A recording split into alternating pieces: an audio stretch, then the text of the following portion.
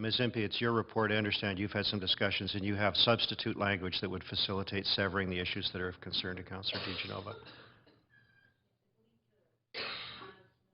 A revised version of recommendations that would separate out the items specifically related to the VPD. Okay, so Council has in front of them a motion which will make it easier for Councillor DiGenova to recognize her conflict responsibilities. So if everyone's okay with that, we'll debate the report on that basis and receive it.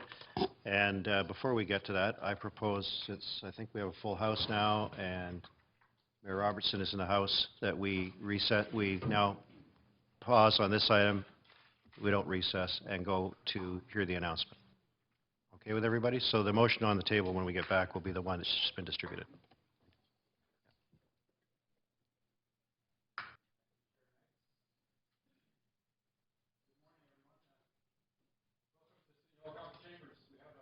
An exciting announcement this morning, which is the culmination of many months of work, in particular by our city manager and her team, notably Michelle on her team, working behind the scenes with other city staff and many partners in the community to pull this together.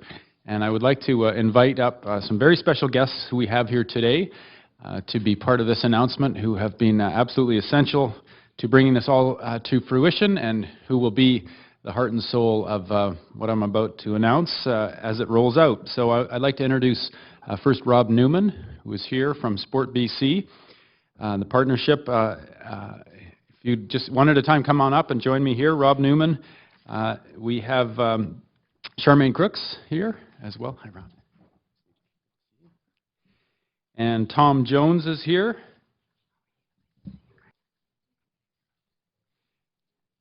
And Brian McCalder. Welcome, Brian. And Scott Braley.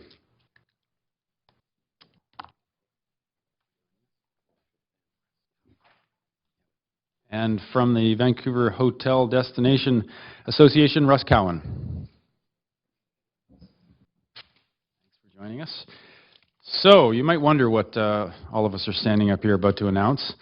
It gives me great pleasure to announce that Vancouver will once again be a host city for a major international sporting event. This is the world's first inaugural America's Masters Games. All right.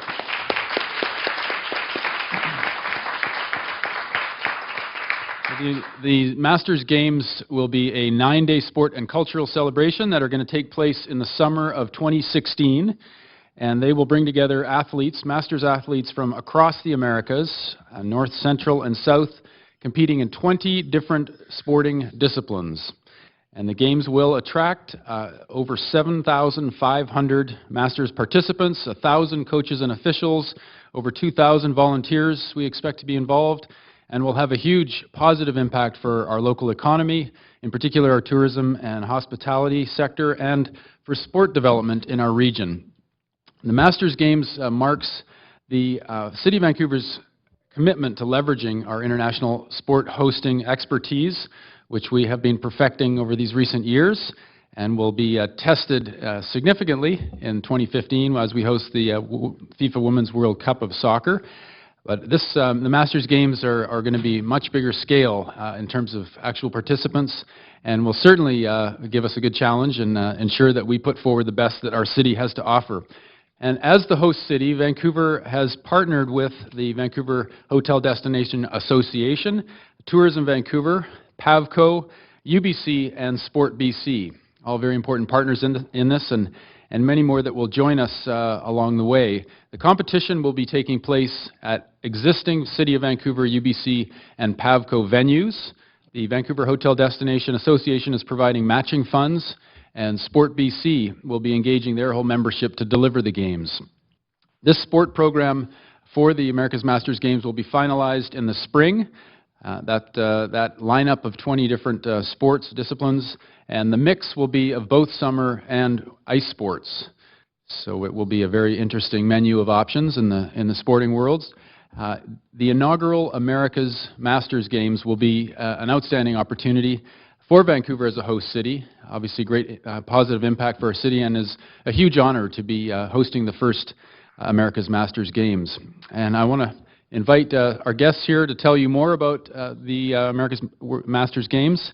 And we're going to start by running through our special guests who are here. We are joined by these special guests, and Rob Newman from Sport BC is going to get us kicked off with an overview of the Sport BC side of things.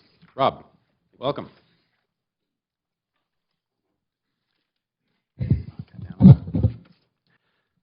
Thank you. Your Worship, elected officials, City Manager. On behalf of the Board of Directors of Sport BC, along with our Chair, Brock Turner, who is in attendance today, I want to thank the City of Vancouver for choosing Sport BC to be their partner to host the America's Masters Games. As a federation for sport in the province of BC for 50 provincial sport organizations and in excess of 700,000 members, Sport BC has a long, deep-rooted history in BC.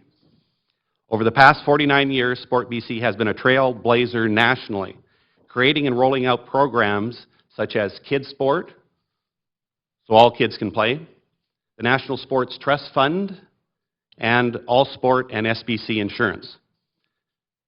This is a unique and innovative hosting model, partnering municipal government with nonprofit sport, pulling together volunteers, sport administrators, officials, and athletes to provide the necessary horsepower to deliver a world-class event that we all can be proud of.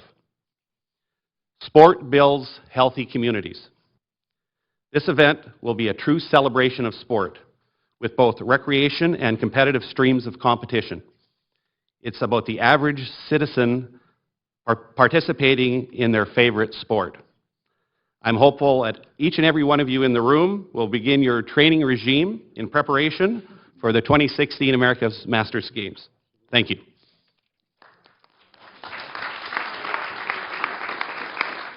Okay, thanks, Rob. And next up we have Russ Cowan from Vancouver Hotel Destination Association. Welcome, Russ. Thank you, Mr. Mayor and Council. I represent 36 downtown Vancouver hotels, and we have been looking for an opportunity ever since the 2010 Olympics to be able to find ways to be able to market and bring bigger events and participation events to the city, obviously for the benefit of using the city's facilities as well as staying in hotels and the benefit that it has to the tourism industry. A couple of years ago, I was fortunate to meet with City Manager Penny Ballum, and since then, other partners, and today we reach a point of one of our most significant announcements where, as a city, we're now back out marketing Vancouver as the legacy city that it has been known to be, and we hope continue will be as we move forward with the America's Masters Games. This also, from a tourism perspective and from a city perspective, brands Vancouver as a healthy city, a vibrant city, and a city that is available to host this type of event and many, many more. And on behalf of my 36 hotels and the tourism industry, we want to thank the city, the partnership, for bringing this event, and we look forward to being able to be here very soon in the near future to announce many more of these similar ventures. So thank you very much. Thank you, Russ. Next up, someone I know is familiar to so many people here as an Olympian and ambassador for sport in our city, Charmaine Crooks. Welcome, Charmaine. Thank you. Thank you all for your commitment to sport from play to podium and now beyond through North America's first Summer Masters Games. I'd like to begin by sending greetings from the International Masters Games Association President, Mr. Kai Holm in Lausanne. And he quotes, "We are delighted to award the 2016 America's Masters Games to Vancouver. With existing world-class facilities, major events hosting expertise, and the volunteer spirit, we are confident that Vancouver will host a successful Sport for All event." And I couldn't agree more. Masters Sports is the fastest growing area of sports participation. Its economic impact on communities it hosts and tourism benefits have been well stated, and I've experienced these games firsthand myself. We see the success of so many sport events right here in Vancouver and the high participation of Masters Games athletes. And part of this is no doubt due to the legacy of hosting the 2010 Olympic and Paralympic Winter Games 5 years ago this February. You know, the Masters Games will be an open event. Everyone is invited to participate, both locally and from around the world. And we'll be joined by this inspiration and the spirit and passion for sport, for play in our community. Masters participants of all abilities will take the stage and will be part of this Sport for All inclusive cultural festival and celebration. And it's also an opportunity to continue our strong collaboration with International Sports Federation, keeping Vancouver's sport brand alive and top of mind for future major events hosting and building our local capacity for sport. So I'm looking now for someone to join me on the rowing team, or if you're bold, perhaps on the 4x400 meter relay team, as we did back when I was competing proudly in the Olympic Games. But this time, it's all about fun, participation, and camaraderie, all made possible by the incredible teamwork from partners who are here today, sport organizations, volunteers, and all of you here today, all in the spirit of fair play and the spirit of sport for all. Thank you very much.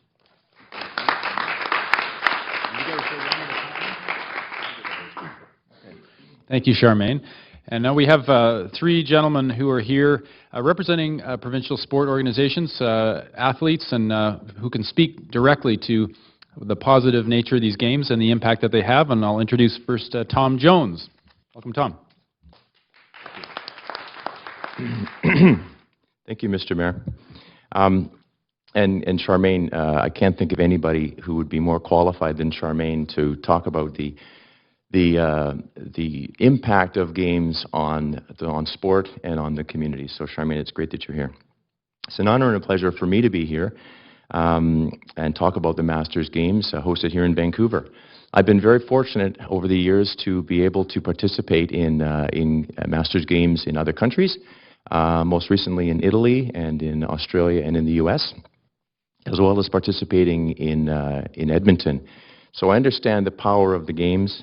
They are absolutely great events.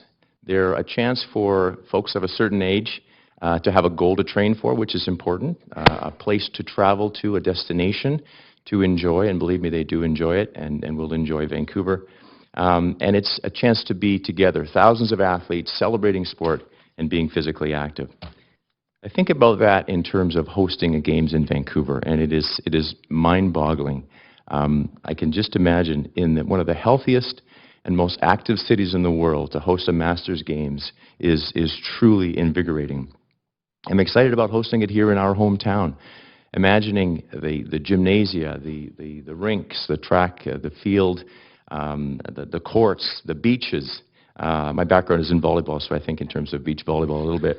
But athletes from around the world experiencing this world-class city, driving across the bridges, seeing the iconic views, taking in the sights and things that are able to be done here in this tremendous city. I really believe the games will be a huge boon for the city, and I know it will be a huge benefit for our sport community. As president of a provincial sport organization, Volleyball BC, the games really help us develop a portion of our athlete development pathway, the Masters category. And as well, it allows us to pursue some of our strategic objectives, which include sport hosting, which is an important part of what we all do. I sort of think ahead now to the idea of hosting a huge festival on Kitsilano Beach, for example, with beer gardens, with people active on the beach, on playing basketball, swimming, and there's just endless possibilities. I get a little excited about that. But at the end of the day, the games are about the athletes, and they always are about the athletes. They should be. These Masters Games will be no different than that. But what is different, I think, are the athletes themselves. The Masters athletes, they have the time, they have the means, and they have the desire to really enjoy a destination. And I cannot think of a destination they will enjoy more than here in Vancouver. They'll enjoy it before the games, they'll enjoy it during the games, and they'll certainly enjoy it and stay after the games, which I think is important. They also love a challenge, and there is no place better to pursue a challenge in sport and in challenging themselves than this city.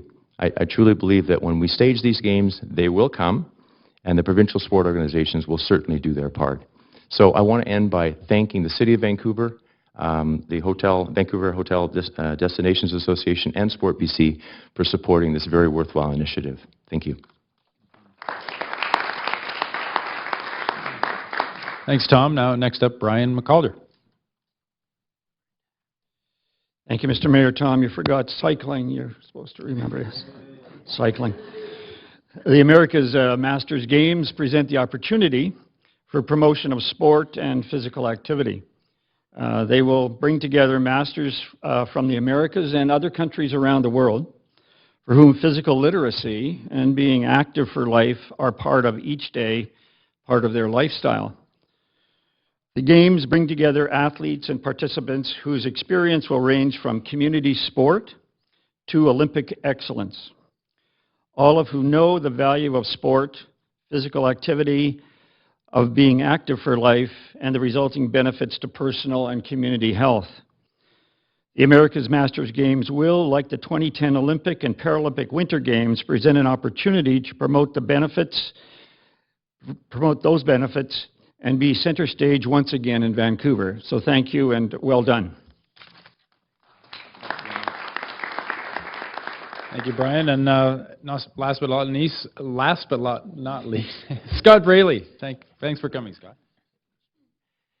Thank you. It's always good to be last because everybody said everything, but just one thing I'd mention is there are over 60 provincial sport organizations in BC and 5,000 clubs and teams, and 20 of those sports are going to be lucky enough to be part of these games, and I know they're going to do a great job, and all sorts of those clubs and teams will benefit. So both provincially and locally and around the province, there will be benefit for the Sport for Life through this. That's through equipment, volunteers, hosting capacity, and future sport tourism opportunities, both here and across the province. So I'd just like to thank you, Mr. Mayor, and the councillors, and for doing this. This is a tremendous announcement. And we really look forward to working with the City of Vancouver over the next couple of years and helping to promote the city itself. So don't be shy to ask us to help do that. So thank you very much. Thank you very much. Okay, well, thank you, all of you, as partners to this. Obviously, play a critical role, certainly in making sure the games came. I don't think it would be possible without the very strong partnerships that we've built to attract the inaugural America's Masters Games. So a big thanks again to our partners in this, and we're always looking for more partners. If there are more who want to step forward and help us bring all this to fruition in 2016. And once again, a big thanks to our staff, our city manager, Penny Ballum, and Michelle on her team did a ton of work on this. Park Board, thank you, Malcolm and Thomas and the team there for your work to pull together on that side. And we are really looking forward to hosting this. Just an amazing impact for our local sports and all the organizations working here in BC on sport. And I have to mention the positive economic impact that we'll see. And the numbers are quite stunning. $35 million direct economic impact for Vancouver, and $85 million economic impact indirect for our economy, which is fantastic for Vancouver, for BC, for Canada. To build that kind of strength of partnerships means we've got a lot of work to do ahead. And certainly, I think the next big announcement is related to the sports in the spring, of the 20 different sports that will be selected. So we're looking forward to that. I know a lot of local athletes and sport organizations are keen to find out what those are and how they're going to participate in these games. Lots of volunteer opportunities as well. Volunteers have been the secret of success for all the big hosting that we've done, and we'll obviously be looking for lots of people to get involved. So thanks again to all of our partners on this. We look forward to announcing next steps in the near term. Thanks for joining us here today for this big announcement as well. Thank you all.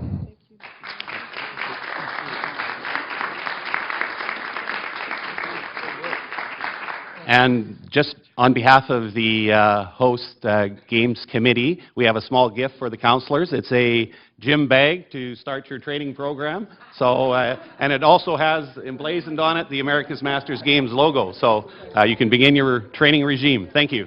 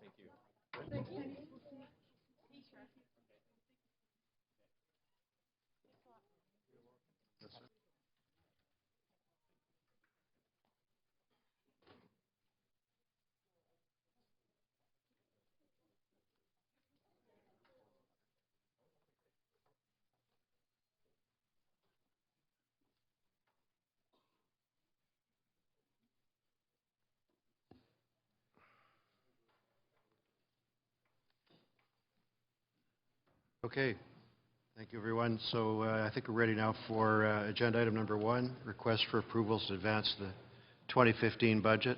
Do you have any kind of presentation, Ms. Impey, or just straight to the debate? Okay, so this was held by Councillor Ball. Did you want to hold it for any reason other than the procedural one? Okay, are there any other speakers on this item?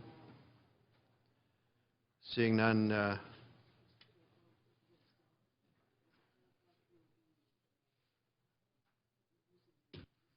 yes, it was, and I'm going to clarify that again. Yeah. Sure. So we are using the substitute language prepared by Ms. Impey so that Councillor DiGenova can deal with the parts that pose conflict issues for her. So has everybody got that in front of them? The clerk's going to put it on the screen.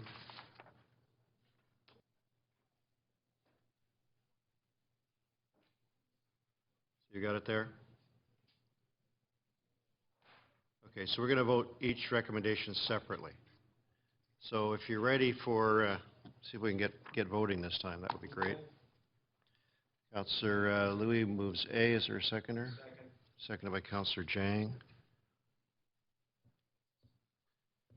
Okay, I'm not getting the voting screen coming up here. Here we go. No seconds in committee. Thanks for that. Yeah, you're not needed at this time, Councillor Jang. Okay, all those, please vote on recommendation A. Call the vote.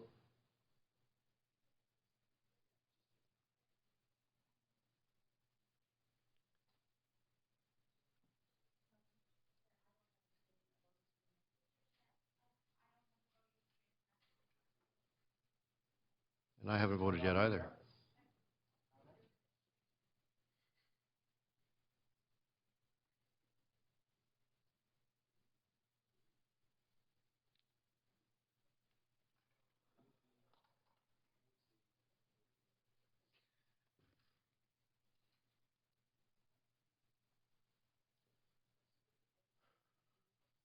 Mayor Robertson's absent for this vote. Councillor Carr, are you able to find it?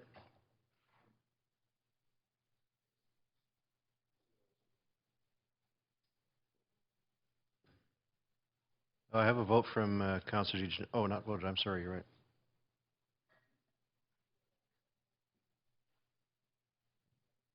If this was secret ballot, we'd be in trouble.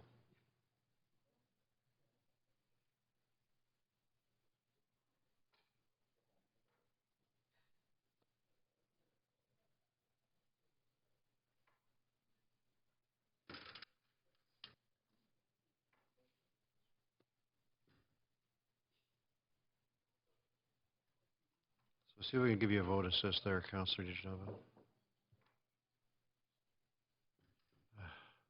Oh, there we go. Okay, we have everybody now except for Mayor Robertson. So that vote is carried with all in favor except Mayor Robertson, who's absent for the vote.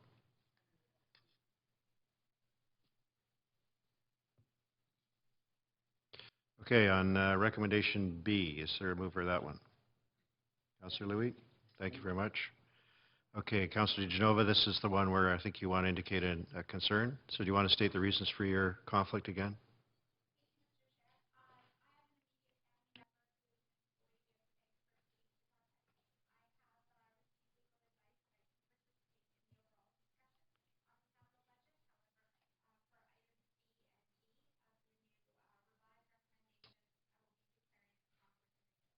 Okay, thanks very much. Okay, so ready for the vote.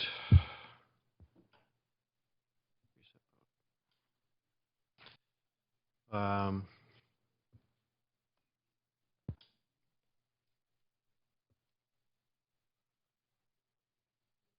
I've called the vote. we may, well, okay, I thought I had reset the vote, so let's just try that again. Madam Clerk, can you clear off the previous results, please? Okay, so let's try that again.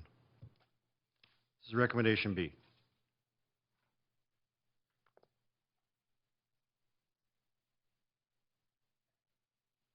Okay, again, all is carried with Councilor DeGenova having declared a conflict and Mayor Robertson not present for the vote.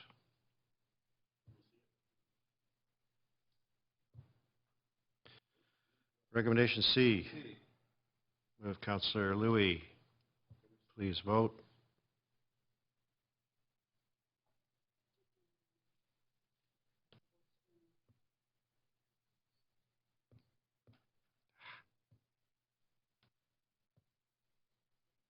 Yeah, I've called the vote, but the computer doesn't want to do it yet. Okay, please show. Councilor Stevenson, are you going to vote on this?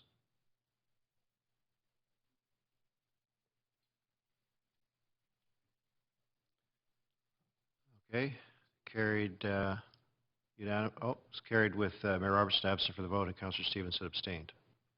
Is that what you wanted to do? Okay.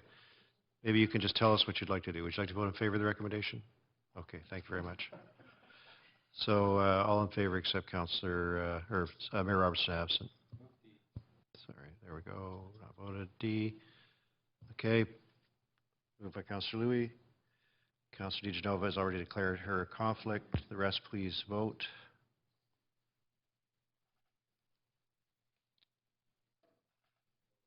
Councilor Stevenson, you're good work. Okay.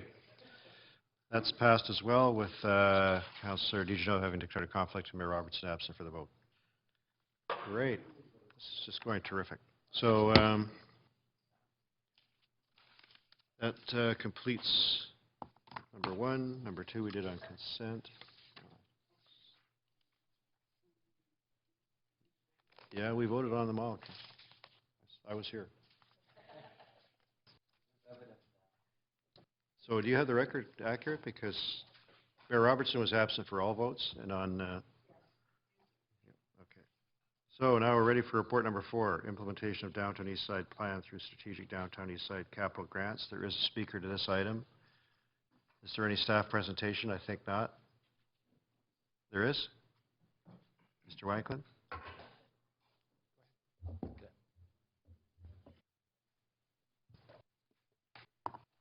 Thank you very much, Mayor, Councillors. Tom Wanklin, Senior Planner, Downtown Eastside and False Creek Flats.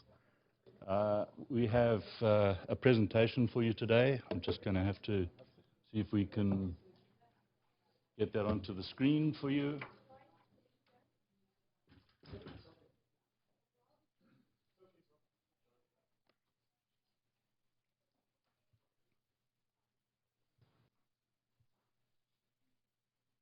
So briefly, while we're waiting for that, thank you very much. We are bringing to the Downtown Eastside Plan implementation approach through some strategic capital grants that we would like you to consider.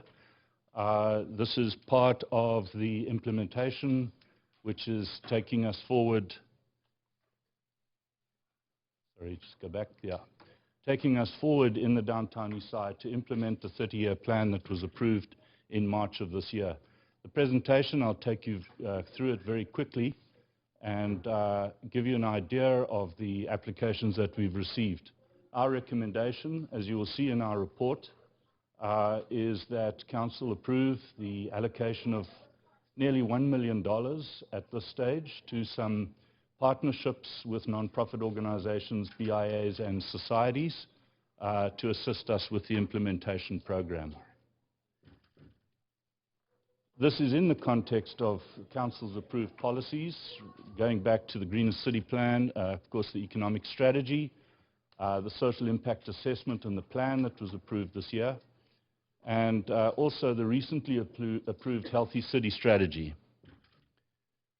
Just to give you an overview of the plan itself, if you remember, the real strategic interventions of the plan was creating housing choice, supporting neighborhood improvements towards a more safe and belonging, well-being neighborhood for the residents, strengthening Hastings Street, creating commercial corridors for the local serving retail needs of the residents, fostering economic development for the community, and securing community assets which are most important for the vulnerable community living in the area. We also set out through the plan to manage the social impacts of change. So what have we been doing for the last 9 months? We can report that our achievements go back to the rezoning policy and bylaw amendments which were approved by you in April. We also can report that we've been working on a number of areas connecting with the Mental Health and Addictions Task Force, the Chinatown Economic Revitalization Action Plan, and some recent successes with the incubator kitchen that's been established, working with Vancouver Community College, relocating United We Can to the industrial area, and also some upgrades to the Carnegie Theatre. What we're working on at the moment, you can see for yourself there, very much connected to Council's requirements in healing and wellness, working with the Heritage Action Plan, street market improvements, and various initiatives with the Community Economic Development Strategy. We hope to bring the strategy back to Council this year.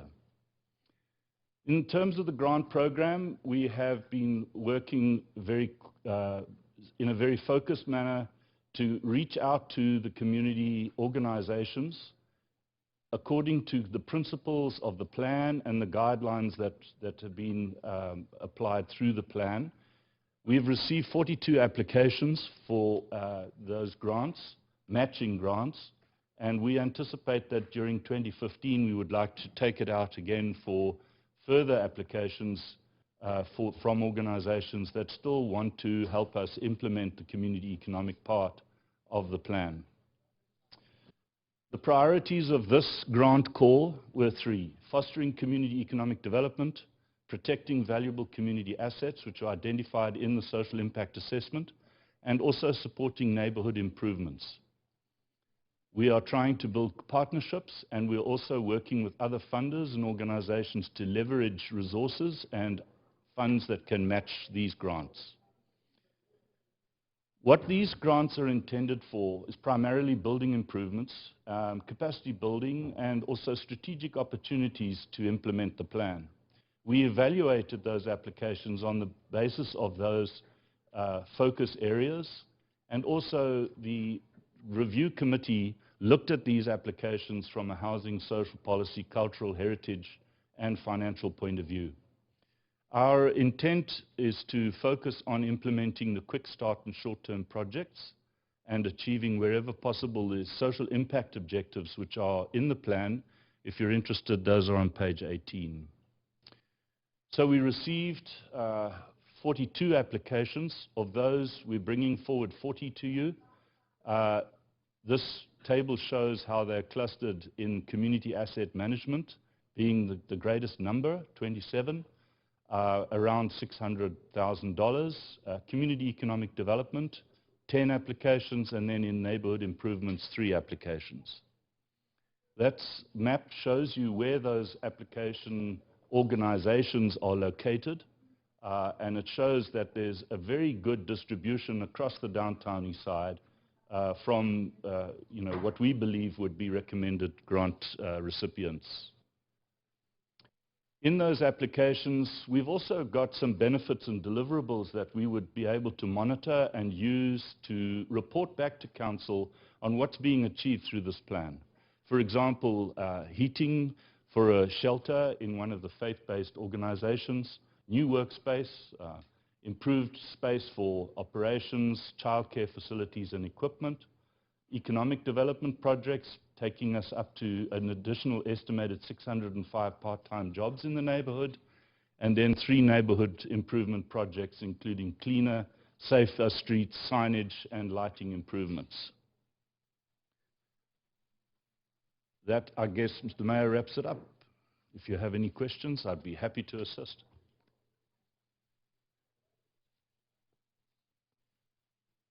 I think, Councillor Reimer, do you want to do your question now or wait till after the speaker? Yeah, thanks, Mr. Michael. I'm sure you'll be back, but we do have one speaker. There may be others, but I know of one. It's Amanda Gibbs here, please. Thank you, Ms. Gibbs. Can adjust the platform to suit your needs there. Okay, thanks. My name is Amanda Gibbs. I'm the chair of the Strathcona Community Centre Association, and we're one of the potential grantees that would benefit from this grant. I just wanted to say a few words in terms of context for your consideration of our proposal and some of the others. Currently, we are one of the largest providers of childcare in the downtown east side for some of the most vulnerable children in the city. We currently provide the largest breakfast program for children in the city. We are really interested in doing some planning. We're applying for a feasibility study to look at our site, which is a very complex site, which includes the VSB, Park Board, and our own association. And as you know, that's a pretty complex bunch of folks. But what we're finding now is that we're hugely oversubscribed, there's a lot of demand for safe, affordable childcare, licensed childcare. And we currently, because we're doing a lot of community development, we have 5 and sometimes fewer rooms to actually provide services and recreation programs. So what we're hoping to do through this study is to work really deeply with all of our partners, with Park Board, with VSB, to look ahead over the coming 4 years with the growing demand in our community. We know there's going to be increased demographic pressure on us. We're already at capacity and beyond.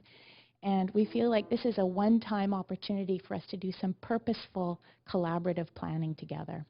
So we see this as an opportunity, and I just wanted to come here and offer that as context. Thanks. Thank you. Any questions from council? No, I think not. Okay. Thanks very much, Ms. Gibbs, for your submission. Any further speakers? None have pre-registered. Seeing none, we'll go back to questions to staff. Mr. Weichman, I don't know, Councillor Reimer, if you have one? Or would you like to just move the recommendations? Yeah. Okay. Why don't you go ahead with your questions then? A couple questions. Could you speak a little to the 2 that weren't approved and what informed that decision?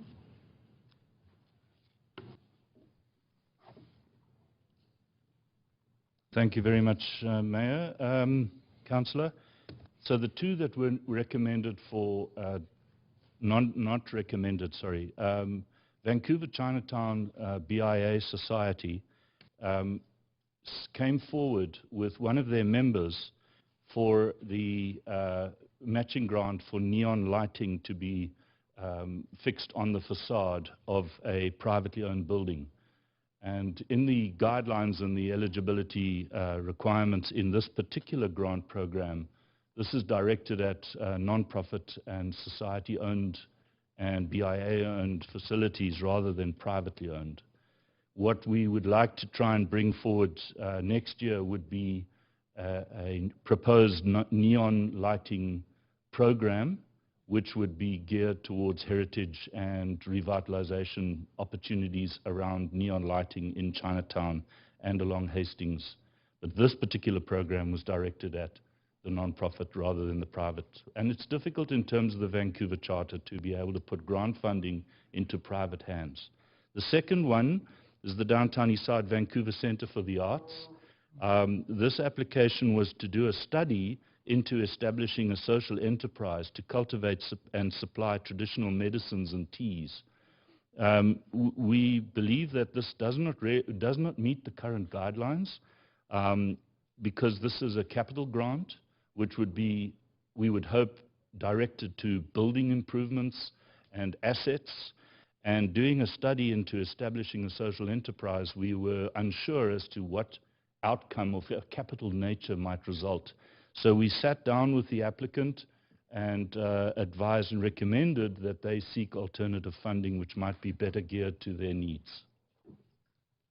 Okay. I have another question, so I don't want to make you get up and down again. It's a fairly broad question. I mean, this is the first allocation of money under the plan that was approved last year, so it's not clearly meant to be all things to all people over the course of a 30-year plan, but it would be interesting to know, you said that there'd be another round of grants this year, capital grants.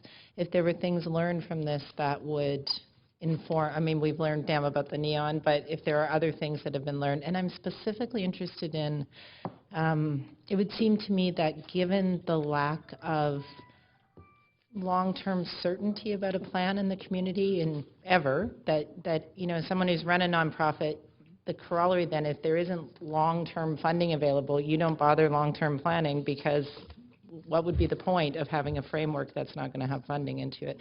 So how much tension is there between sort of, a lot of these are fairly urgent issues that are being addressed, but as we move forward, how do we support the community, I guess, in developing the capacity to be able to invest in long-term, invest more than respond to existing crisis? Yeah.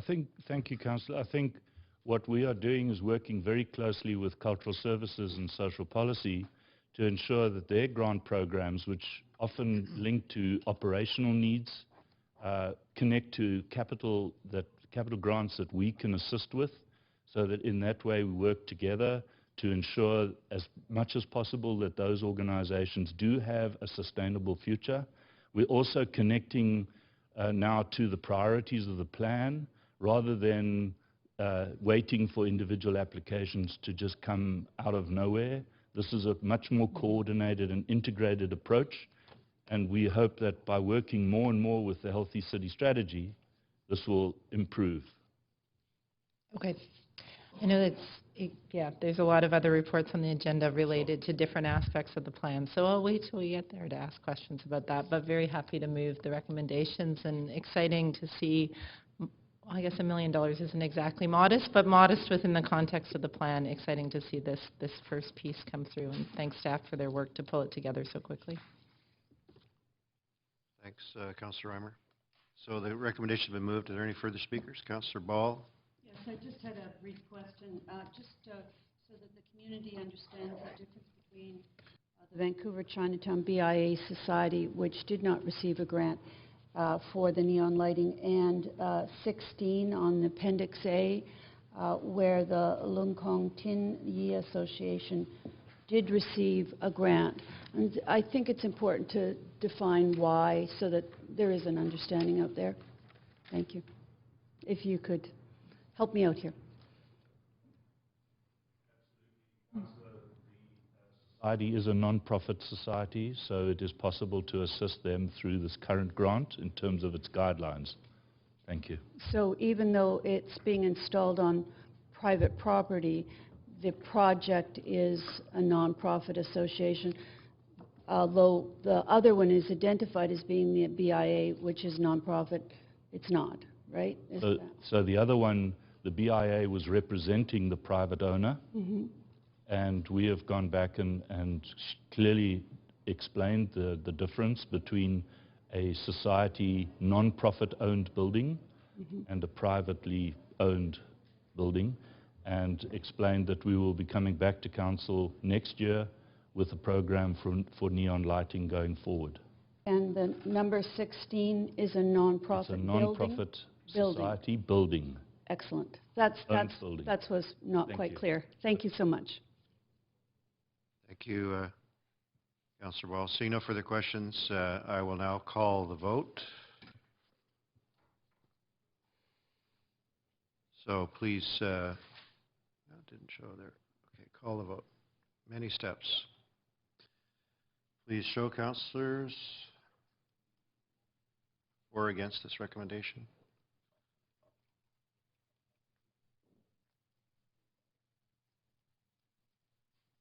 You got it, Mayor Robertson?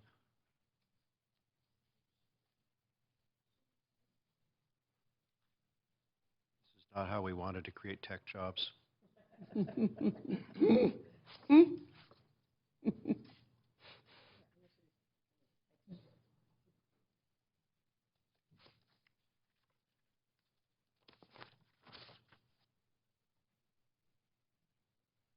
some help? Got it? We're done. It's carried unanimously. And thank you very much. We'll go on to the next item, which is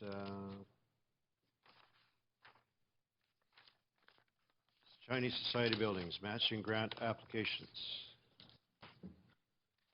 Mr. Wanklin, do you have any?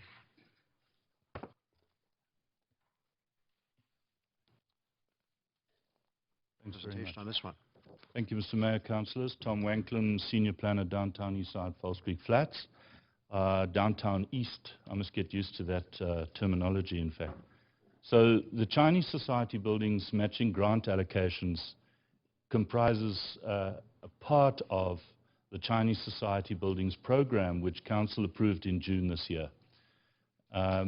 We are bringing this grant to you with a recommendation that you allocate 1.16 million to the applicants from Chinese Society non-profit organizations.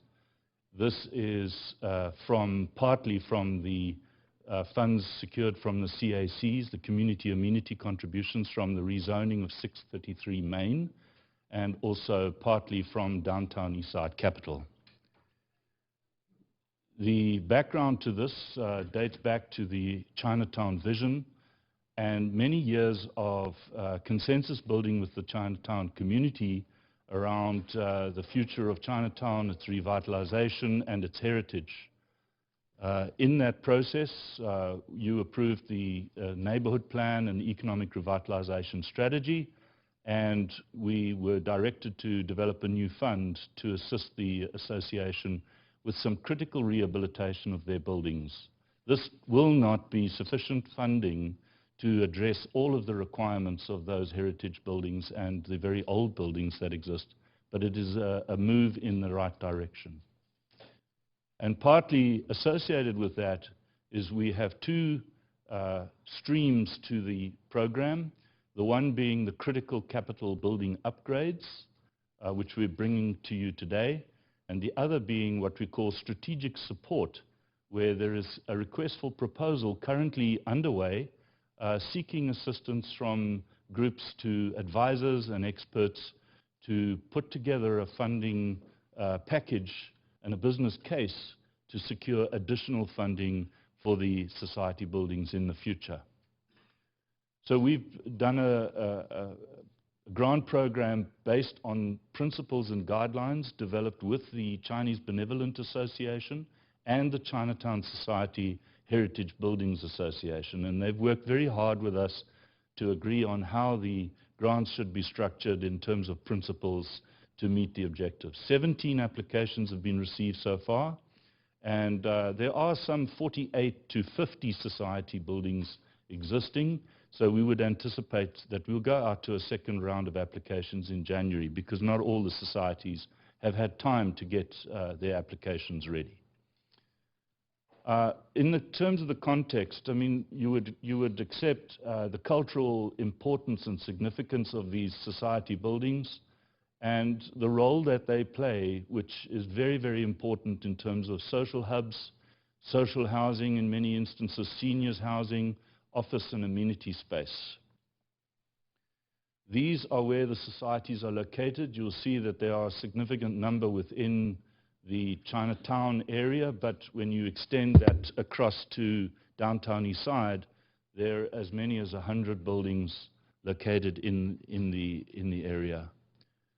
A large number of them are situated in the historic district, and our initial focus was around those, but we've also recognized the need to work with the society buildings located outside of that district as well.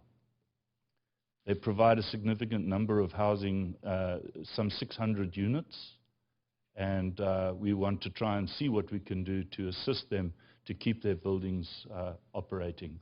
Our primary objective then is to focus on critical capital upgrades. We looked at their status as societies. We ensured that the priorities connect to the life of the building and improve the conditions for people that are staying in there.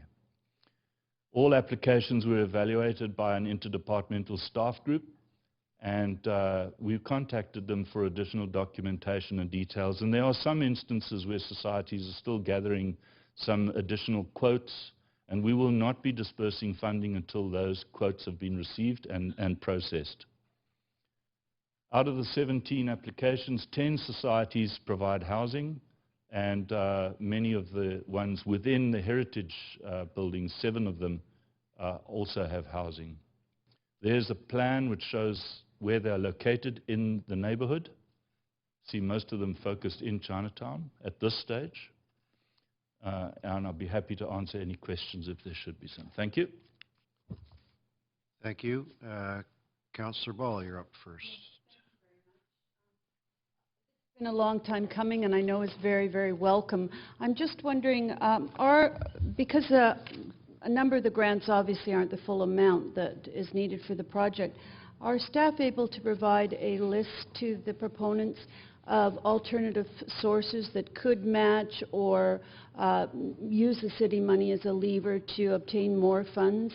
And how do you do those consultations so that we can move these projects forward?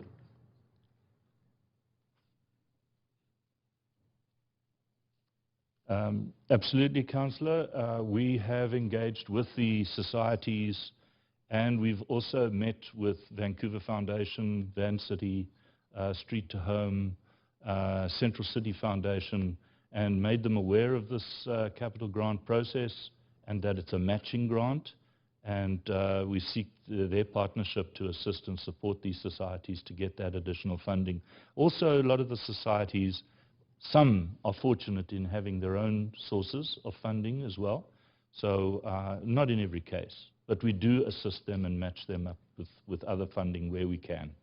And they can also go after private funding. Absolutely. As well. That is their call. Those societies may do that. And they conduct fundraising events within their families as well. Excellent. Well, thank you very much. Congratulations on the program, and to the proponents. I'd be more than happy to move this when the time comes. Thanks, Councillor Ball. Order, please.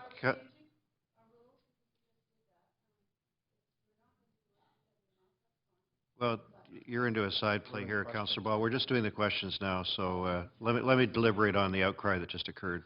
I'll think of an answer in due course. Okay, Councillor Louis. Thank you, Mr. Chair. And thank you for the report. It has been some time that we've identified some significant challenges in the area, and this is a small component of what's necessary to help preserve and stabilize the area, but by no means should this be looked at as revitalization of the area.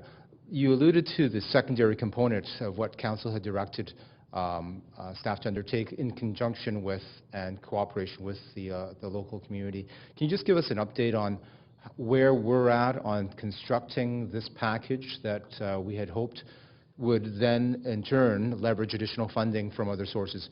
But most importantly, the federal government is, and the provincial government is part of that equation. And timing is of the essence.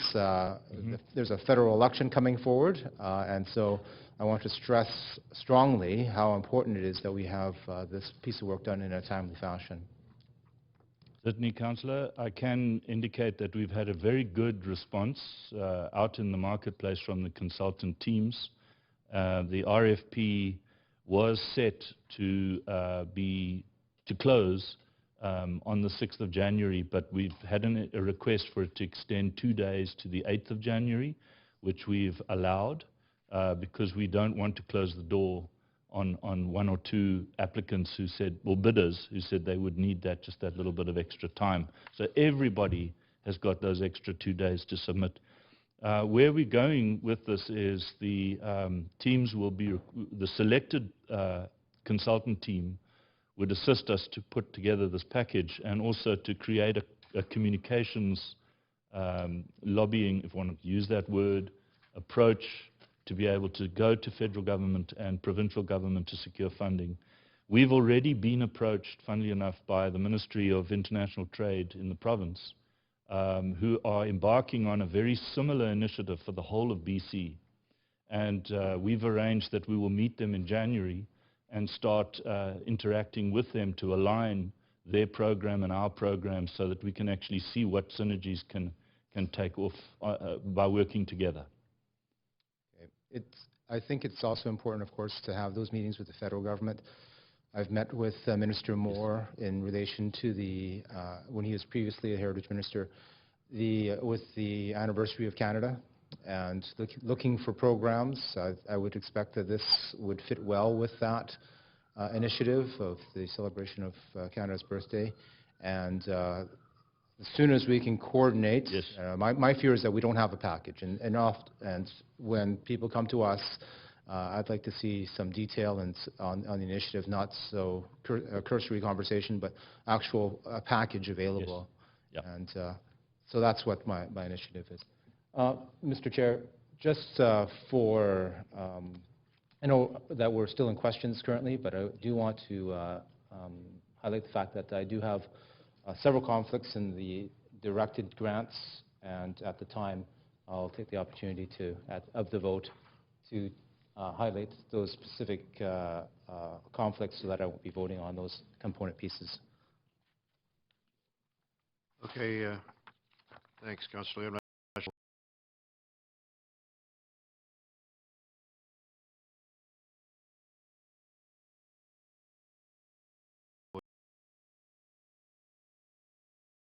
Mr. Chair?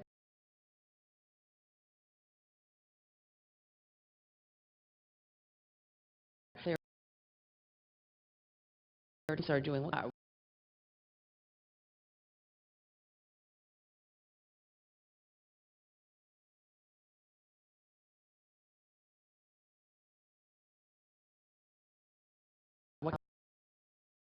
So my question is,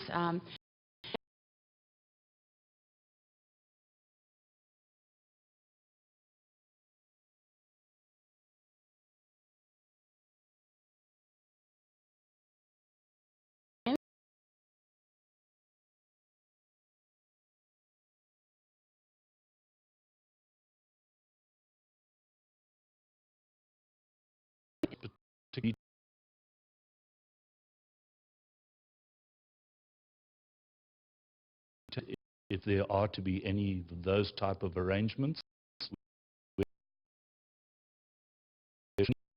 you have to be relocated, we would see to it that that is done.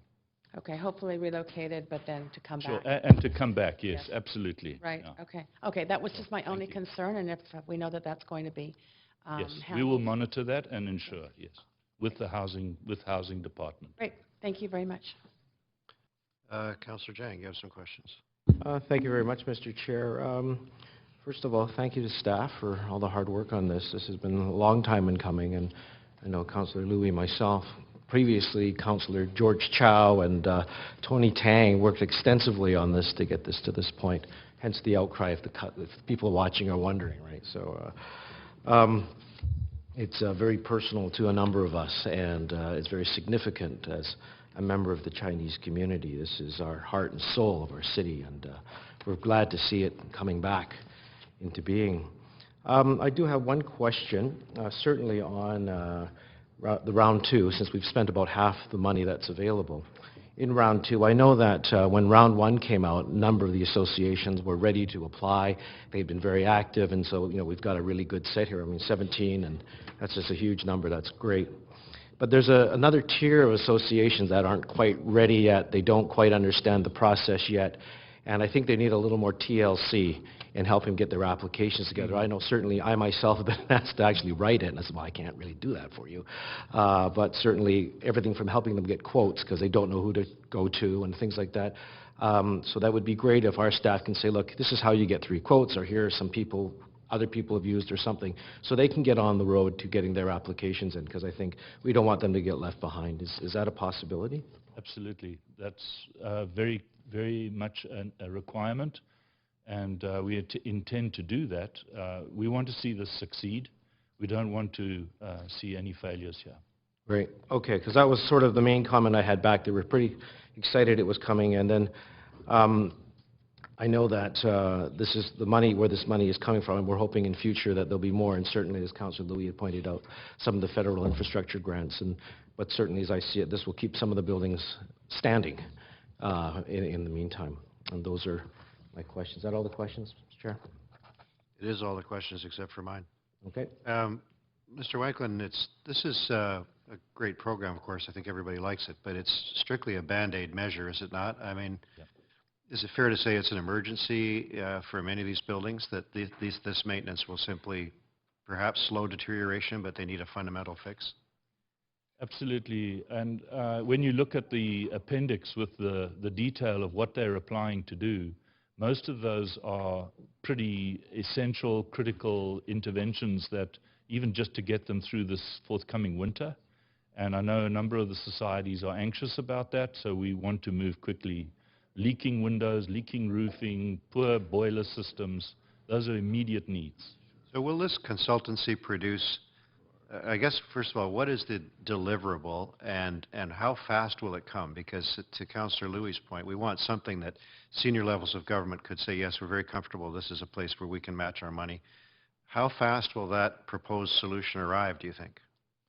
So if we can review and award that RFP within, say, a month, 6 weeks, which is the normal process, I'm told, I would hope that by summer, certainly the closing stages of spring, we can have a package which we can start engaging the federal government with, even if the final bits and pieces of a fancy report are not yet completed. But we need the real facts to be able to engage government with the bankable program to take them forward. So they'd be in a program, or would the organizations themselves, I mean, there's the China Society Heritage Building Association and so on, would they be the matching the funds, or do we even have that answer yet?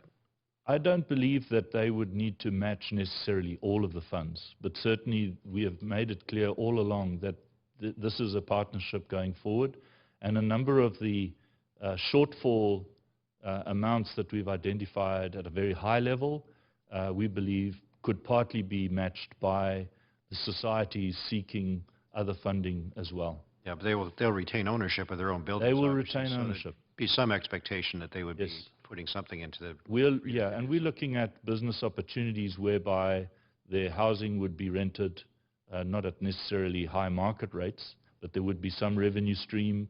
There would be retail space, could be refurbished to be able to be let out to give them a revenue stream, and all of those would come into the pro forma for the application ultimately. I could foresee a situation where a certain amount of money might be available, and it would do a very good job of restoring 2 or 3 heritage buildings, or perhaps an outstanding job of rehabilitating 10 to 20 buildings that had less heritage merit. And how would those decisions be made? Those are decisions that we're going to have to make when we have more information available and bring those proposals and recommendations to Council. Yeah, I think everybody in Council is aware that there's rising anxiety in the broader community about this issue and what happens in the meantime with regard to regular development and so on. I think if I could just add, the important thing to say is that we have made it very clear to the societies not to raise their expectations. The focus of the RFP and that business package is on the 12 heritage buildings located within the historic area of Chinatown, and not to embrace the whole 100 society buildings located across the neighborhood. So that is our focus for the RFP. That's helpful. Thank you very much. Okay, so I was the last to ask questions. Unless some of these folks are back on for further questions, or are we ready for debate? Sorry, we have a question from Councillor Ball. Oh, with speakers too, I apologize. Yeah, Councillor Ball.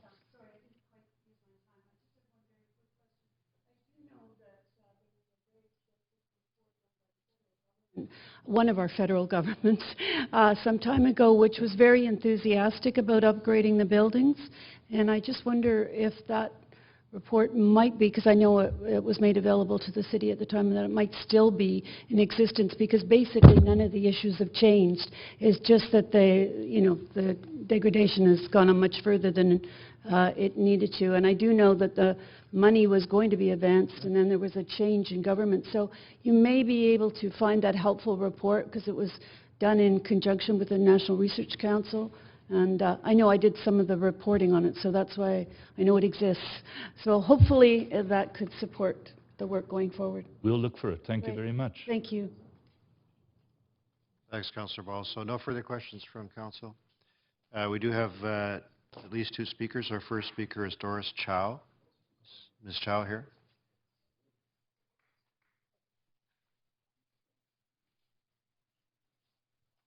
So, good morning.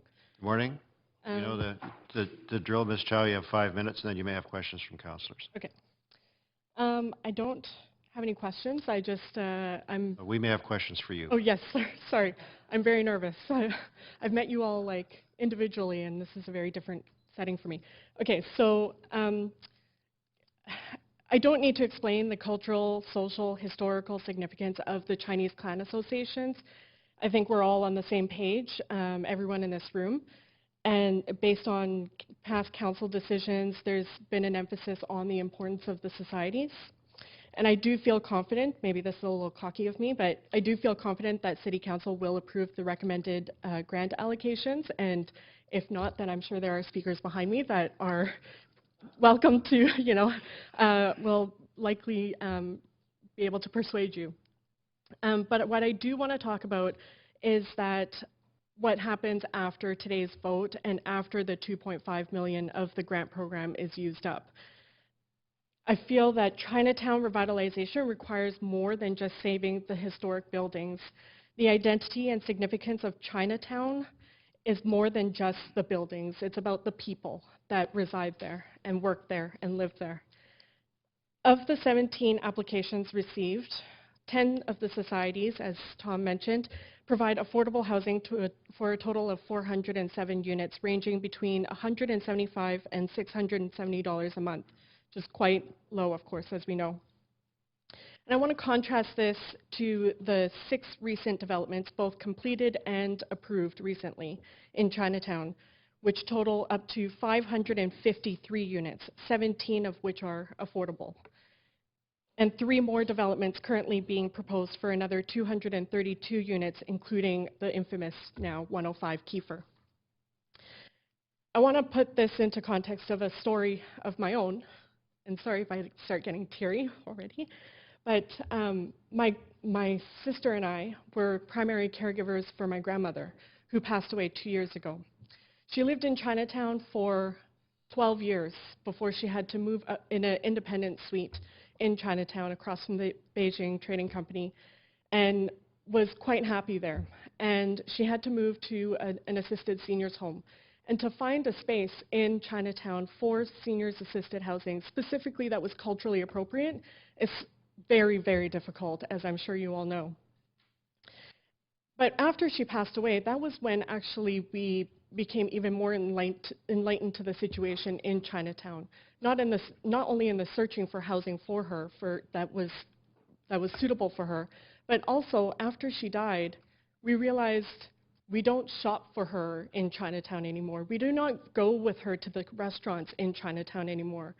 And all of that buying power, and this is of course from a community economic development perspective here that I'm trying to lend, all of that buying power and all of that trickle effect is lost.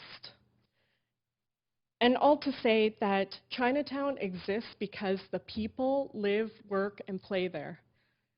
And the people who currently live there lends the significance to Chinatown now, in addition, of course, to its buildings. But there's another aspect to this.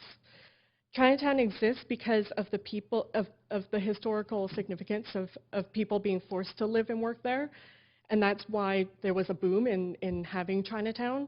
And the resiliency now is due to the existing clan association members who are on a daily basis visiting Chinatown or living in Chinatown and eat in the restaurants and keep the neighborhood alive.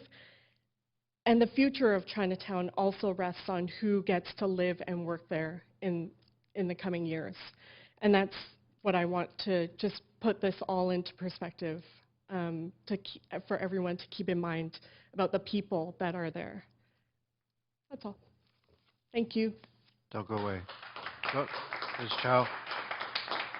I think there are some questions. Councillor Jang, do you have questions? There it is. Well, thank you for coming, Doris. You did fine. Thank you. How come when I meet you in the association, you're a lot more strident and yelling at me? No, I'm kidding. You're not nervous when you're yelling at me.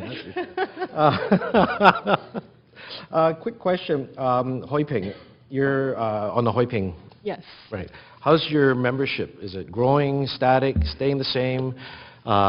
It's pretty busy up in your building.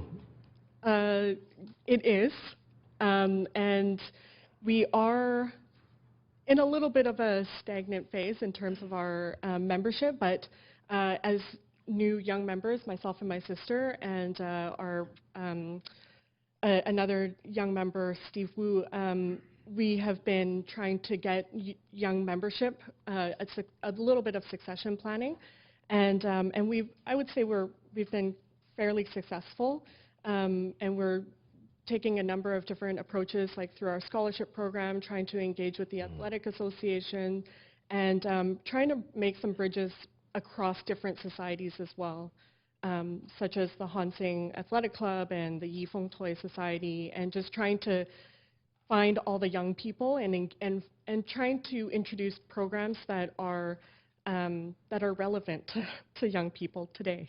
Oh, that's good. I remember years ago going to the Hoi Ping picnics at Stanley Park. You still have those? No. Oh, okay. Maybe that's why. Maybe we'll bring them back. But I do remember instead of giving out prizes, like candy and stuff, we got instant noodles. Oh. There you go. Anyhow, thank you. I only like mine with Spam, though. Thank you. Thank you. Thanks, Councillor Jang. Councillor Louis. Thank you, Doris, for coming. You have a number of questioners, so just pause at the podium there.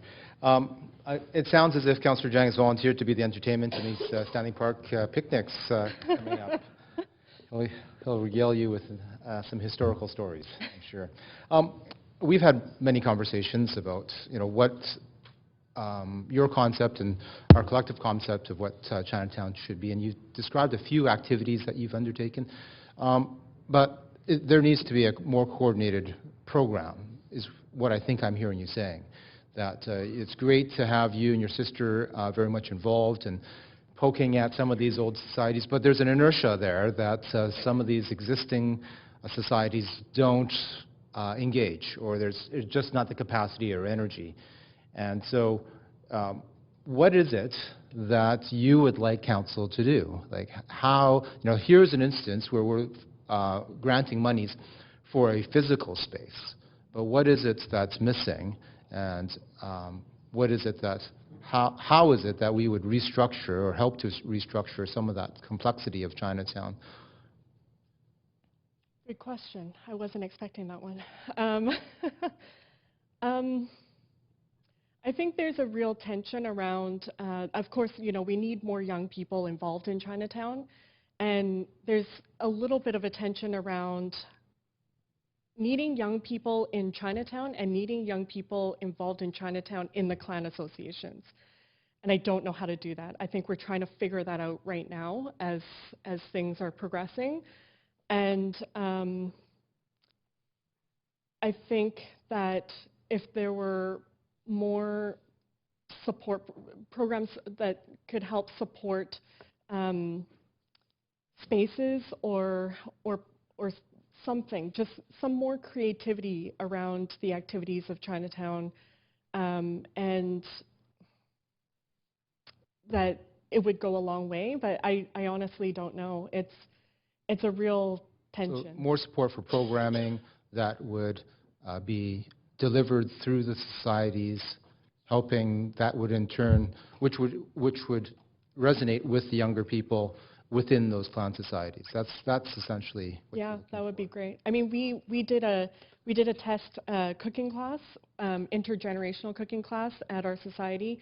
We did about 2 or 3, and we were able to get a kitchen grant to get a dishwasher, the first in Chinatown. And This is the dishwasher right here. These right here.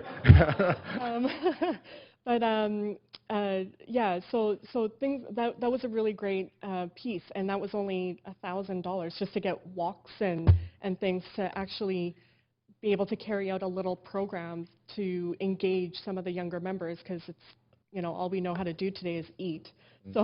So through their stomachs, maybe we can get them more engaged. Just one last question. I put you in touch with School Board Trustee Alan Wong, because there was an opportunity, I think, with the Wong's Society to perhaps use their space maybe an update? How's that going? Yeah, so we're still in conversation with the Wong Association, and we really want the, so just a little bit of background for the rest of council as well. There is an idea to partner with Centre A as well as the Wong Association to revive the Mun Krung Chinese school space, one of the oldest in Chinatown, and they closed their Chinese school program a number of years ago, and we want to revive the space.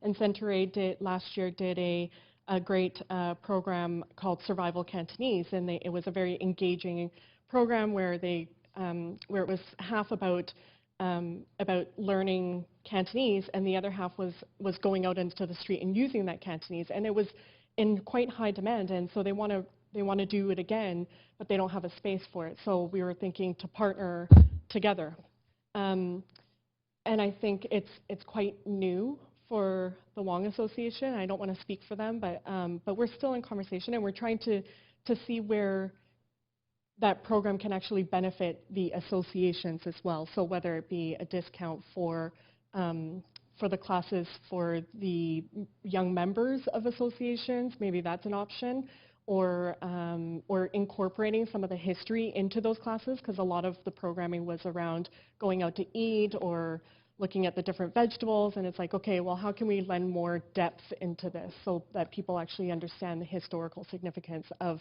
not only the Mun Krung School, but of Chinatown in general, because that's, some people don't know about the significance of it.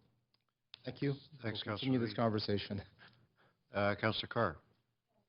Chair, thanks very much for coming. I'm sure it's it's a pleasure to hear you speak about Chinatown, and especially the relationship between economic development and housing and having people in Chinatown. So I'm interested in that aspect of the housing itself. You went through some statistics very quickly, and they were really the kind of rents that are being charged by the clan societies in their housing. Would you mind going by those again, or if you can provide them to council, I would really appreciate that. Yeah, so Tom in his presentation had said the 407 units of that are provided by 10 different societies that are being recommended range between $175 and $670 a month.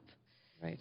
And through some work of CCAP, a gentleman at CCAP had done some research around the new developments that have been going on, and which includes 6 developments. 1 of the 6 have been completed, 5 are in progress right now but have been approved, and they total 553 units, 17 of which are affordable, which means $375 rent or $850. So significantly higher than what the societies have been able to provide. And far fewer. And far fewer, yes. Yeah.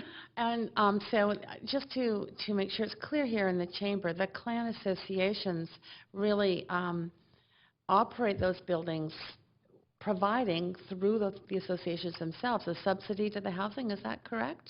Or they fundraise, or they maintain the buildings, but that's a good question. I wouldn't know. I don't know the specifics around that because our particular society doesn't provide housing, so I'm not sure how they are able to keep the rents so low.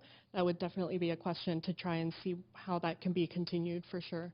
I know that some are struggling. Of course, that's why they're here with the grants to maintain the buildings. But yeah, and I would also like to add that had my grandmother, we moved her into seniors assisted housing that was privately owned by Grace Seniors Home, and she was paying $1,900 a month because it is assisted housing. But had there been an association that could provide the same service, she would have been happy, more than happy, to pay an association as opposed to a private owned facility. Right. I think great information and thoughts to ponder as we move ahead in terms of there's a lot of more work to do, as you say, in revitalizing Chinatown. So thank you very much for coming today. Thank you. Thanks, Councillor Carr. Councillor DiGenova. Thank you so much for coming. And it was just something that you had said in your presentation and in some of the answers to the questions sparked a question that I had. And you had talked about sort of trying to engage more young people, I suppose, and in the clan societies and making sure that it wasn't just maybe a trip down to Chinatown, but engaging them. I'm just wondering if you feel that maybe through avenues of what the city can do in maybe marketing and making sure that, you know, people who don't necessarily frequent Chinatown are invited to Chinatown, or their events, or, you know, ways that the city could promote that, if you feel that that would be helpful in bringing sort of a new group of people, because you've already spoken about the group of people that you work with, and I think it's expanding that, but if you could elaborate on that, I'd really appreciate it. Yeah, I think there's been a long struggle around Chinatown where there's like 3 or 4 big events in Chinatown that happen that brings everyone together. The Chinatown Parade, the Chinatown Festival in the summer, and, you know, a couple others maybe, but it's really about sustained engagement and sustained activities in Chinatown that is really critical to keeping the heritage alive. And I think we need to start getting a little bit more creative, and I love the idea of you know, even having maybe spaces for young people to work in Chinatown. Like, I work in the neighborhood, and that's how I get to shop there all the time, and I live close by, and so just really trying to keep people in Chinatown for as long as possible, basically, without imprisoning them. But it's a really big tension. Yeah, I don't. Thank you so much. Thank you. You brought some very thoughtful and great ideas and solutions to this. Thank you. Appreciate it. Thanks. I have one question as well, Ms. Chow. So you've put your finger on a problem that's really been bothering me for many years, and I lived for a while in Strathcona. I mean, Chinatown flourished for a long time because it was a destination for newcomers. And in Toronto, where I spent a lot of my childhood, Chinatown was 2 blocks long when I was in university, and now it sprawls over many city blocks. So it's become a much larger factor, in my view, in Toronto's downtown than it was the case. And we've seen almost a reverse happen here. Do you think there's a possibility that Chinatown would become a destination for newcomers again and solve some of the problems you're pointing to?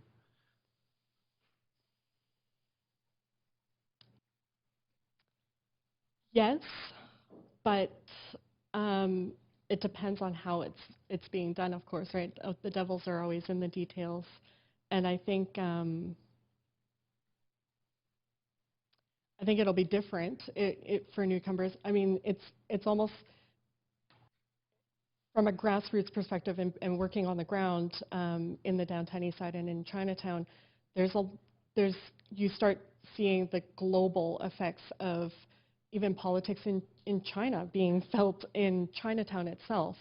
Introduction of more Mandarin speakers, different demands for new goods and new services that are geared to newcomers, and there's this tension between the newer immigrants of Mandarin speakers from northern China and the historical the old timers that built Chinatown, who are all from the south and Cantonese speakers.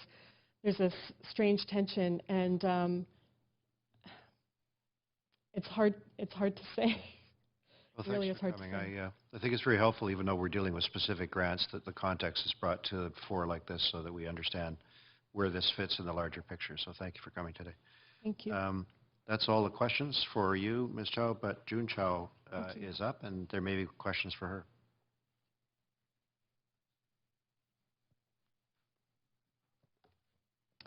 Good morning, councillors. I'm June Chow, and that was my sister. We're kind of a tag team when it comes to Chinatown. I want to, first of all, thank and recognize the other members of the Chinese clan societies that are here today, who also may or may not have are part of have their application in for today's review. Doris and I are on the board of directors of the Hoi Ping Benevolent Association, which has a $25,000 application under Stream 3 for a roof repair, leaky roof time. And we're also members of the Vancouver Chinatown Revitalization Committee for a couple of years now. And we did attend the info sessions for this grant in early or mid-October. So given the timeline that there was for the October 31st deadline, we were quite surprised to see that so many associations were able to get in applications, 17 in total, because we did see that there are a range of education levels represented and in those info sessions. So we were very glad to see that, and hopeful that we'll all be able to benefit from the funding, and but that it is a very finite pot of money, and this first round is really just the tip of the iceberg of how much is needed. And so I thank Councillor Jang for his comments about some of the associations needing possibly a little bit more TLC to get through the second round, or for the next round of applications that has a deadline of January 31st. Something else that we put forward was the idea. You'll see that the grant applications, they have very similar needs. Roof repair was, probably one of the most common. And is there a way to pool the remainder of the money so that we can have contracts that we can do in bulk? We've tried having that conversation with various people, and didn't go very far because of politics, but I don't know if that could be reworked a little bit from the city's point of view. Since you're holding the money, there might be a little bit more incentive to try that route. I do want to, I appreciated the figures of how many units of affordable seniors housing are being saved through the first round, over 400 units of them. And this is at a time when there's a lot of attention on the new developments, 105 Kiefer specifically, and the fight within those for them to have new units of affordable housing. So it's a really interesting, complement to the conversation. It's, is it easier to fight for new units in new development, or to save existing ones that are here already? And ironically, the money that's going towards that is from a CAC, from one of the developments on Main Street.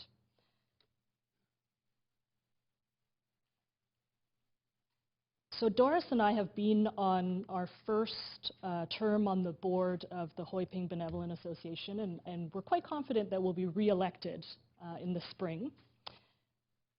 Chinatown structures, there was talk about the need to prioritize or coordinate, or thank goodness the tough questions went to Doris first. Chinatown structures are quite old and established, as some of you may be able to appreciate, and Doris and I have been very fortunate that as young people wanting to be involved in Chinatown, that we actually fit into the structure of the clan associations. We see a number of young people wanting to be involved, but they don't fit into the established structures that there are now, so that's quite difficult and a barrier. But two of the things that the clan associations provide that are not duplicated and quite critical, I think, are the affordable housing, and number two, the education component on BC and Canadian history. I work at UBC, and there's a new Asian Canadian and Asian Migration Studies minor program there, And the number of students, and of course UBC is almost 40% of the student population identify as ethnically Asian or Chinese. And they are very interested in studying and coming back and learning about that history that is there and part of our community. I'm over. That's your time, Ms. Chow, but Councillor Jang has a question for you. Much, Mr. Chair. So your Hoi Ping is applying for a roof repair, and I just really want to know how bad the roof is. They say that if you go up onto the roof and take a look, it's more lush and green than the park in the neighborhood. So it has a lot of the society buildings were probably around the same age, bought in the 80s when the associations were really thriving. So I think they're all facing the same maintenance issues of roof repair, plumbing, leaky windows. They're quite similar across the board. How old is your building, or what year? It was in the mid-80s. Mid-80s, and so some of the other ones that are asking for money are like 1906 and times like that. Yeah, so that's quite substantial. Wow, okay. A couple of things you touched on. So Hoi Ping doesn't have housing currently, right? Not all of them do, because really the clans were, yours is a little newer, is that the reason why? Yes, we would be considered newer. Okay, sort of like, because I know the Jangs was around, like one of the original ones, and so we had a rooming house for a while. And kind of going to Councillor Meg's questions, as you see, why I'm asking questions about the membership. So first of all, you have Hoi Ping is a county in China, for those who don't know, and everybody who belongs to Hoi Ping, you have to have ties to that county in China, one of the four counties. And now you also mentioned the fact that, so you got that, you have to be from Hoi Ping.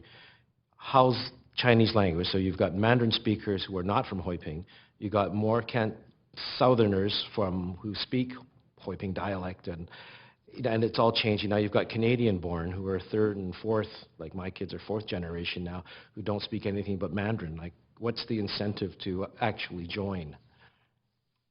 I mean, how has that affected membership? How does that affect the activities that you and your sister are doing?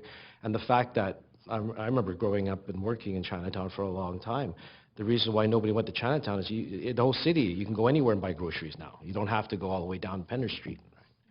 So how do you see, do you see these as barriers? Or do you see even so I'm kind of rambling a little bit here as I'm thinking out loud. Like some of the developments where these CACs are coming from is bringing people in, and of course there's arguments about bringing people in, it's not going to be Chinatown anymore and stuff like that. How do you see all this kind of fitting together? You don't have to answer if you don't have an answer. Like I said, Chinatown structures are very old.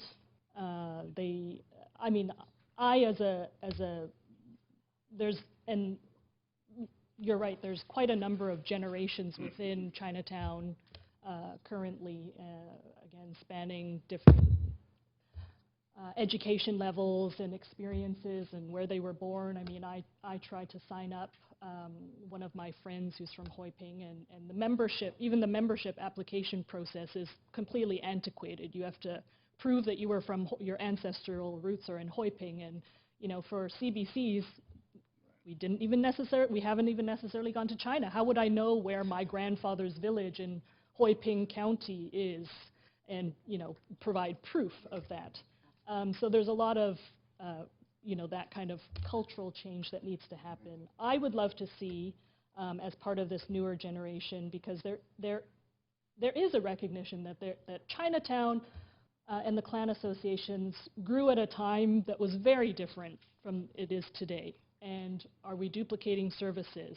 There's a finite number of resources available. No association has the membership or the resources required to run the same level of activities, of the picnics and things. And among this newer generation, again, so Doris and I have been trying to work across associations so that we could pool a little bit, because it doesn't matter if you're from Hoi Ping or Yun Ping or Toi San, and it doesn't matter if you're a Jang or a Louis or a Chow, our experience at some level is the same. So you know, I would love to see that conversation somehow happen within Chinatown to really discuss what the relevance of Chinatown is today, what the relevance of Chinatown is to today's generation, because we're not providing the same services that, you know, some of them they're not, I don't want to say they're not relevant, but it does have to look at that. And right now, because of the dire circumstances of some of these buildings or some of the really pressing issues that the associations are dealing with, they can't step back to have that conversation. I don't even know how to say the words in Chinese, strategic planning or, you know, succession, you know, that kind of thing. So it's, and I don't know how City Council could help us with that, because I think that's again, a conversation that would be very beneficial to have. Councillor Louis has a question. Thank you.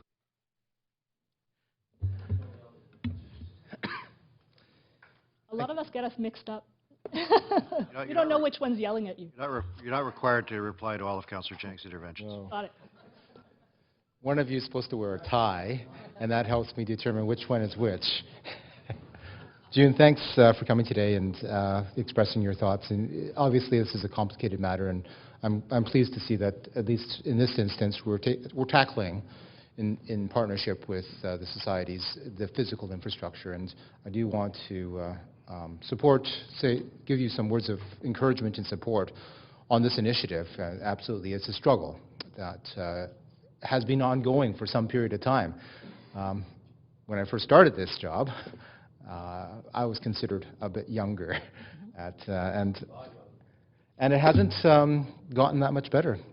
So it goes to the relevance of the services that are being provided and how to engage those young people into those society buildings and make it relevant and make it fun for them to come back. I guess the question I have for you is that what is it that you think is relevant today? The reason Chinatown was formed was for very different reasons. It was meant to help and support and protect the Chinese people from a number of different forces and give them the opportunity to succeed. And so, you know, today, the major attraction for the younger people are food, the athletic clubs that are there, but even that's losing some of its relevance. And, you know, there's a participant right there in the athletic club. But how is it that, and what is it that you would like to see in terms of programming? A very similar question to your sister, but, you know, are there other ideas of programs that could be introduced and supported that would bring those younger people and keep them engaged? Because oftentimes you go to these meetings or these dinners, big group of people, even within that 500, 600 room full of people from the same geographical area, there's very little interaction. You sit at your family's table and you don't go around and talk to each other. It used to be, I remember when I used to go to these dinners, well, the kids would all escape and then we'd create havoc and run around and get to know each other. And these used to be my friends. And I'm seeing less of that because there's less kids going to these dinners as well. So how do we change that? And how do we create those connections and those bonds that were so important at the time to support each other and recreate it? Yes, absolutely. I don't think we've found that magic program that will bring the youth back or engage the youth on that level. Like I said, you're talking about Chinatown banquet dinners, and again, those are very old, established Chinatown structures that we're really trying to break. We would love to see that broken or repackaged or something, because they're very alienating to young people, and it's painful for them actually. So we haven't found, but you know, if we were to look at where the strengths are existing, the athletic clubs and the camaraderie that there is across the various athletic clubs, and trying to again, I don't know, repackage that or make it more inclusive, or again, not so isolating individual athletic clubs. I've seen them all come together at the Canada Day celebration at at the cultural center space, and it's amazing to see, you know, them that spirit. But what, you know, we're girls, so we're not really that into. We're not that really interested in the martial arts, so what's there for us? But I don't think there's a lack of interest in becoming involved from the younger generation. Again, I talked about the students at UBC, and that's really when they... Doris is here to back you up. When they self-identify, you know, you might be dragged to the dinners as kids begrudgingly to join your parents or your grandparents like we were, and do your duty and swear to never go again once you're, you know, once you don't have to anymore, but then come upon the self-realization that that's important to you, right? That identity or that connection. Our grandmother passed away 2 years ago, and what did we do? We went and joined the board of directors so that we could be around so many more elderly grandmothers and grandfathers, and because they're the holders of the stories, of the history, and once, you know, I think that's very important to the new generation, and there's no lack of people coming forward and being interested. It's just what are the structures within Chinatown that allow them to participate? Again, if they're not a member of Hoi Ping and they can't fit easily into that. Currently, there really isn't one. I think the Sun Yat-sen Garden does really well because they have volunteers and docents and things, and that's an easier way for them to be able to participate. But it's getting into more of the societies and the history that they hold. That's all the time we have. I'm sorry, Ms. Chow. I think we're going to... Am I allowed to add something? No, and I have to establish my style a little bit, and my style will be to try to keep to the 5 minutes. You both have made an outstanding contribution and answered the questions really fully, so I really thank you for coming, but we are out of time on this part of it.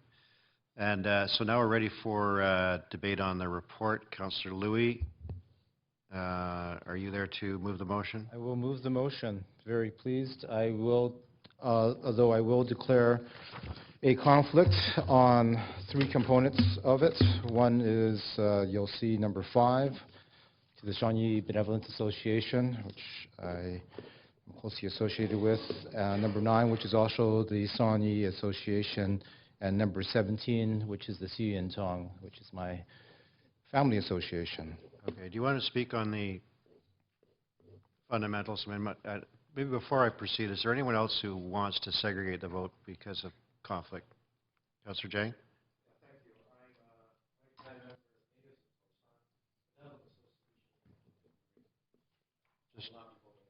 Just number 8.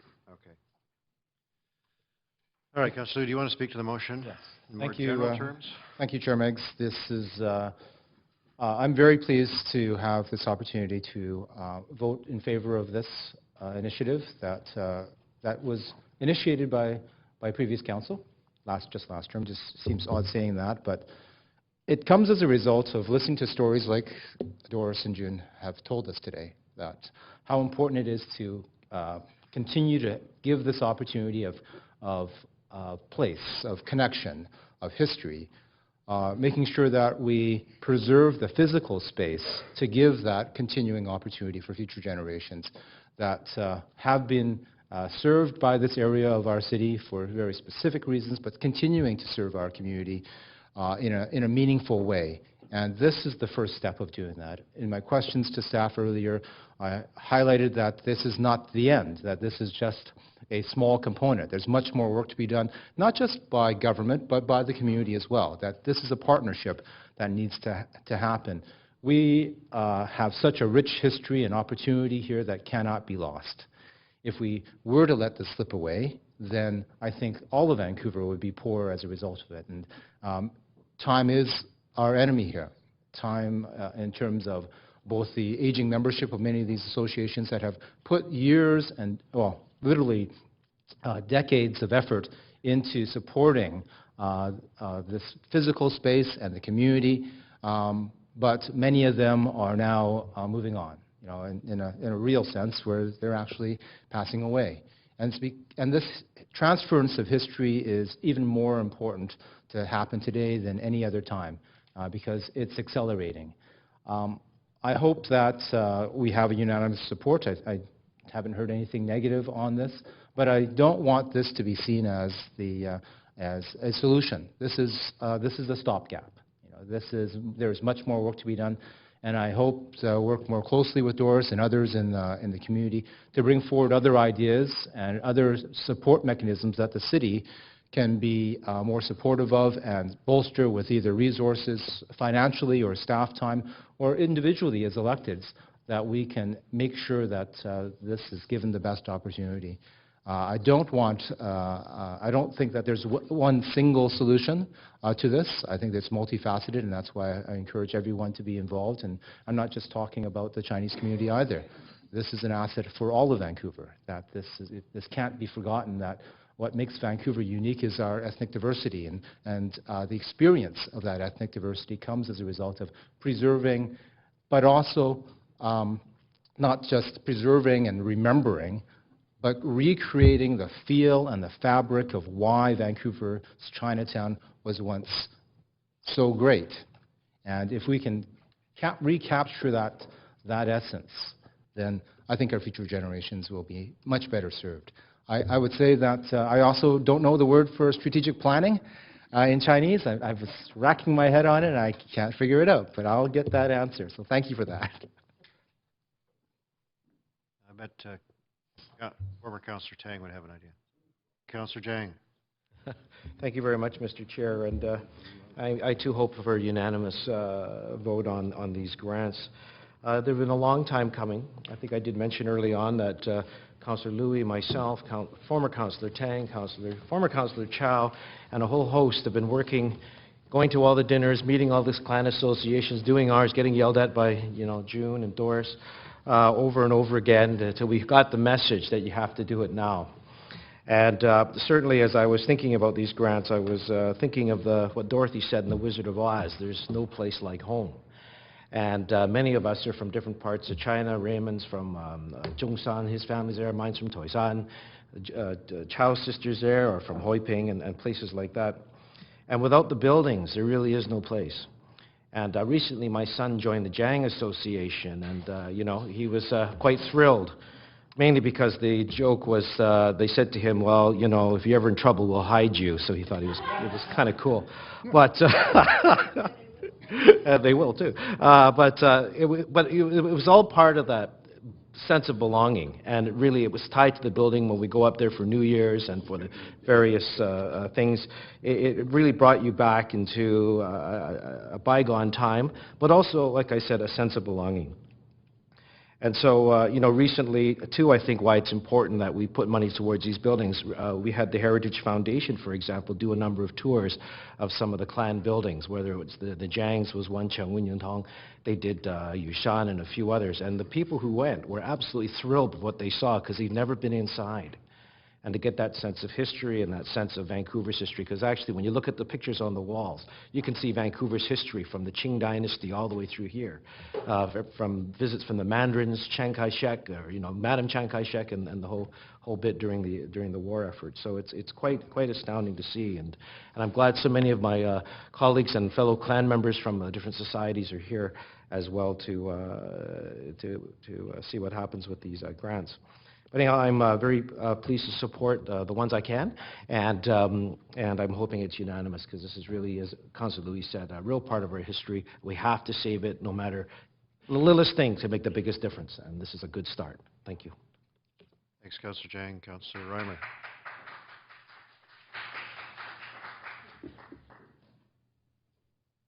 I briefly wanted to add my support. I think on the social side, it's a no-brainer. This is the single largest collectively held asset of low-income housing in the downtown east side, and very critical and urgent to get moving on the next steps on this. I think the cultural and heritage side, as discussed, is a much harder discussion, and I wanted to share that it seems somehow ironic, but the best lessons that I've learned about heritage and cultural preservation actually were in China, where I got to go in 2012. And I know people don't think of Beijing as sort of a paragon of heritage preservation, because they've certainly had a relatively recent modern history of just literally bulldozing down, but that has also given them a very stark look at what happens when you do that.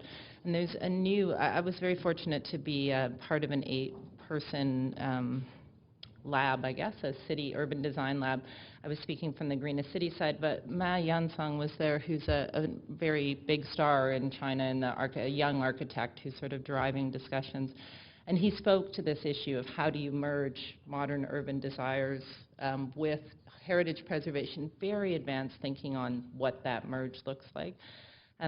He paraphrased, and I'm forgetting who did the original quote, but it stuck with me so deeply that heritage needs to be about preserving the fire, not about adoring the ash, that we don't save these buildings for the sake of the buildings, we save the buildings for the sake of the fire, the life that lived in them, the community that we want to protect and remember and grow from there. But I think the question in Chinatown, as Councillor Louis said, is it's not, the roots of Chinatown and racial segregation are not what we're trying to protect, or that's not the fire. And so it is this question of what are we trying to preserve, and also significantly, who are we trying to preserve it for? And those are really challenging questions given the length of history and the complexity of it, but it is very exciting to see the Chinese societies wanting to engage in that discussion, to see leadership from Councillor Louis and Zhang and former Councillor Tang on council to bring us into that discussion. And then, of course, merging it into the downtown east side context where we've worked to try and knit those bridges together. So again, $1 million, 1.16, not entirely modest, but really a first step again into this much broader discussion about how we do preserve the fire for the benefit of modern Vancouver as well.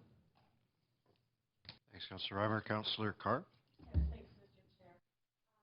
I want to thank the speakers for being very engaging and informative in really affirming for us how important the Chinese Society Building Grant Program is in our city. It's a fantastic investment that I think we are making in in resources and buildings that are far more than buildings, in buildings that as other speakers have said, are key to culture, to society, to relationships, to the economy. So it's fantastic. For me, it's absolutely clear as a bell that to support these grants. The grants, in my mind, provide needed funds to nonprofit societies, the clan associations, who are putting their own resources in a matching way to then maintain these incredible buildings that are pivotal socially and in terms of the landscape of Chinatown. So again, thank you to the speakers, and very, very pleased to support. Thank you, Councillor Carr. Councillor Ball? Different councils, all of whom are extremely enthusiastic about these projects. And those of us who remember the glory days of Chinatown, as Councillor Zhang mentioned, who felt that the most exciting thing in the world was to go to Chinatown and shop all day and then eat all night, and that it made our lives rich. I certainly want to see as much work put into Chinatown as possible. But I also want to thank the Chinese societies for their work in the wider community, because I can speak from personal experience working at the Playhouse, at Carousel Theatre, West Coast Actors. I could go on and on about all the resources that have been made available to us through the Chinese societies, the amount of information that was shared, the stories that were shared, and indeed all the costumes and help over the years. So I could not be more enthusiastic about this project, and we certainly look forward to the beginning. But we also hope that donors out there will see this as a real encouragement to assisting those organizations as well. So thank you to everybody who has participated. Thank you.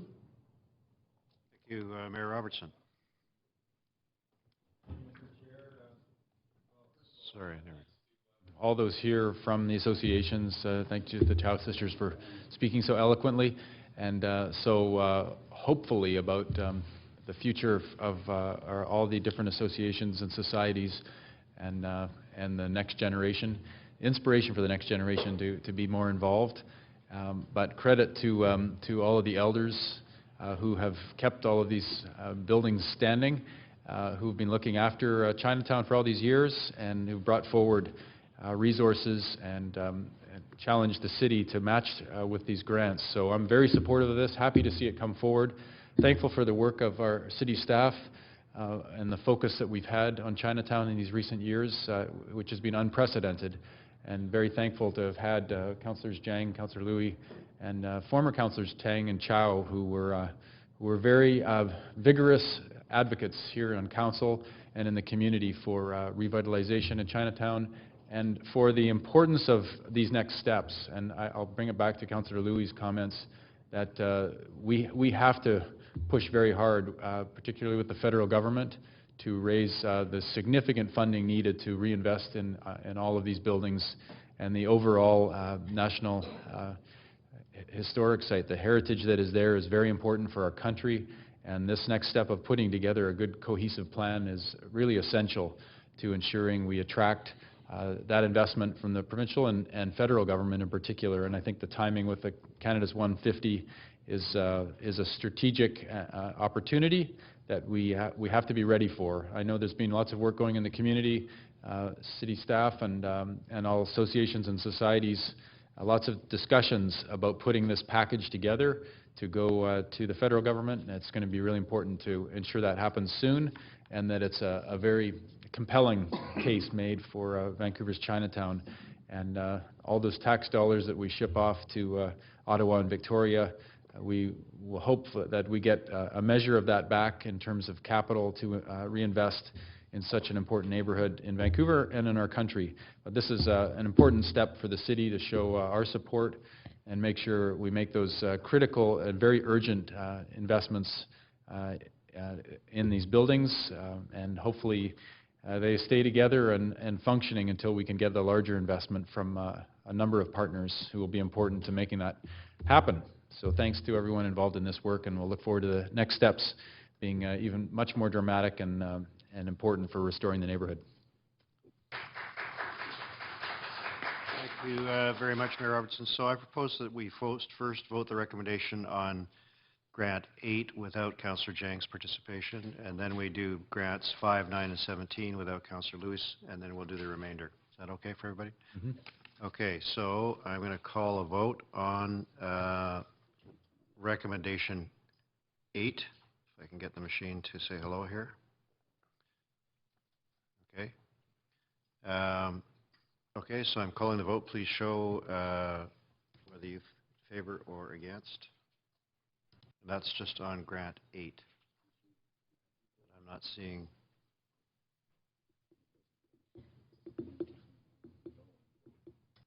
Oh, I'm not getting mine, so I'll just vote mine here, I guess. Looks like everybody else got theirs.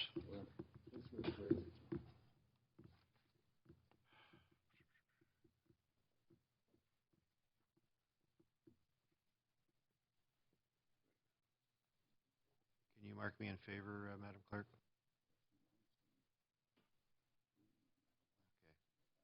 Okay, I'll do that for myself the next time.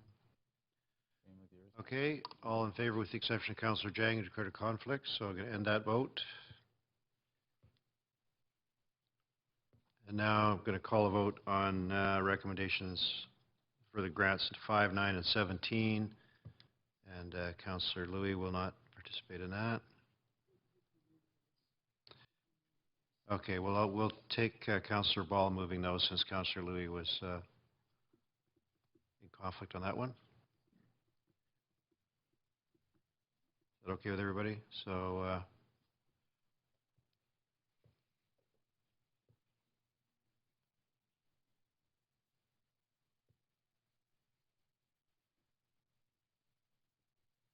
machine doesn't want my vote.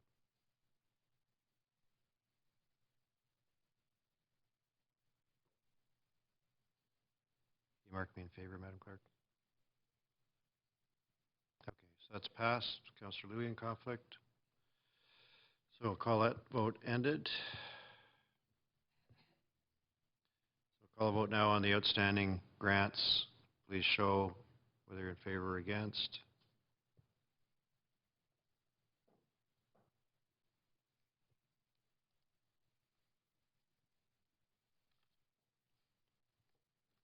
Cast mine in favor again, please.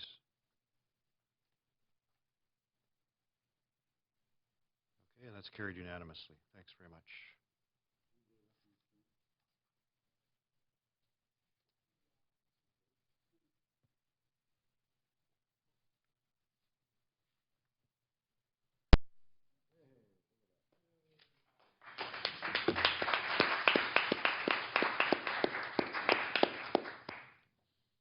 Okay, that concludes that item. We're now on to item 7. I just would like to say for the benefit of council that it's been proposed that we recess at 12:15, so a couple of people who are liaison to the Planning Commission could at least attend the start of that meeting. That's pretty close to the regular time, so unless there's any objections, we'll head for that. I would say to the people present, if you're waiting for items after item 7, you can be sure it'll be after lunch, so you could leave now if you're not interested in arts grants. What's the usual time for lunch, 30 minutes? Yeah, 30. So unless I hear otherwise, we'll recess at 12:15 till about 12:45 and then come back. Okay, so if you're waiting for the housing items, I think you're safe to assume there'll be nothing happening until 12:45 at the earliest. Okay, Mr. Neuwirth, do you have any presentation for us?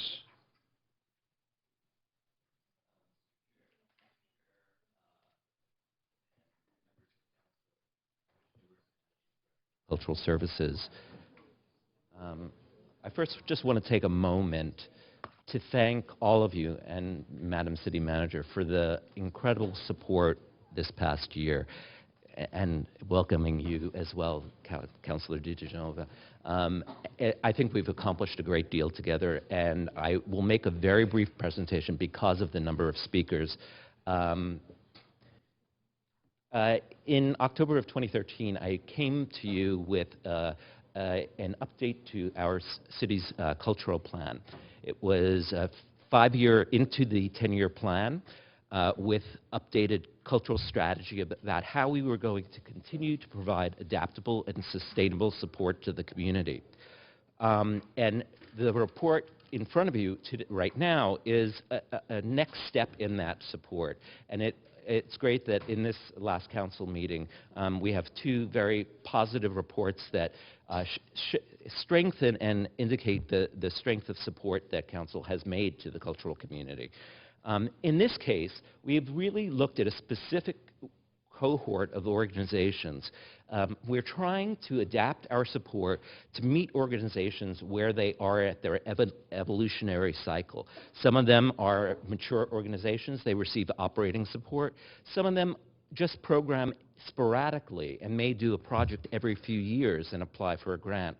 But there are organizations that what we consider to be in growth mode, which is not a bad thing, where they have artistic programming that's strong, that they produce every year, but they don't necessarily have the human resources, the governance, or the financial and accounting systems to support them to become mature organizations. And it's not our goal to force them to become mature organizations, because if this is where they belong, this is where they should stay. But we are really filling a gap in how we have supported these particular organizations, because they fall in between those project grants and the operating grants. So this has come out of feedback from our peer review panel and focus groups about what support is needed for these type of organizations that do annual programming, but that have not gotten annual support. So the 2 elements of this is bringing these organizations to a stable level of annual support first, and then making strategic investments that build the capacity of the organizations and strengthen the entire cultural sector. The one thing that I want to tell you is that I've shared this information with my colleagues in other municipalities at the province and at Heritage and the Canada Council, and they were all very intrigued that we were doing this, because they thought we were leading the way in doing something that was really needed. Just want to say that we've brought the community together many times this year. We brought Susan Kenny-Stevens in, who did a lot of workshops with the cultural community on the life cycle approach to supporting organizations. We have worked with Vantage Point to continue to do life cycle as well as other capacity building projects with other organizations.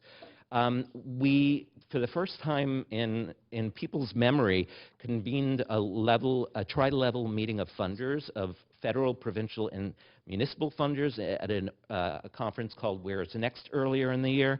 And we ended with, last month, we convened our first community salon to talk about how we, as staff, council, and the community can all together really work together to strengthen and support the cultural economy and ecology. We will continue to report back on the further steps that we take as we integrate and implement further aspects of the cultural strategy. But this is a pretty watershed moment for us, and I'm very happy to be here before you today and happy to take any questions. I think Councillor Deal has a question. Go for it. I have to figure out how to turn it on. There it is. Thank you very much, and thank you for the work on this. It is indeed a watershed moment, and our grant program has evolved significantly over the last 5 to 8 years. Very briefly, in addition to this, can you just, there's a few other things like the infrastructure grants, maybe make sure people are aware of the other significant changes that we've made in the recent years. Certainly. In terms of infrastructure and cultural spaces, we've done an enormous amount in terms of supporting the planning and development and improvements to cultural facilities. And as you may be aware, I mean, we've done enormous work with the Arts Factory, the RISE grants that were made, the 162 West First Avenue, which will house the Arts Club in Bard. It's been a pretty tremendous year. We will soon be seeing, actually, the tenants are beginning to move into Woodwards now, into the cultural amenity space there. So we're just seeing so much happening. It's a very exciting time. Thank you for that. A few things specifically in this report, and then I'll come back to a broader question. In the report, it talks about developing a citywide grants database that would be with cultural services and community services. Yes. I think that's a really interesting point. Can you talk a little bit about the advantages of not keeping those completely segregated? Absolutely. I mean, and in fact, I had this conversation also with my colleagues at the tri-level table, because everyone's implementing these grants management databases or client management systems or whatever they want to call it, but we're all going along individually, and we need to come together to make sure that we're not duplicating or conflicting services.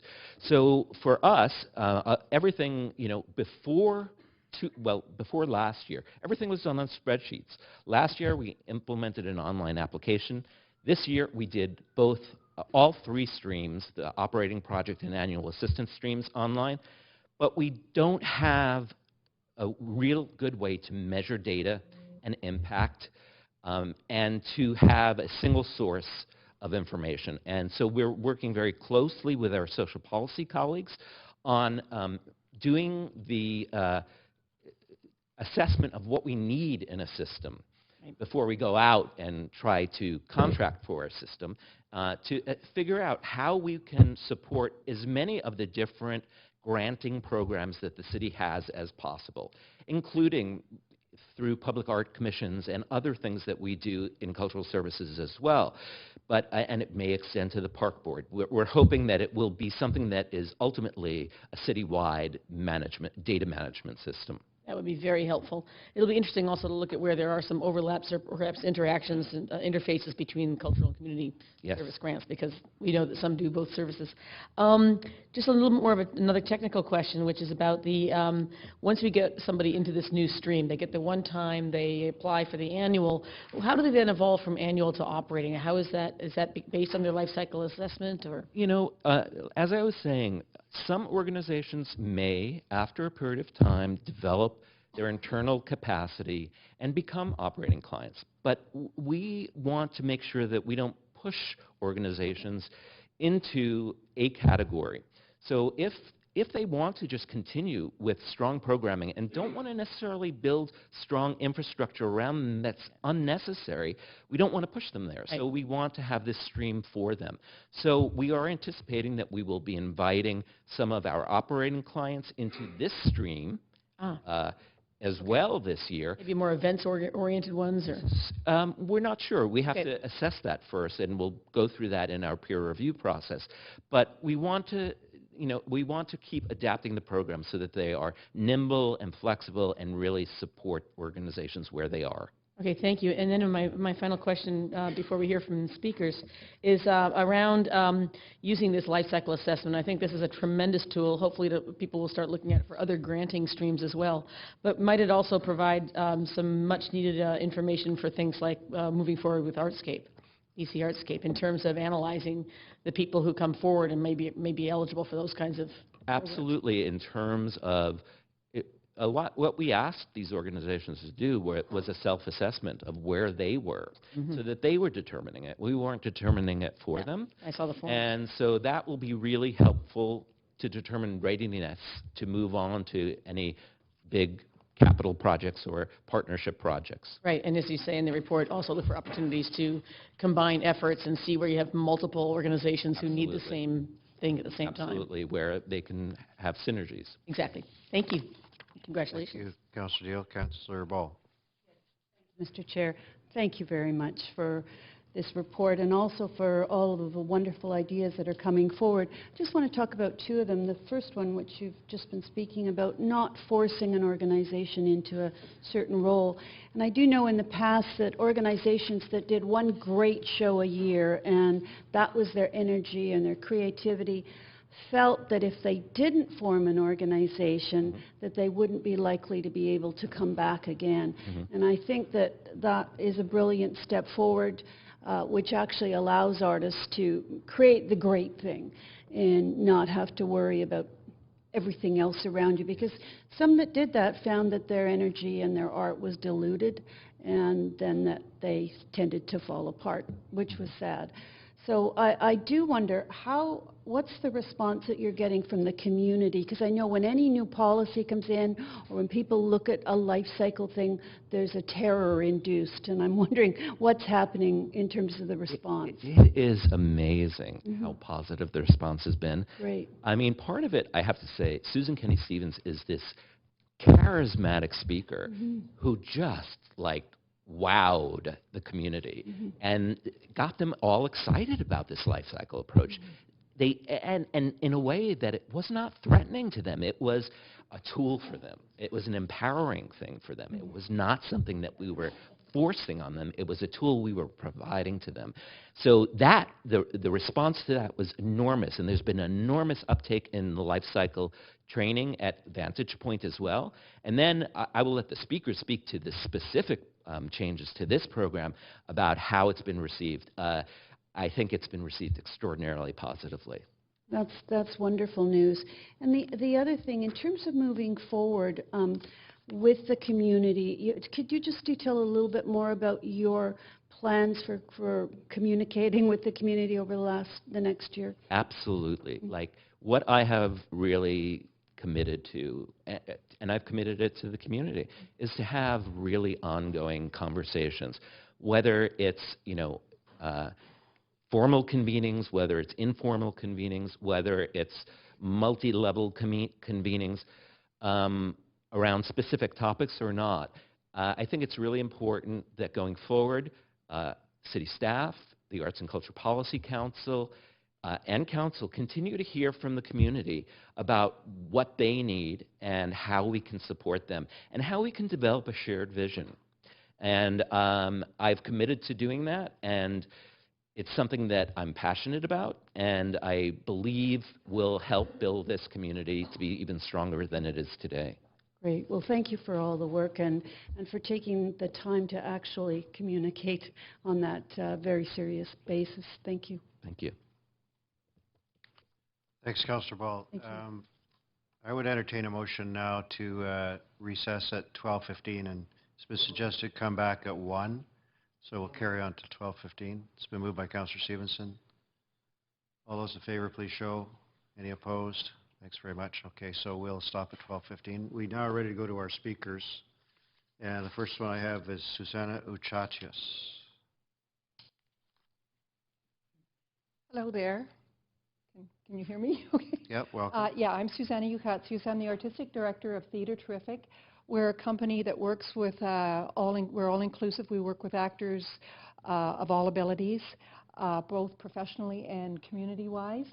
I wanted to let you know that we have been benefited hugely from the City of Vancouver Cultural Services, and in particular, I attended with our board chair, Susan Kenny's program that she started. And what I wanted to say, I'll keep it really short because I know the time is short. Theatre Terrific went through a major glitch, and we went on hiatus for 6 months, just sort of shut down to have a look. We went through Vantage Point, had a tremendous facilitation that they put us through, asked a lot of hard questions, and we've come back standing on 2 feet firmly and moving forward. I wanted just to say what is so incredible about this program. Imagine being asked as an arts organization, what do you need? I've been at this I've been the artistic director for almost 10 years. No one has ever asked me that as a funder, what do you need? Where are you? And that I don't need to be afraid to say what it is we do need, and where perhaps we're having some shortcomings, and knowing that we're not going to be judged and because of those shortcomings, but how can we address them? It's given us, if you want to say tools, I'd give it even a bigger thing than that. It was actually more like the doors opening into this vista where there's a lot of opportunity. Where do you want to be? They asked. Where do you want to be? Okay, it made us ask ourselves, okay, what do we need to do? Why did this glitch happen? What do we need to do to get out of it? And what do you need to get there to where you want to be? I think personally this funding avenue that's being started, I think it's pioneering and groundbreaking, and I think it's the way funding models should be. I've been writing grants for 10 years from all kinds of funders, and I've never seen anything like this. The biggest thing for myself is that it's incredibly honest, that you actually have a conversation. And with funders, very often when we've had to do grant writing or approach funders, we've had to kind of, and I'm not going to say untruths, but we've kind of had to bend ourselves to fit into this sort of box that's being presented, and so we have to kind of manipulate. This format really allows us to be honest. I can talk with the cultural officers the way I would talk with the artists I work with. That's a huge deal. That's an enormous thing. I just have to tell you one thing. This grant that we just finished writing, it was the first completely online grant. And I just have to tell you, it's really, you get very nervous when you're an artist and you do an online grant because you're afraid you push the wrong button, everything's going to go, and oh my God, there goes 10 hours of work. So, you just kind of like, ooh. I could phone up and ask. Someone would be on the other end of that phone. I have to tell you, there was a couple glitches, which I think the first time you put something online, it happens. A wonderful IT fellow came, knocked on the door, sat down beside me, and walked me through this. I don't know, in this day and age, are you kidding? That was like, I was telling people, we had a thing last night, I said, came inside, walked you through this, a person, a real person. That's huge. It might sound like something's wrong, but it's not. It's really, really big. And just the last thing, just to say, I just think culturally, Vancouver, I think culture provides a really enduring element to our cities. It leaves a distinctive impression. You ask ourselves, why do you visit a city? You visit it because of its cultural life. Why do you go to Paris? Why do you go to Vienna? Why do you go to Barcelona? Why do you go to Vancouver? One of the big things is because of our cultural life. Without that, we really are a vacuum. So I thank you very much. Thank you. Oh, I don't know if you have any questions. Councillor Yes. Deal. Oh, okay. Councillor Deal has questions. Who turns the mic on, me or you? There it is. Thank you. Still figuring out a new Centrally system. controlled. We're having our own IT issues with the new system here. Oh, Will, he's really good. Excellent. Just a quick question. I'm glad to hear that you went through the Vantage program, because we don't hear people before at the podium very often talking about that part of the program. We talk a lot about how much money we give out. We hear a lot about that. I mean, we're very proud of our record highest per capita granting at the municipal level in Canada. But so you found that these other services, which are offered free of cost to you to help you build the capacity you needed to successfully get a grant into the city. Is that how that worked for you? Well, for us, it actually helped us. It helped us restructure our whole programming. We went through 3 separate, very intense, that had 3 different purposes. One was to look at, okay, what is your purpose for being? What is your mandate? What is your governance structure? And then how are you financially going to budget? Right. So it addressed the 3 things that we really needed to look at. And You looked at that whole menu of opportunities and took advantage of them. Well, that is fantastic to hear, and I think we need to be talking a lot more about those services that our staff and our resources provide. So I appreciate that, and I think we need to hire you as an ambassador for both the self-assessment and the Vantage program. Okay, sure. It may be a volunteer position, though, I'm sorry. Oh, okay. Thank you very much, and congratulations. Thanks, Councillor Deal. Thank you very much. No further questions. Our next speaker is Chris Gachalian. Hi, thank you. Can you hear me? Okay. Yep. Thank you very much. My name is Chris Gachalian, and I'm the artistic producer of the Frank Theatre Company, which is Vancouver's professional LGBTQ theatre company. I'll keep this short because I know we're pressed for time. I'm very pleased to be here today to speak in strong support of the recommendations brought forward by the General Manager of Community Services regarding the allocation of the remaining funds of the 2014 Cultural Grants budget. If these recommendations are approved, 32 arts councils will be brought into the new annual assistance stream, including the Frank Theatre Company. I know this is an exciting and important moment for all 32 of our arts organizations. But just speaking on behalf of the Frank Theatre Company, I can say that this is a pivotal moment in our 18-year history as an arts entity. When people witness and are enthralled, enlightened, entertained, confronted, and or transformed by an art exhibit, a recital, a dance work, a film festival, a writer's festival, or a play, we often forget that these events don't emerge from a vacuum, that it takes an organization and infrastructure to make these artistic experiences happen. It takes a staff, an office, equipment, and professional and formalized processes to bring these artistic experiences to the community. The approach the city is now taking to arts funding, which is to focus on the organization, what the organization needs at its specific stage in its life cycle, is progressive, flexible, truthful, and visionary. It respects and takes into account the specific needs of all organizations, from startups which undertake projects on a more ad hoc basis, to growing and mature organizations which produce a regular program of work. As a growing organization, the grant that has been recommended for the company I work for, the Frank, could not have come at a more opportune time. From a paid staff of 1 prior to this June, the company will be welcoming a 3rd staff member come January, and demand for our work is strong and growing locally and nationally. A grant from the city at this critical juncture in our history is necessary to help keep pace with this increased capacity and demand. I would like to thank the city for being on the national vanguard in adopting this new approach to arts funding. This further solidifies the Vancouver arts community's standing as the best supported in the country, and I'm proud to be working and living in this ecology. Thank you. Thanks, Mr. Gachalian. You don't have any questions. Jessica Wadsworth.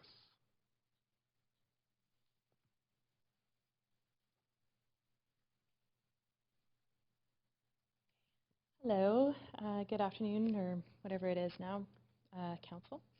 My name is Jessica Wadsworth. I am the Program Manager of the Canadian Alliance of Dance Artists. We go by the term CADA West. We rebranded a few years ago.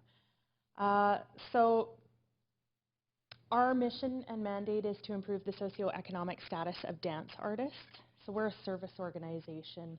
We don't make art, but we really support the underbelly of the dance community in particular, but we also have partnerships and outreach into other disciplines of art.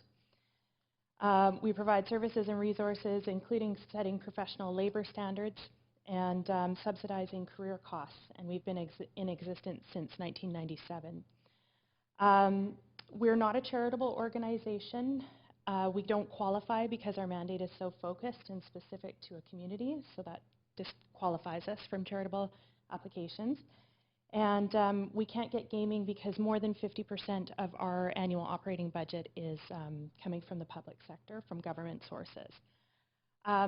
So we rely on earned membership revenue and the public sector.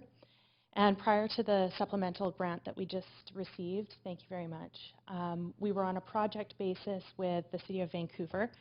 So we could apply for specific projects which normally would have to do with engaging our membership in some kind of query or focus groups into services that they might need or require for their careers.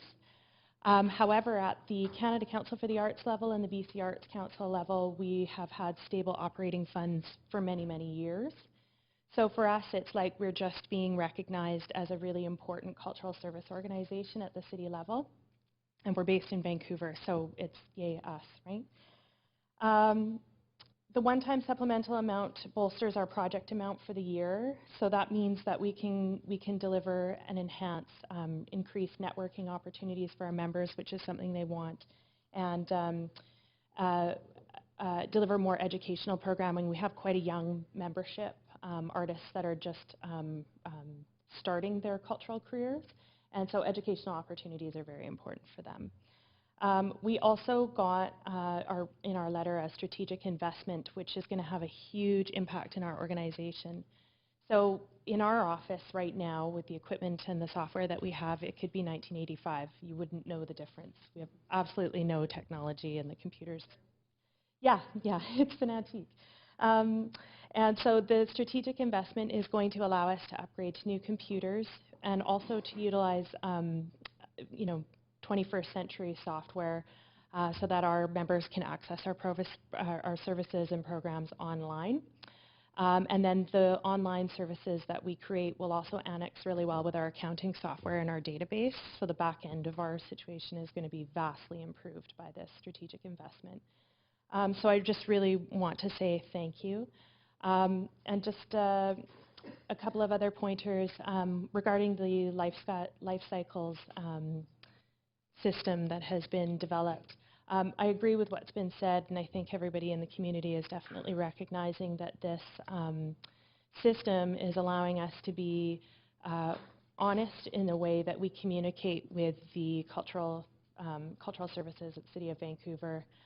People are definitely saying that they can approach their relationships with the city from a point of honesty about where we want to be. So where are we now, and what is the gap between where we want to be and where we are, and how do we get there?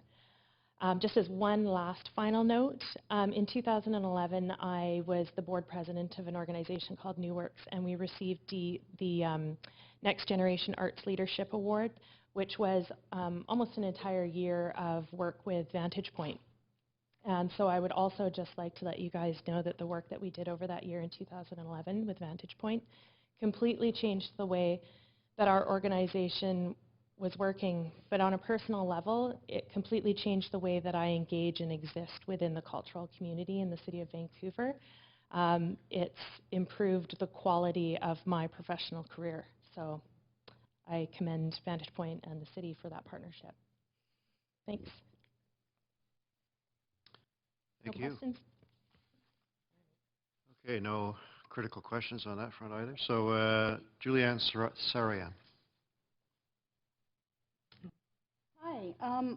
My organization is Movement Enterprises Society, and we do a show called Dances for a Small Stage.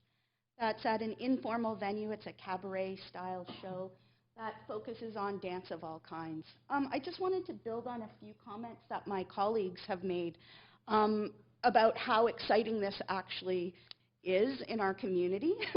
I just came back from London. I was mentoring with a dance producer, quite esteemed dance producer in London, England.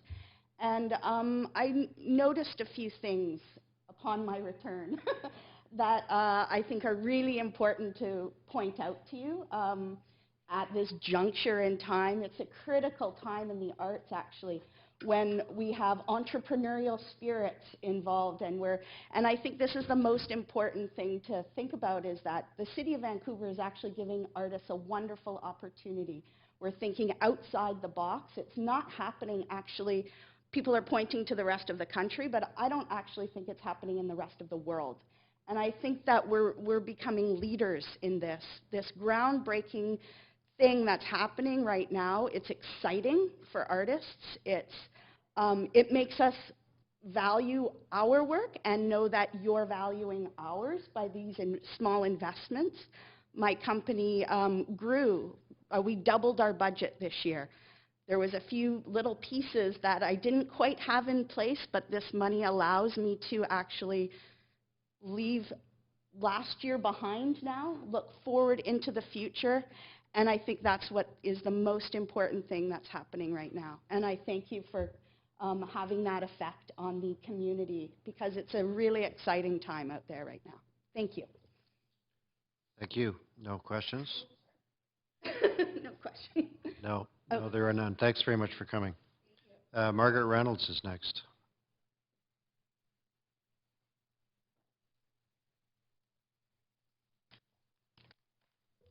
Thank you for squeezing me in before lunch. I won't take much of your time, but I did bring presents to it being Christmas and whatnot, so I'd like, if you would like to take those with you. Ms. Reynolds, the shorter one is the microphone. Maybe pull a little bit This one? in your direction. Okay, there we go. That's great. Did you hear the bit about presents? Okay, good. So, of course, we're not allowed to accept them. I'm going to make this really quick because everybody has been so eloquent about how our city cultural affairs office is very progressive and very approachable, and they're doing really fabulous work. I cannot commend highly enough the staff at the city. I'm the executive director at the Association of Book Publishers of BC. We're an organization that's been in place since 1974. We have 40 book publishing members. Most of them are based in Vancouver. And we are a service organization that does marketing, promotions, networking, PD, professional development, and a number of other activities that will enhance the publishing industry here. In the recent years, we have been able to secure a couple of project grants, but for the most part, our organization was never eligible to be funded by the city. So the transition grant that we're getting and the opportunity to apply for operating funding is absolutely enormous for us. It will stabilize our finances, which have been demolished somewhat over the last few years, as you know, in the arts community. So this is a really important thing for us. We are going to be able to bolster up our contingency fund that we put in place when the arts cuts happened, so that we would have a bit of a buffer if it ever happened again. And we will also be able to put some money towards some projects that we undertake. You may not know that we do poetry in transit in the city, but we have, and it's been going on for years, but we have a new project that I want to just quickly talk to you about, which is a literary arts center for Vancouver. There is no such thing in the whole of Canada as far as we know, and so it's a very unique and interesting project. We've had some funding from the Cultural Infrastructure Grant. So the transitional grant and the opportunity to be on operating is complementary to how we're going to work forward with our literary arts center. We're hoping that this will address our members' problems with affordable administrative offices in the city. Also, it will have a performance space, a flexible performance space for launches, for poetry slams, and warehousing. So it's going to be a unique, if we can pull this off. As you can imagine, this is a pretty big project to be taking on, but we're very excited to try to move this forward, and this grant will really help us to do that. So thank you very much, and Merry Christmas. We have some questions, Ms. Reynolds.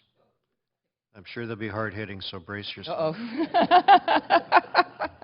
presents and all. Councillor Deal. Well, now I feel obliged to go for the tougher question. No, it's okay. Thank you very much, Ms. Reynolds, and I'm aware of the concerns that the organization has had in not being eligible in the past, so I'm pleased to see that we found a spot for you. I was going to ask this question to Ms. Wadsworth as well, but I'm asking you because you're the only non-performance-based organization. But it's as a group that's actually not the producer, but the collator of producers. How did the life cycle analysis kind of work with you? Because it seems to me like you're doing a slightly different type of organization analysis. Yeah, it's a good question because we're actually a very established organization. We're also our board are not lawyers and fundraisers, but our board are members of our community, so it's very much a hands-on community activity. So we're quite a bit different.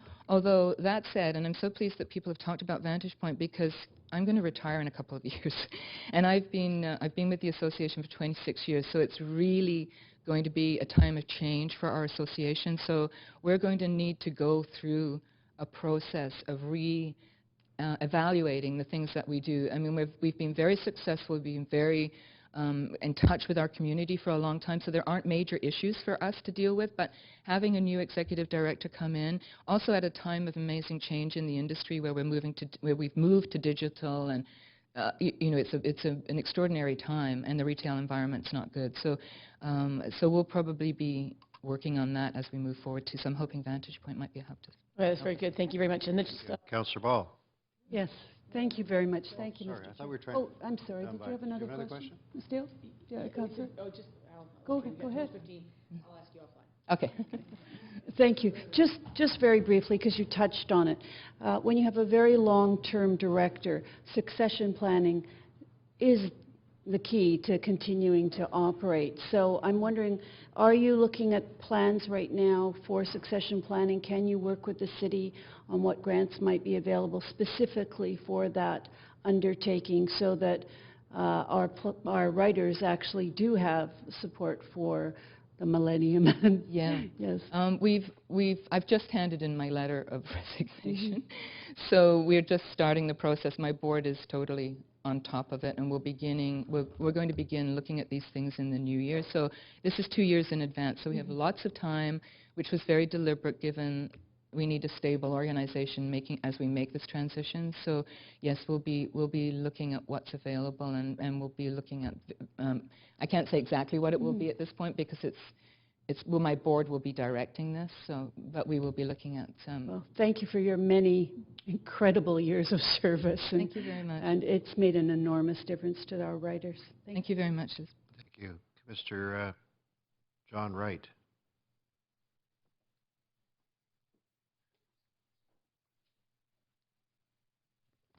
Thank you. My name is John Wright, and I'm the Artistic Director of Blackbird Theatre. Well, we are a professional company that does the classics. I think when my grandfather brought his family over here from England in 1907 to Vancouver, he was not looking for theatre. But there was some theatre here. It was theatre imported to the city of Vancouver, and the railroad was the means of getting it here. A much more difficult job than setting up that kind of touring situation is to create theatre that's homegrown and that can work on an international level and produce, in our case, the great works of dramatic literature. Supporting that, and in fact, I would say more than supporting it, providing leadership for the kind of work that is done by organizations like mine has fallen to the council and the City of Vancouver Cultural Services branch. I'm not going to repeat all the great things that everybody else has already said about how brilliantly they're doing this. I know that when I first heard that there was going to be a brand new online application system, I was pretty sure that they were trying to scare the bejesus out of us. Anybody who's done it, I mean, we apply all year round, as we all do, for grants everywhere. And the idea that we'd have to learn a new system was daunting to consider. But But the Cultural Services branch was way ahead of us. They actually they set up sessions where they would rid us of our fear. And Marnie Rice sat us all down and explained to us, because she could see very well everything that would scare us about this process, and made it all possible. So I have to say that their efforts and the council's efforts through them of seeding local theatre, which is the area that I work in, are enormously appreciated, and they're doing it quite brilliantly. And I can only hope that the BC Arts Council and the Canada Council are paying attention so that they too will begin to use some of these processes. Thank you very much. Thank you. Did you have a question, Councillor Deal?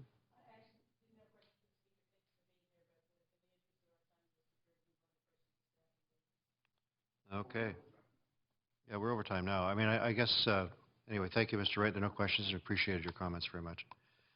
So what's council's wish, just to come back at 1 o'clock and finish this item, or do you think we can, let's finish it? Yeah, I guess are there questions? I haven't heard a single contrary thought here. Mr. Neuwirth has had an unblemished record. So it's, Councillor Carr, you have a question or point of order?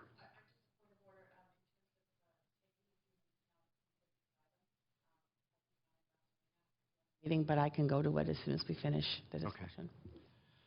All right, so you have questions, Councillor Deal?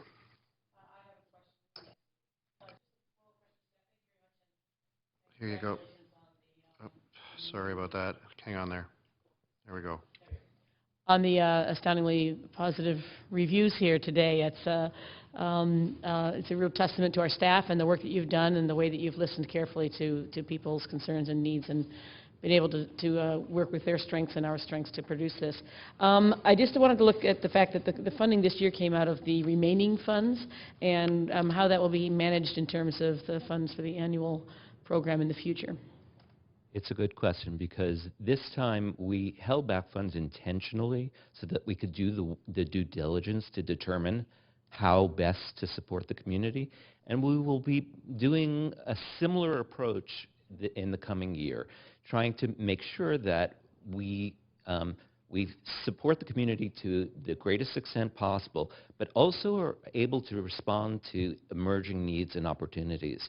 So it's a very good question, and we will be thinking about that as we go into adjudication in February. Okay. And I just want to also thank Marnie Rice and Cheryl Masters, who are two of the cultural planners here, who are instrumental in all the work that's been done. Absolutely. And so that's great. So you were holding funds back, which eases up some of my concern about that capacity. I don't see anyone else in the queue, so I would be absolutely thrilled to move A and B and thank everyone for speaking, and a huge vote of thanks to our staff for creating this innovative new program. Okay, the motion's been moved. Are there any further speakers? Seeing none, I will make every effort to call a vote here. Okay. Please indicate whether you support or oppose this.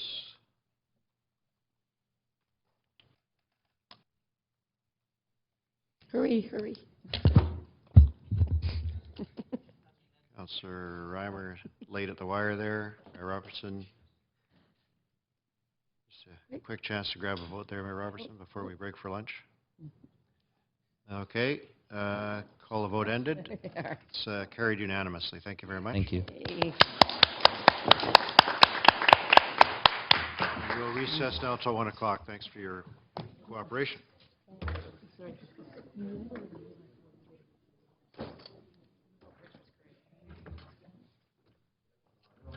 I love the idea that we push this out to other communities. Like, I'm going to start moving this to SPL.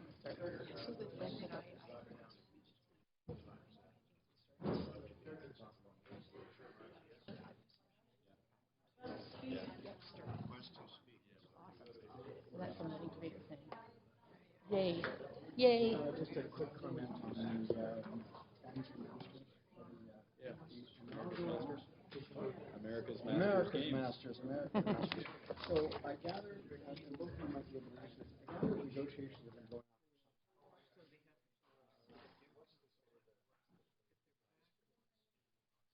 on.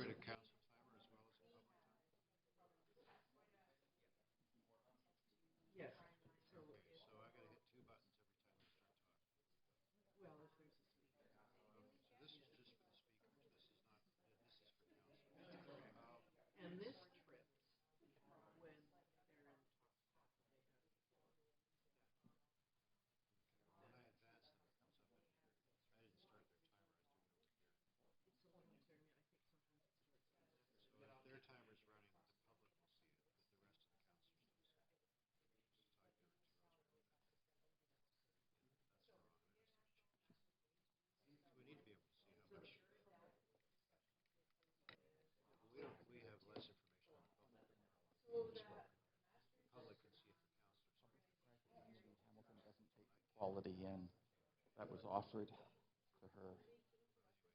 An offhand comment. Talked to some people last night. Pardon me? Well, I mean, I have been a confidant of hers. I mean, we're not talking to each other at the moment, but you know, it's so.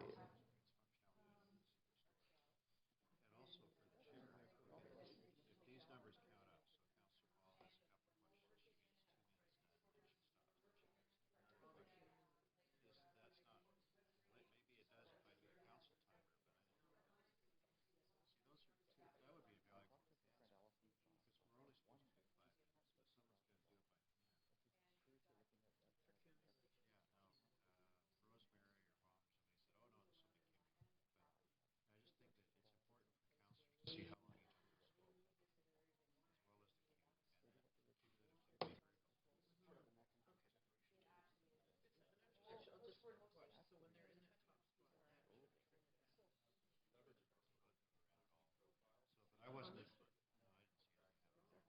I was starting and stopping it here. I have to do it physically, so if it's council deal, I start. This That's the trick there. I've got to start it here.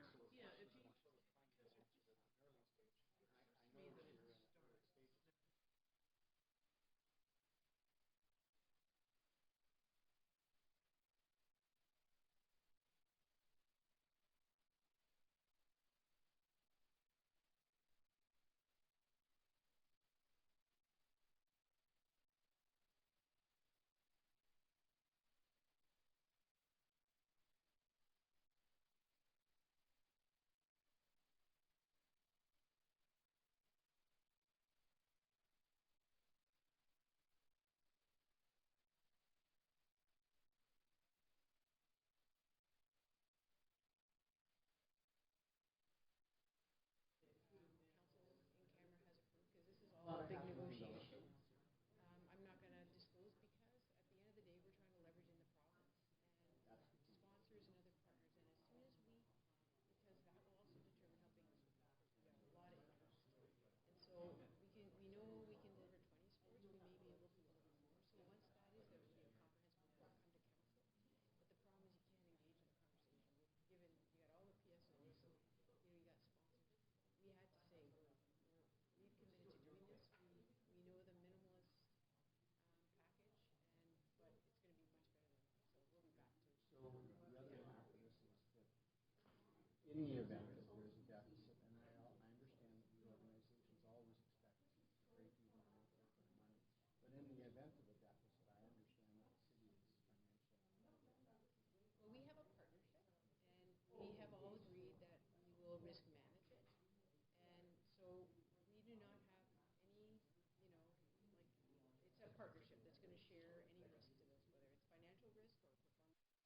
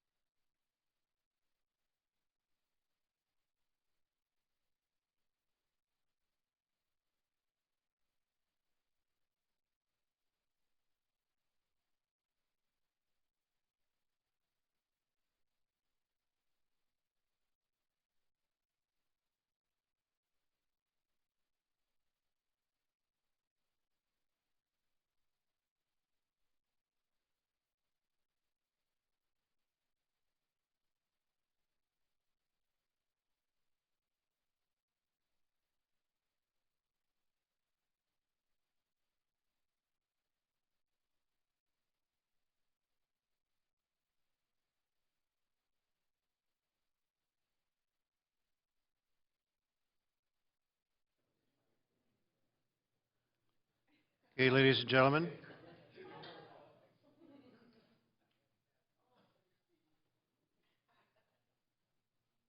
So we do have a speaker, and we'll need a couple more people before we vote, but we're nearly there on quorum, so on the grant.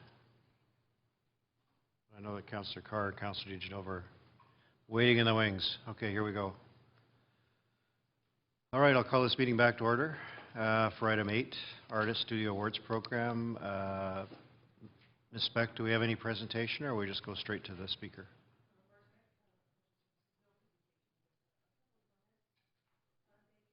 Sorry, just hang on there. We missed you on the mic. There we go. Thank you. Hello. My fault. Thanks very much, councillors, for considering this report today. This program is very straightforward. It runs at no net cost to the city, other than staff resources. And it is really a launching pad for young and emerging artists who are at income levels below $30,000 a year. There's many good success stories. Mike McLeod is one of them, who was in the artist studio a number of years ago, went on to be awarded a major public art project and then a major exhibit at the BAG. This program is for 15 years, or it's been going for 15 years, and it's very successful. And I think there's some speakers who are here to attest to that today. Thank you. Thanks. Spec. So are there any questions before we go to the speaker? You have a question? Okay. Thank you, Councillor. Yes. So our only speaker, unless there's someone else here, they can indicate at that time, have Osvaldo Ramirez. Is there Mr. Osvaldo Ramirez here?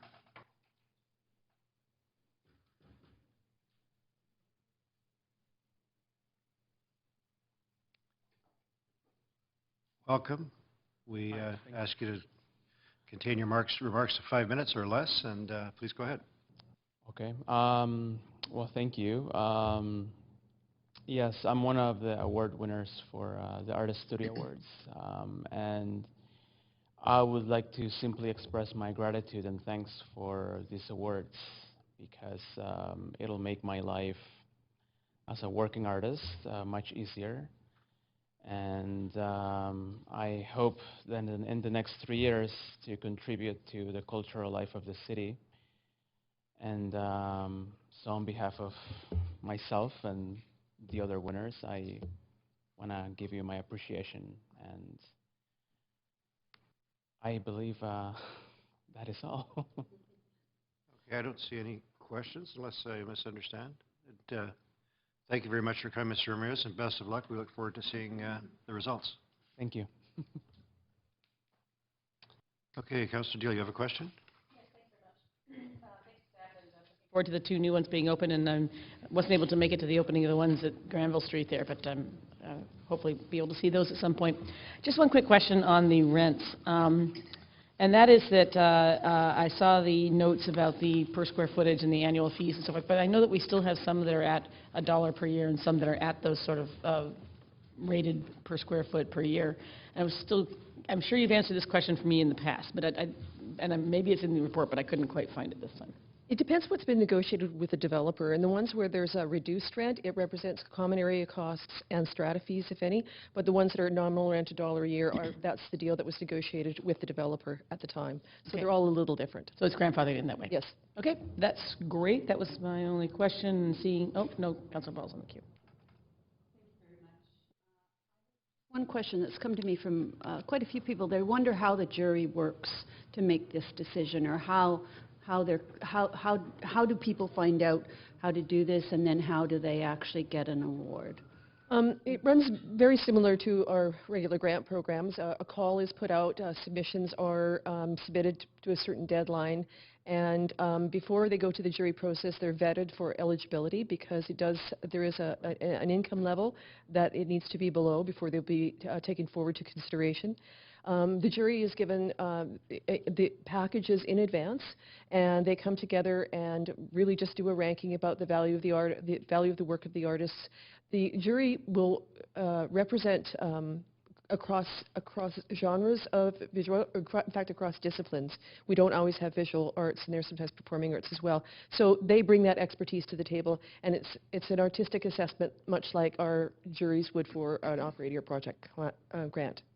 Thank you. And the other question that came to me from someone who'd actually worked in one of the studios years ago, she wondered if there's ever been a thought to doing a multi-show or an invitation show of all the people that the city had made these opportunities available to, if at some point the art that was being produced, whether performance or visual art, could be shown in a sort of an explosion of art that the city had made possible. And so I just putting that forward from them, and we'll take that idea forward. It hasn't been something that we've thought of, but I think it's worth consideration to celebrate the investment that we've made in artists. I think that's a very good notion. I'll take it back to staff. Thank you. Thank you very much.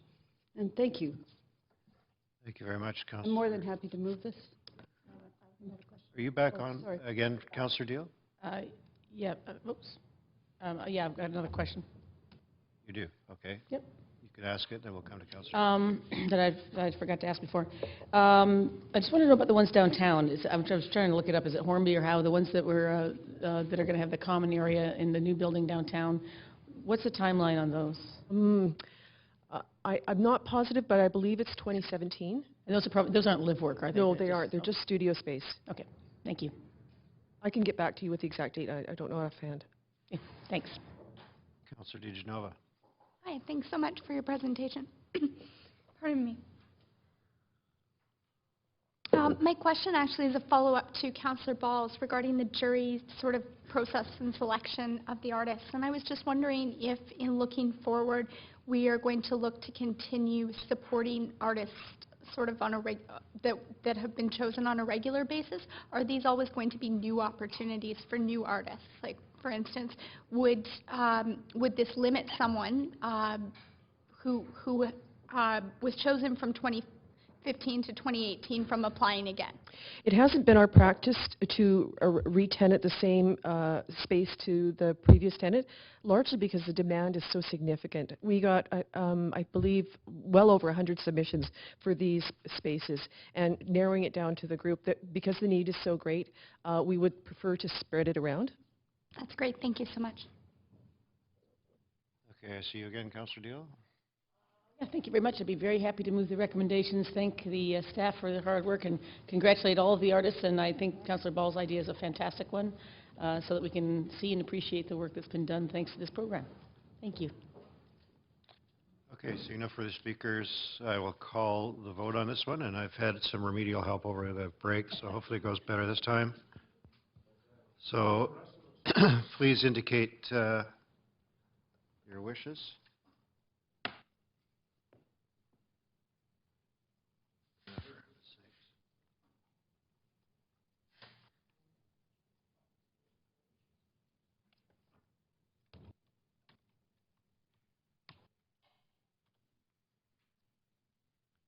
Okay, just me holding it up, I assume. Councillor Reimer's absent.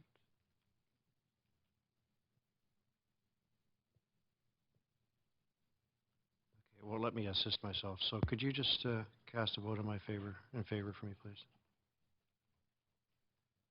Okay, Councillor Reimer, Councillor Mayor Robertson absent for the vote, so it's unanimous of those present, and we'll end the vote. You see it now? Thank you very much. And we'll go on to our next item. It's first referred item, single room accommodation permit for Canadian North Star. And I missed the debate on this earlier, so I assume we're not at questions. We'll simply go to speakers. Oh, you have to introduce a motion? All right. No, this, for the Canadian North Star, this is referred, not to Clifton. Yeah. So we're at number 9. Okay. So is there any, Ms. Proskin, is there anything you want to say about this before we listen to speakers? No, Councillor Meggs. We're prepared for any questions that Council might have regarding this project. Okay. And I think there are questions.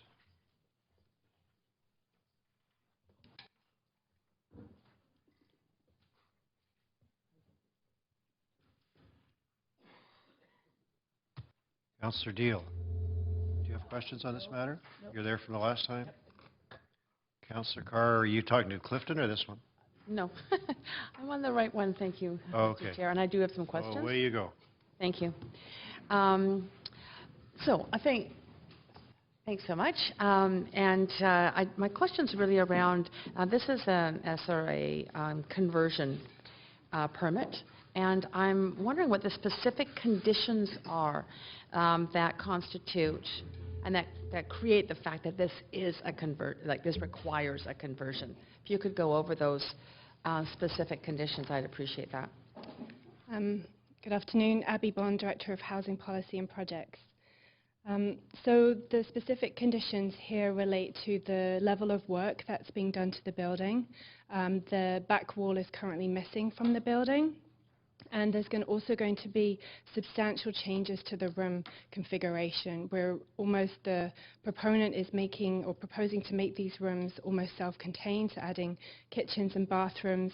I think 3 of the rooms are actually being made into 1 bedroom, so there's a significant amount of change to the rooms themselves. Okay. And is it any one of those in particular, or is it a combination of the kind of the extent of the work, the reconfiguration of the rooms, the adding of bathrooms and kitchens? Is it the all in combination, or would any one of those have triggered a conversion permit?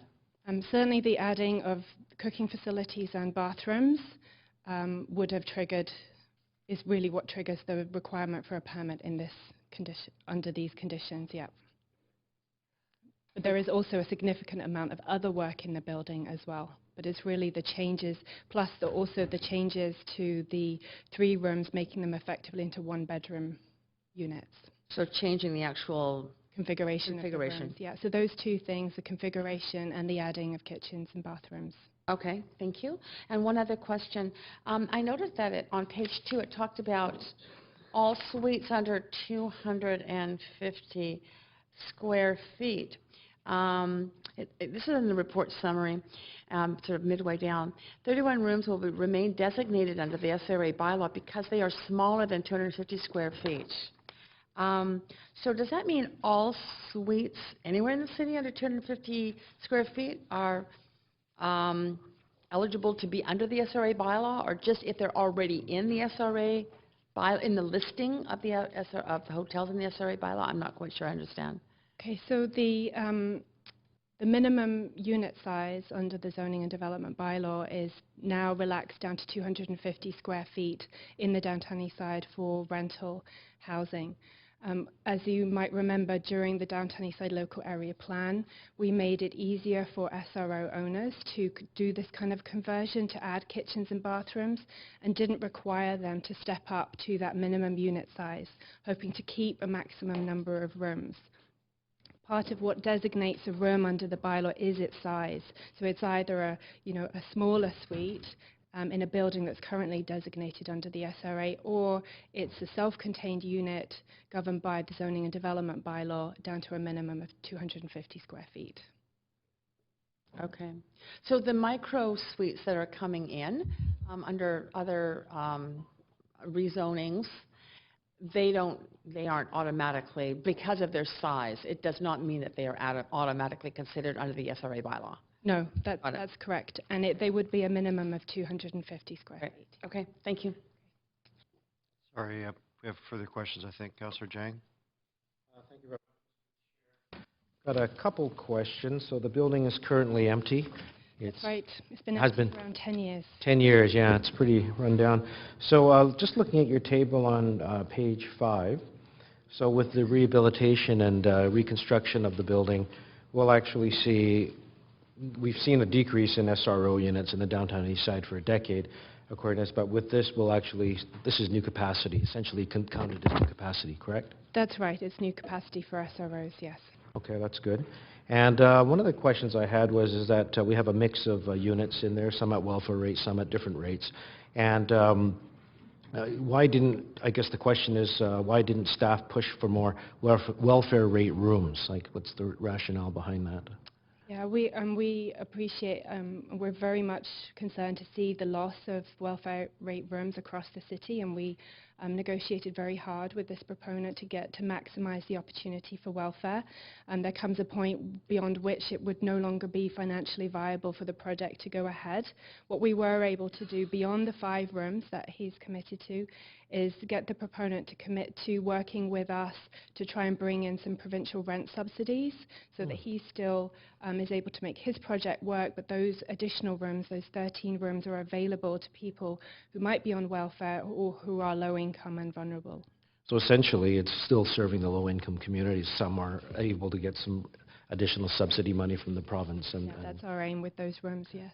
so it's a range. It's essentially a range of low-income housing stock that you're created. Being created. Yes. And Councillor, I would add that we work with these developers as well on a pro forma to make sure that the building is sustainable so it doesn't dilapidate and it's constantly trying to be as affordable as it can be. So that would be another factor that we would have worked with understanding from the developer and how there were certain numbers of levels of rents that could be charged. Okay. So in general then, with the agreement and the pro forma that you've worked out with the developer, essentially if we pushed any further, this would be a no-go project and we'd have 0 rooms, but in this case we're getting actual rooms and new capacity. That's correct. Great. Okay, that's good to know. And last question is, when will these rooms be renovated? Well, we don't have precise timelines from the developer, but we would expect to make a significant step forward, and we'd obviously be expediting permits hopefully by the end of 2015, but that may be optimistic on my part. I'm not sure if the proponent is actually here, but we will certainly be looking to bring these forward as soon as possible. So I just want to make sure that we as a city are doing everything we can to help the developer get on track, get it built, and make him whole, as well as provide some new income housing, we will be housing. focusing everyone's attention on getting these rooms open and ready for occupancy as soon as possible. Great. Thank you very much. That's all my questions.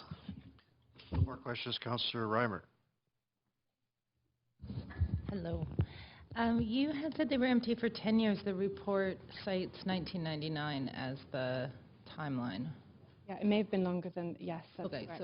So 15 plus, let's say. Okay. Yes.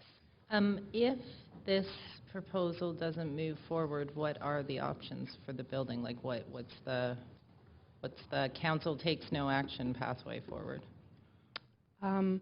Right now the building is quite unsafe. There's a building engineer's report is kind of expected every 6 months to indicate whether it's likely to fall down, and there are significant concerns around that. So obviously the city would be mindful, if no improvements happen to the building, the ongoing safety and upkeep of that building. I can't speak on behalf of the proponent what their response would be, but obviously we would then be without that additional capacity. Okay, so it's been empty for over 15 years now. Yeah. It could fall down. It's next to the building that lost a big chunk of its facade, if memory serves yet. What's possible under existing zoning? Sorry? What could they do if we don't act today?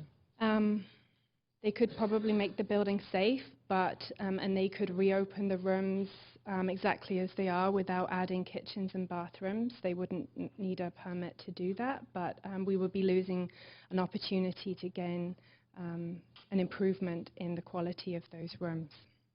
So without the permit, they renovate, they're not self-contained rooms, they can charge whatever they like for them? Yes. Yeah, okay. Okay, thank you. Sorry, I have a couple of questions too, Ms. Bond, just sort of been quicker. But Councillor Reimer asked one of mine, which is that the structural problems in this building are quite obvious, but as she recalled, there was problems next door with the Mercantile Bank. So as I understand the report, however, there doesn't seem to be any risk to the bank, apart from its own weaknesses, that this building is not likely to drag it down if it collapses. Is that fair to say, or do you know?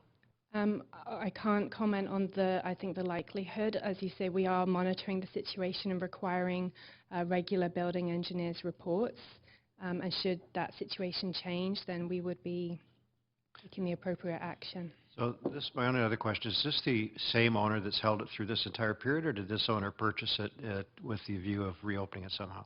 Yeah, they purchased the building recently, so they are not the owners who allowed the building to get to this point. They're trying to bring the units back into operation. And so their view is they can do this, or the building will be a viable proposition for 30 years because they're prepared to support this covenant and all that kind of thing. That's correct. Thank you very much. Councillor DeGenova has a question. Hi. Much. I just before going any further on this report, I was hoping to ask you who the developer of this property is. And the developer is Mike Bosa. Mike Bosa. Okay. At this point, Mr. Chair, I will have to declare a conflict on this matter. So Certainly your call, yes. Councillor DeGenova. Choose to leave the room. I'm sorry, I had asked for the information. Pardon? Oh, I currently am working on a project representing an organization with the developer. Okay, thank you very much. Okay, no further questions. We will go to speakers.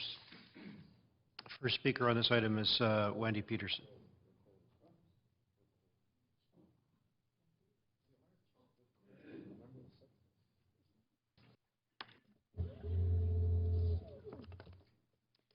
Hi, everybody. I'd like to acknowledge we're on Coast Salish territory and their sovereign rights. Also, I'd like to acknowledge the Tent City folks that are here who are still homeless, and the SRO tenants who may or may not speak today. And I'm just encouraging them that knowledge is power. So you know who I am. I'm Wendy Peterson, and I've been in the downtown east side for lots of years working on housing stuff. And in the next year, I have a new focus, and my new focus is the privately owned SROs in the downtown east side. So you know there's probably about 40, maybe 50 that are in danger or closed, in danger of converting, falling down, and demolition or renovation by neglect. So the North Star is one of these in the at-risk category. And we're about to lose it. You probably know that it was squatted in 2006 by the Anti-Poverty Committee. So the community has their eye on this place. So I just want to be on the public record that I'm opposed to the staff's proposal to redevelop this proposal. The 5 welfare units, that's unacceptable. We need more. And also the 13 rent subsidies, I think those are shaky. It didn't sound to me that from Abby Bond that the developer made a firm commitment to that. And also the rent subsidies are a finite program. So there may not be rent subsidies after, a year and a half. So it's not a finite thing. Plus, I think my reading is that this is about below market. So those units, those 13 could be $1,200 a month. So what I want you to do is I'd like you to declare it a conversion and be prepared to do some more hardball with Solterra, the developer, and, threaten the $15,000 conversion fee and do some harder negotiations. I read in the newspaper in the Vancouver Sun, Councillor Reimer said that the developer offered the welfare rate units, and that was a surprise. Maybe you can clarify this, but I thought that this council, and my view of this council in the last term is you have not been very aggressive to seek out opportunities for more welfare rate housing in our community, and we desperately need it. And I think there's an example of that is with the 955 East Hastings. There was a motion that came forward to council to pursue and look for more welfare rate housing, but to my knowledge and from what I've heard, that was never explored. So you know why this is important to do. And Solterra has deep pockets, right? This is the developer who's developing the condos in Chinatown at Kiefer and Main. So this is not a big rush. You could take your time with this proposal. I think there is a motion coming forward about the Clifton that talks about delaying and getting more into the SRA bylaw and seeing how you can strengthen that. And what I'd like to see council to do is find ways to bring a nonprofit in to manage these places. So what are all the creative partnerships that you can do to bring a nonprofit in? What are the penalties, which this council has not been good at doing? You have not been good at exercising your penalties against, and what are the incentives? that you can bring forward and partner. And I think you can make a strong case that the SROs are cheaper to house homeless people in than shelters. So you know one shelter bed costs $60 a day, right, to run? That's about $2,200 a month. And to subsidize for a nonprofit, to a housing provider, to lease a hotel room, it's way cheaper. It's like by a factor of potentially 5 or 6 or 7. I have to work out the math on that. We're doing some research on that. But I think you can make a strong case that this is really important housing in the housing continuum and should be protected for the community. So you know why you need to do this. But I'm going to tell you my point of view in terms of the LAP, if I have another minute. There's a huge gap with the Downtown Eastside Local Area Plan. Basically, this council's backed away from the one-for-one replacement policy, so we aren't replacing lost SROs one-for-one. And also, as Abby said, Abby Bond said, you actually have it in there that you're encouraging these conversions of the SROs. There's no new housing coming in at welfare rate, barely any, except for the housing that the NPA got in 2007, announced in 2007, and it's still not opened yet. Oh, one of them is opened in the Downtown East Side. The last 14 sites are coming on stream finally, but there's been nothing new.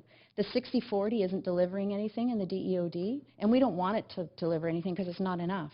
If it does deliver, it's not going to be enough. And Your own as time is up, Doris Chow said, Ms. Peterson, but okay. Councillor Carr has a question for you. As Doris Chow said, there's nothing in Chinatown, like no affordable housing. So you have a big gap here. So you got to save these properties for us. Councillor Carr. Thanks, Mr. Chair. Thanks for coming in and for your work in the community. So I will ask about the situation of whether or not there was an offer from the proponent to have more of the rooms designated at the shelter rate. So I'll ask that question of staff. In terms of the, this is an SRA, this is an SRA conversion, right? So it's, in your understanding, you want to have it declared a conversion, but this is a conversion. Well, I don't understand. The $15,000 per room is a penalty that the city could say, you're on your own. If you're going to do whatever you want, we're going to charge you $15,000 per room. Then the owner could say, okay, well, I'll pay the $15,000 penalty and I guess I'll upscale a property. But I think you should look at other penalties. Is there anything else? Is there any other incentives or penalties that you could bring forward? And maybe that's a question that staff, and maybe that's the question we should all be examining together in the next few months. Like, what can you do to get a nonprofit into that building? Solterra's got deep pockets. Like, do they really need to operate this place? Why can't the Portland or Atira or Rain City, or why can't they operate it? Why can't we go to the province and make a case together that we have this huge gap? And these hotels and these spaces are way cheaper by a factor of 5, 6, 7, 8 compared to a shelter room, or shelter bed. So I think it's a shame. Like, we look at it on the ground, we look at this building and we think, oh, what a shame. Our friends are still homeless from Tent City. And they're going to give it away, basically, for 5 units. The others the rent subs is not guaranteed. It's not solid. And it's not solid that it's going to be for people from our community. So for 5 units, you're going to trade for 5 and let this guy do what he wants with the building? It's not enough, given the scale. You know that in 2014, it was the highest homeless count in Vancouver's history, right? So if this is, and people are super cynical about this council's ability to end homelessness and street homelessness, super cynical. So this is an opportunity, but you got to be more creative. Like, this isn't creative enough. And actually, when I read that article in the Vancouver Sun where Councillor Reimer said that she was surprised that he offered. Wasn't this great? I'm like, offered? Man, they should be in there duking it out.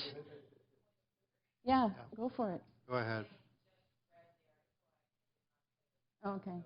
Yeah, anyway. Okay. So I think we have to work harder for the welfare rate units. All right. And so that's not enough.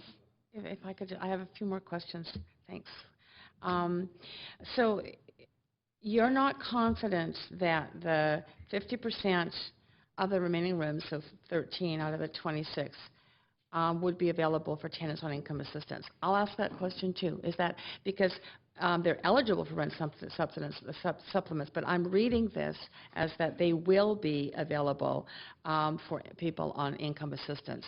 And if they are, if those 50% of the rooms are available for people on income assistance, and that added on to that 50%, another 5 rooms at the shelter allowance, would that be enough? Maybe we're getting there. It sounds better than 5. Right. But I don't believe that those, so rent subsidies are not infinite. It's a finite provincial subsidy program. So this is my understanding from people who I know who deal with BC Housing. And they don't deeply subsidize necessarily down to the welfare shelter rate. So they can be for seniors, and they can be for working people, but they don't necessarily cover shelter rates. Okay. So that's my understanding. And I don't believe, I didn't hear a very strong presentation that this was guaranteed indefinitely, that we would have these rent subsidies forever. Okay. So I'm just going to. And I'd also like to know if the 5 welfare rate, is that indefinite? Is that forever? That's a question. Ms. Peterson, you're asking questions when Councillor Carr is trying to ask you questions. I know. It's much easier for council, and I think Okay. she would prefer it if you would just answer her questions Okay. and not get into cross-chat with other people or Okay. bring in other councillors and so I on. won't ask questions. Thank you, Mr. Chair, and I have taken Okay. your points down. My final question then is it preferable in your mind to go with, if this is 13 plus 5 rooms, so more than 50%, it would be 68% actually, because it's 18% is what that is. So that's 2/3 of the rooms. If 2/3 are either at shelter rate or strictly for people on income assistance, is that better for you, or is it better that the city just take $15,000 as a penalty per room and let those rooms be built by the developer for whatever price? Well, first of all, I probably can't answer whether our community can settle for 50% of the building. I need to consult because people want 100%. I would feel uncomfortable saying, yeah, 50% is okay. And 68%. Or 68%. Right, well, 2/3. Maybe people would like 68%. But $15,000 per room, I don't see it.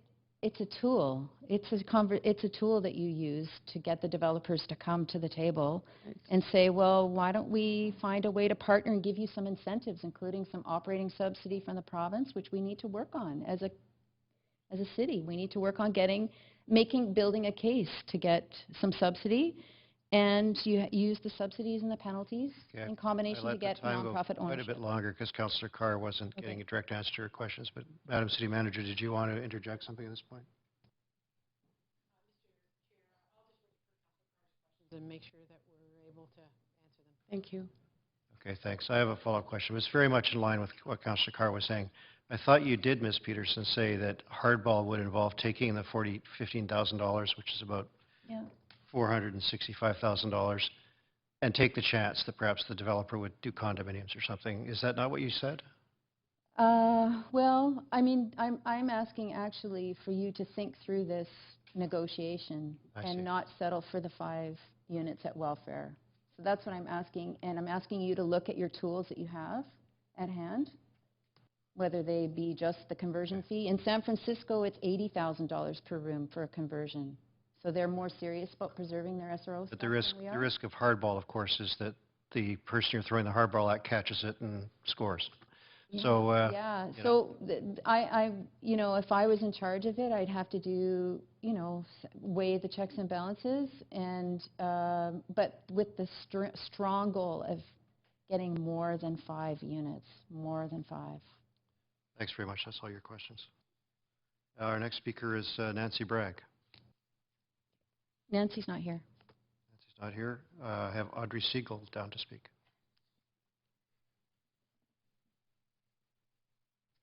Sklemtnat konisqui, tnitsnat humathkuyam. My name is Clem Tenot, also Audrey Siegel. I'm from Musqueam, and once again, I'm absolutely disgusted that I have to be here to go over the same issues again and again with so many of the same faces who made promises that have been broken time and time again. Previous city council and mayor rode to the mayoral seat on the promise of ending homelessness, switched it to street homelessness, made a glib joke at Christchurch Cathedral mayoral debate that there's still a few months left to end homelessness. This is a serious issue for the people of the downtown east side and the people who are friends and family to them. It is not a joke to make a glib comment about. And I address this to you, Gregor. You have to address your comments through the chair, Ms. Siegel. The protocol here is to address the comments through the chair. We do not get into a direct exchange across the floor. Okay, well, I'm not going to be dictated to. No, you're not. No. It's not dictation. So it's the agreed rules of this body. There is a real ongoing issue here. It is the people, the human beings that are being renovated out of the only place they have left to be to call home for developer dollars, for greedy people to continue to line their pockets at the expense of the most vulnerable of our society. Ms. Siegel, we have a point of order. Point of order, right. Restrict your comments to the chair to the merits of the proposal before us instead of making personal accusations. That's not a personal accusation. It's a truth. If you look at the actions and the history of the actions of this city and council, these are truths. Well, we're learning strange things about what happened with developer dollars during the campaign, Ms. Siegel. So why don't we just focus on this particular That's a really classy move, and it doesn't surprise me from you at all. So basically, we have a proposal in front of us. What we have here. Just focus your comments on that. What we have here is an ongoing and increasing homelessness crisis in the city of Vancouver. Unheard of numbers of homeless people. And now we have North Star, another example of people who, another example of developers being prioritized over human beings who are the most vulnerable and the most in need. This is not acceptable. For my people, the Musqueam people, we did not have homelessness.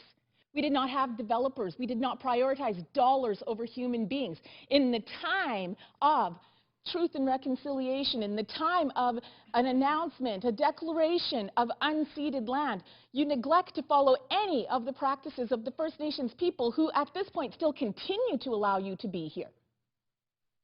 And this is directly related to what is happening in the downtown east side, because there is an overrepresentation of the First Nations people down there who are affected by this selling out of the city and our buildings and our land for people who have more money.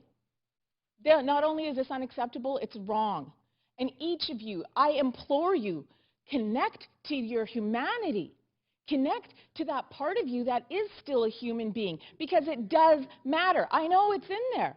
I see it in several of you. Anybody who will support this particular item is saying it's fine to continue to let people be homeless, especially at this time of year. And if that's what you agree with, well, then don't plan on getting too comfortable here, because change is coming, and it's coming soon. None of you should be too comfortable. Okay, I have no further speakers on my list. In that case, are you ready to, would someone be prepared to move the motion?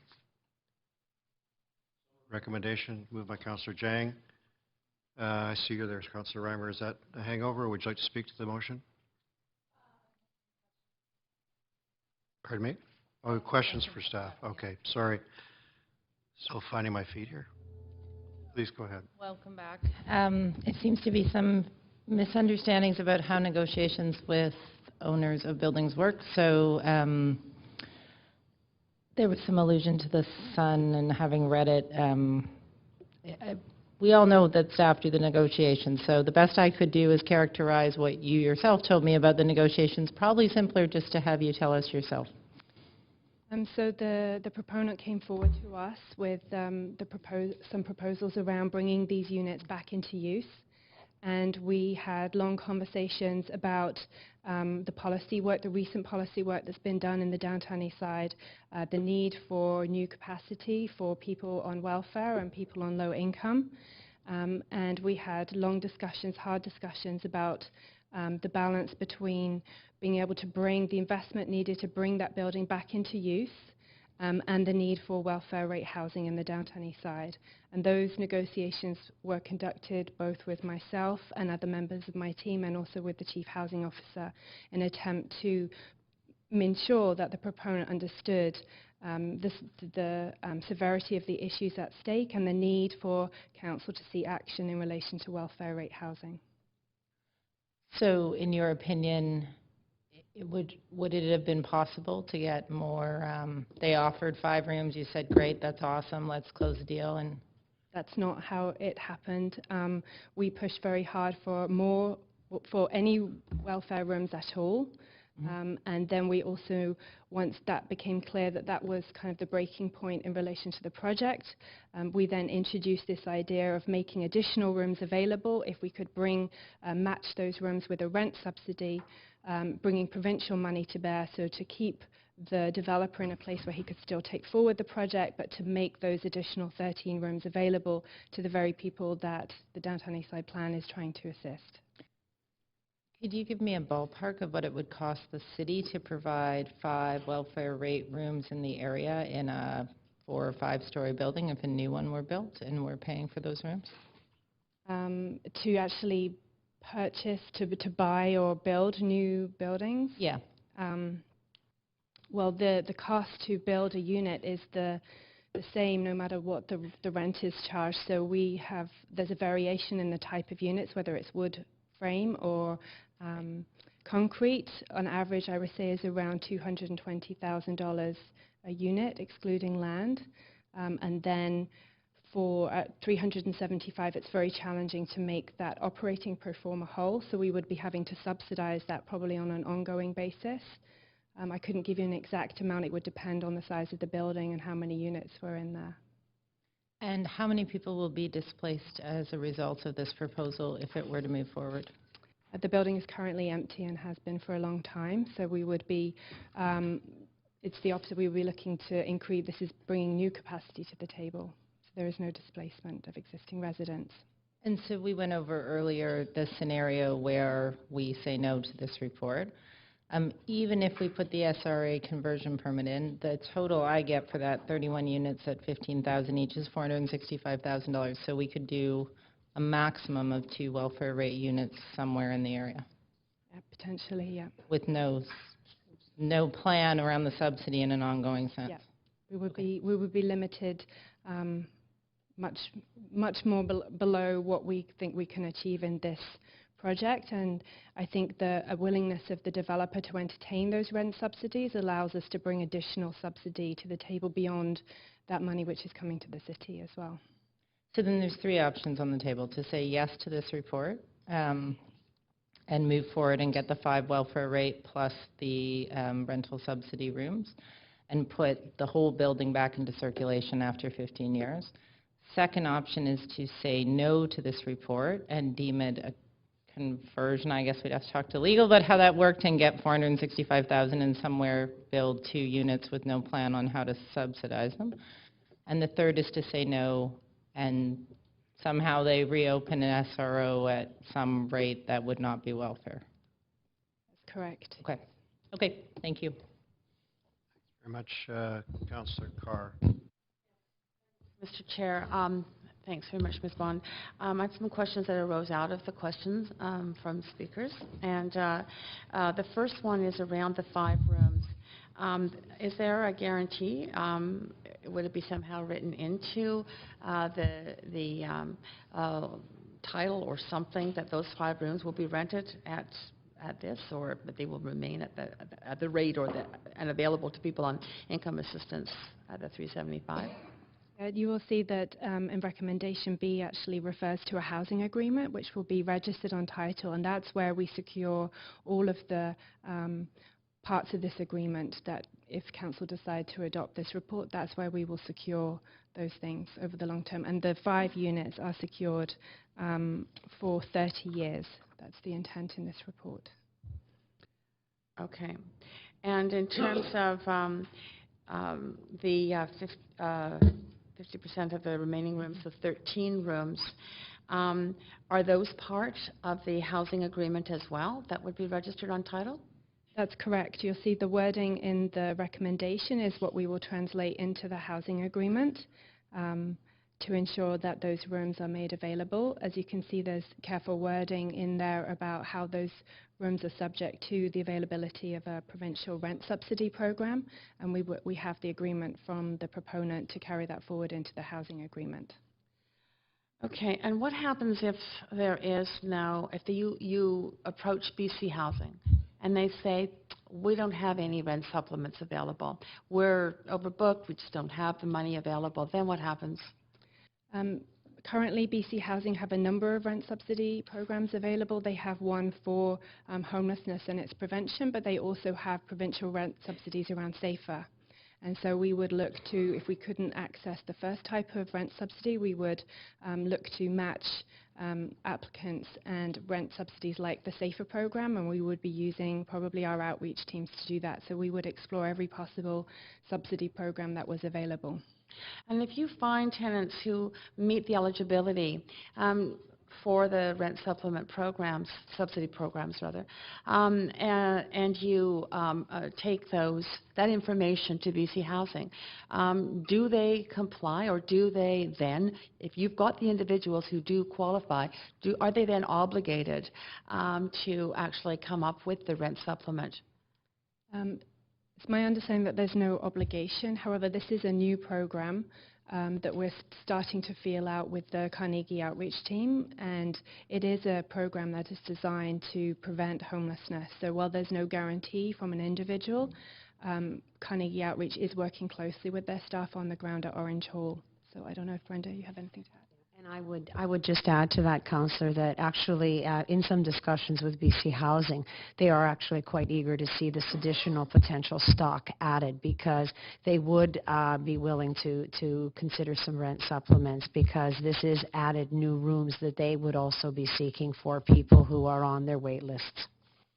Okay, so this is not like, so they have people on the wait list. This is not like adding people to a wait list. This is, in fact, having the room, us having the rooms available, and then just seeking the support from the government. And the reason there are so many people on the wait list is because there aren't the rooms. Is that the case? That's one of the challenges, yeah. Okay, so the issue is the availability of rooms, not the money. Yeah, and securing that availability through our housing agreement is the way that we will enable that new capacity to be directed to those people who need it most. So as far as you're concerned in bringing this recommendation to council, it's your confidence that that we will see 5 rooms at shelter rate, another 13 rooms at income supplemented rates. Yeah, that's what we're recommending to you. We'll be able to secure the 5 units directly through a housing agreement and secure the opportunity to get those 13 rooms, and then work hard with the outreach teams, the proponent and BC Housing to fill those rooms. Right. And just to conclude and to reaffirm what Councillor Reimer was addressing, the alternative would be to allow the owner to redevelop this hotel, but then there would be, whether or not it's listed under the SRA bylaw, there's no guaranteed rent of any kind in the SRA bylaw. So he could redevelop and then rent at any rate. We could get $15,000, but that would be the maximum benefit to the city and to solve the housing problem. That's correct. We feel that this is an opportunity to get more than that, and so that's what we've tried to negotiate with the proponent here. Thank you. Thank you, Councillor Carr. Councillor Louie. Had you on the list? Me or? You have questions for staff? I do. Oh, now's your chance. Just maybe go through the SRA bylaw itself.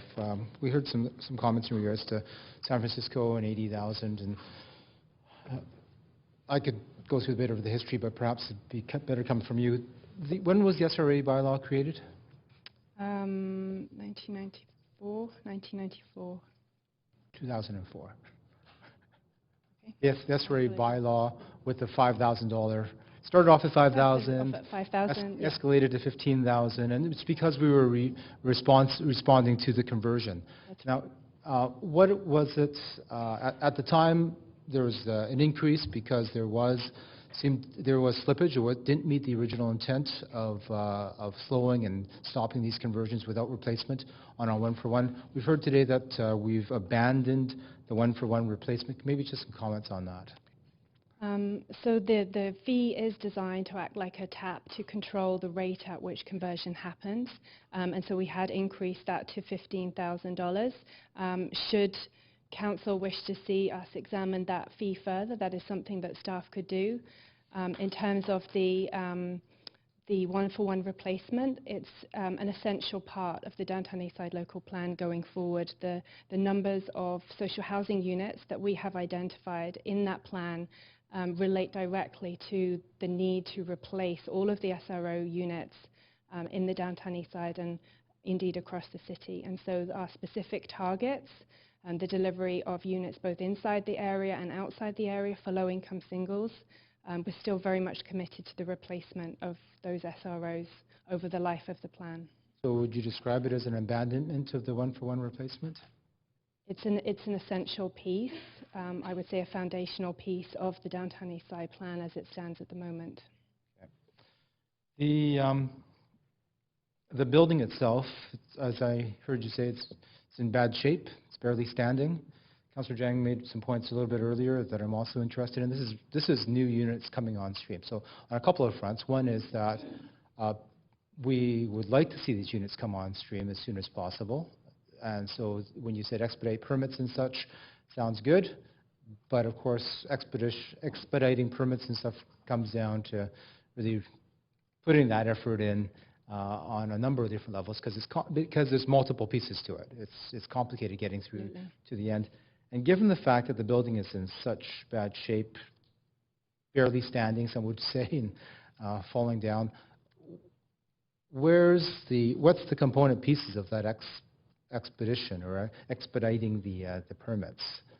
So the first step is obviously today with regard to the SRA permit, and then moving ahead with the proponent's team, so his architects and his project managers, to put in the plans in relation to the development permit, and then us, the city, working with the applicant team to expedite the development permit and building permit process. So to get quickly to a point where they can get on site to do the essential work necessary to shore up the building and then start work on site. Any time estimates on that?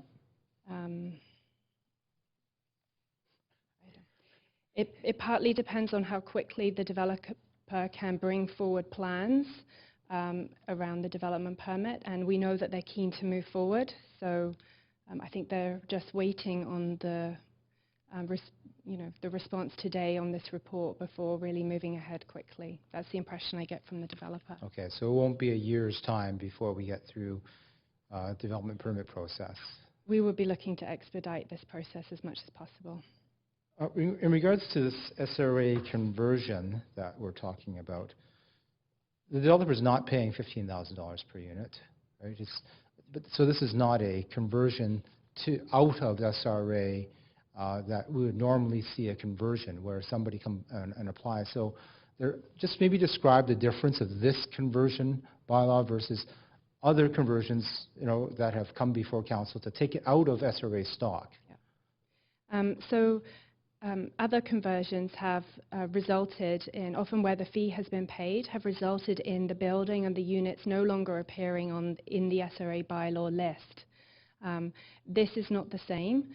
They are keeping the units on the list because they're small, very small units. We enabled that through the Downtown Eastside Local Area Plan, and so they may stay on the list for us to monitor and as part of the stock that we want to keep. in lieu of the fee. I think that's where we're seeing the improvements in the kitchens and the bathrooms and the livability, and where we've negotiated the affordability. That's where we wanted to see the investment, both in the building and in the affordability on site. And going forward, if there was ever, there could still be a full conversion, and that's when it would trigger the fee at that future point in time. Correct. So this, in fact, gives affordability up front and preserves the opportunity for a full conversion fee at a later point in time. So we're protected from that. Yes. Is that right? Yes. Okay, thank you. Thanks, Councillor Louis. Councillor Jang? We asked most of my questions, but there's no other questions. I'm happy to move the recommendations. Any further questions? Not seeing any. Go ahead, Councillor Jang. Thank you very much, Mr. Chair. I'm happy to move the recommendations as outlined in the report.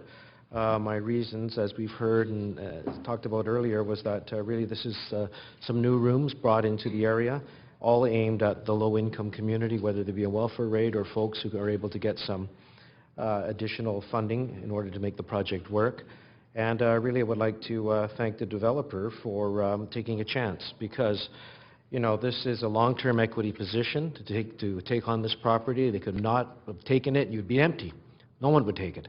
But here we have somebody who is willing to take up an old property that's missing a wall, fix it up, and actually provide new rooms. And it is a risk for the developer who doesn't have to do this. So I just wanted to, you know, make sure that was acknowledged, because it's not easy to do this, as we've known for the many years, and it is quite risky. And so I really think, you know, I give credit where credit is due. So that's my reasons for moving and supporting these recommendations. Thank you. Thanks very much. Councillor Carr. Thanks, Mr. Chair.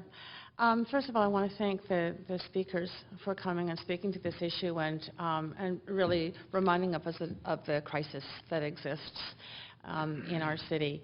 I also want to point out that the SRA bylaw itself doesn't have enough teeth to really protect SROs and ensure that they are maintained for availability at those who are in the most need, those who particularly can only afford the shelter rate of $375 a month. Seeing that we don't have an SRA bylaw that would protect these rooms in its current form, I'm forced to think about, is this the best we can do in this situation? I think the questions asked of speakers around, is this the best we can do, I posed to staff, and the answers that I received back from staff are that both the 5 rooms at the shelter rate and the 13 rooms that would be for people on income assistance who can then receive subsidies will be in a agreement on title, and that there is I think an expectation that because the province is seeking more rooms to be available for this incredible backlog of people who are searching for rooms at the shelter rate or at income assistance rate, that we can expect that they would come through with the funding. It's the best possible expectation that we could have, that they would come through with the funding because of those circumstances, both the being on title and also the incredible need for such rooms. The number of those rooms in the whole approach the 2/3 of rooms that the Downtown East Side plan had said in the Downtown East Side Oppenheimer District anyway would want to be secured for people both at the shelter rate, at welfare shelter rate, and those on income assistance. So it is my conclusion that this is, I believe, the best that we can get out of this particular situation. I wish we had a more robust SRA bylaw, but in the absence of that, I think this is the best that we can do, so I will be supporting the motion. Councillor Carr. Councillor Reimer. Thanks. I will be supporting the motion. The building has sat empty for over 15 years, which is not a function of not having a good SRA bylaw or not, although I would agree that the SROs need stronger protections through a variety of mechanisms. There is no 100% on the table here. Right now, we have 0 people housed in this and have not had them housed for over 15 years now in this building. There is a 0 being housed option, a 2 being housed option, and a 5 being housed option at welfare rate. And somebody was speaking about humanity earlier, and my humanity does not allow me to grandstand on an issue when I have this opportunity to get these 5 rooms that have been empty for 15 years back into circulation at welfare rate. I was very much encouraged by Wendy Peterson's comments that we need to work together with the province. I've been making that ask for 5 years, 6 years now, and I know that you felt that because, in your opinion, we weren't doing enough, that wasn't possible, but times have never been more dire to go do this. The SRO protection is a shared responsibility between the city and our land use function and the province and their rental rate protection, and we have to get them to understand the issues around rate protection if we're going to be successful at protecting the meat of it, which is how much it costs to live in those rooms. It's not that they exist, it's that people can afford to actually be there and live in them and that they're healthy rooms. Welfare rates are criminal. It's an area that we could be advocating more on together, Wendy, so I'm looking forward to that. And I don't think I've ever seen a more dire time when we just got the new vacancy rates out where they dropped by 50% in the span of a year. And we've got a minister now floating the idea of taking off what scant rent controls there are. So if this is an olive branch to us to work together more on these issues, I think that we are much stronger when we've been using our advocacy voice, but when the city is viewed as the main enemy, it means that we take the pressure off the province, and that has allowed them to make a lot of the moves that they've made that have been so detrimental in our lowest income communities. Thank you. I will now call the vote, seeing no further speakers. I will call the vote. There we go. Keep calling. Okay, so please show. Please log your vote.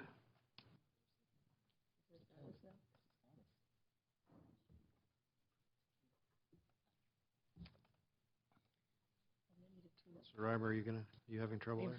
Clicking away here. I think it may. You like assistance? I think I voted a few times. You did. Okay. I'll now end the vote.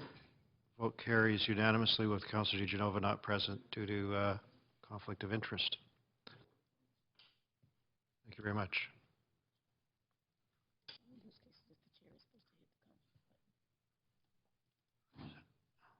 Okay. I'll go on to our 10th item, protecting SRO rooms in the Clifton Hotel. So, is there any staff or questioning period required here at this stage, or have we been through that? You haven't introduced yet? Okay, let me just get sorted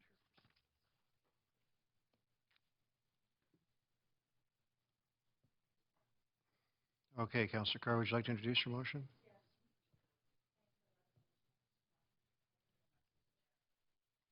Sorry, I'm going to get your mic here. Any minute now. There we go. Thank you. Well, I think the item that we just dealt with at council points up the real need for my motion. We all agree there's a housing crisis here in the city. Those people at the lowest income are the most hard hit. We have had the highest homeless count ever in the city of Vancouver.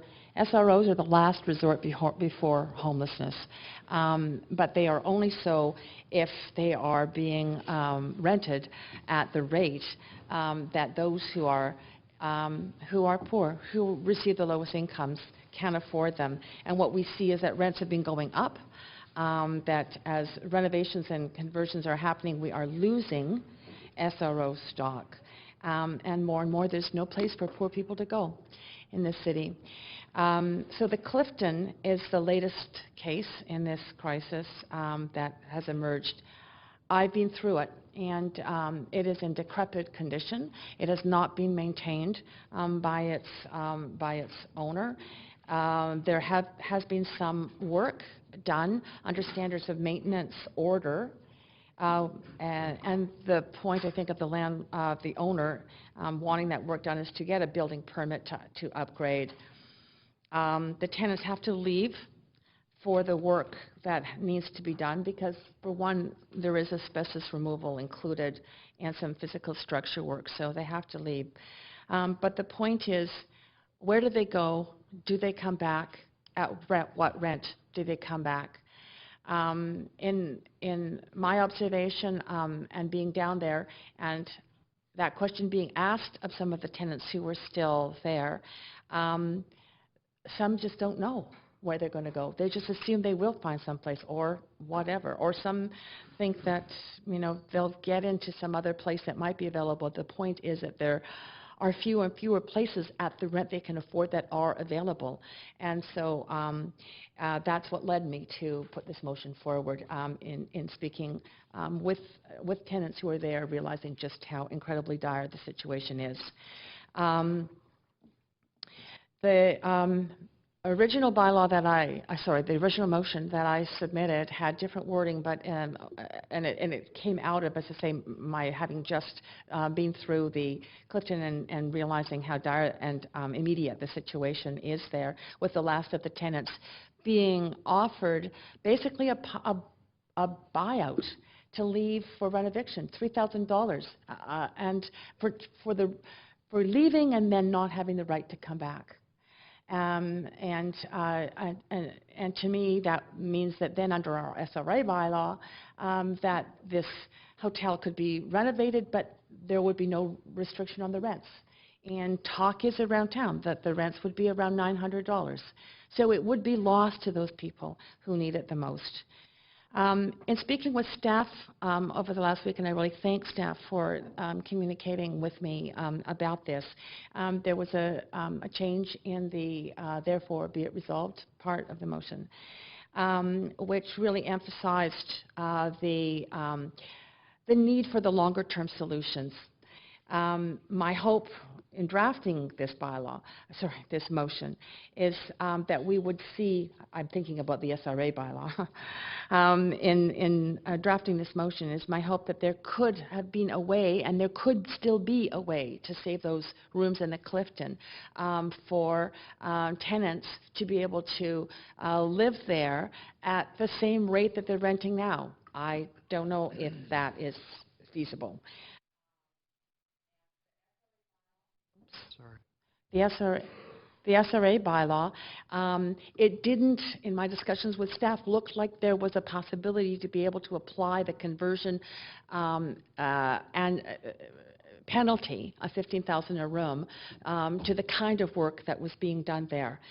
That is why the change you see in front of you around the SRA, the need to look very seriously at the SRA bylaw. There's two parts to my motion. One is really around ensuring that we look at the SRA bylaw to protect the tenant rights and affordability in a stronger way. There may be other tools too, and it's not just the SRA bylaw that we should look at, but certainly that is one very particular vehicle that we need to look at, and it is the strongest. It could be the strongest one. And the second part, of course, is that, the other point is that staff should look at, identify, report back on options that would require comprehensive tenant relocation plans from owners when work is being done, that focus on relocation or return to housing at the same rental rate. Instead of what we've seen in the case of the Clifton, a $3,000 buyout, basically rent eviction. So I'm hoping that we will have a robust conversation about this, but hoping that we will move forward with, I think, the improvement to a tool that we need to protect housing for low-income people at a rate that they can afford. Thank you, Councillor Cardis. Councillors have questions for staff before we go to our speakers? You do, Councillor Jang? Mr. Chair, I have a few questions for staff on this, and I know that the Clifton is, as outlined, has been one of the ones that are currently again, it's like all the SROs are running down, they've run out of money, and, you know, the landlords can't afford to fix it, and everybody wants cheap rent. So, I mean, it's just one of those things that is tough. I have to ask the audience, please to refrain from those kinds of interventions. We don't tolerate that here. Quite all right, Mr. Chair. I'm quite used to that bunch. The questions I have is that I know that the staff has been working quite a bit with the residents of the Clifton for quite some time now. Maybe you can outline some of the steps you've taken to try to find relocation plans or packages for them, and you know, some of the reasons why they choose, for example, to take a buyout as opposed to, you know, wanting to come back. I mean, it's a personal choice, but I'd like to know what your experiences are. Yes, thank you. So the tenants are being supported in a number of ways. There are some advocates from First United who are currently working with the tenants. Our Carnegie Outreach has also been in the building, and we've had several interactions with the tenants. When it became clear that it was no longer tenable for the tenants to stay in the building whilst the work was underway, we started negotiations with the landlord at that point to look to find ways to provide some real options for the tenants that go beyond both what's required under the RTA, but also, again, addressing that real concern about where are people actually going to go.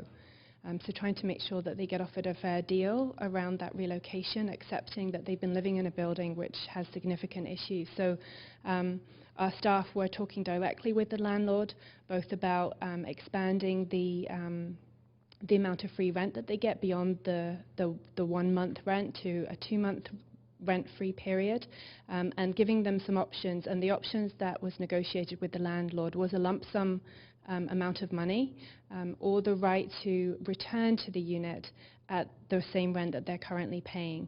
In addition to that, it's my understanding that the landlord has actually offered other rooms available at one of his other hotels, and that currently the majority of the tenants who have accepted, all of the tenants who have accepted the relocation package have opted for the lump sum payment. There is, I believe, one tenant in the building who has some significant health issues, who hasn't accepted the relocation package, and we're working with them through our Carnegie Outreach team to try and provide them some additional support. Okay. So you have been working very hard with the landlord to make sure they had all sorts of options here, and people choose what they choose, you know, and including other rooms at the landlord's other premises. Okay. Now I know that the Downtown East Side plan was passed last year, and it had a number of provisions about supporting, you know, low-income people, looking at these low-income rooms and whatnot. Could you provide some outline as to what's in the Downtown East Side plan on that, and how they're going and being implemented?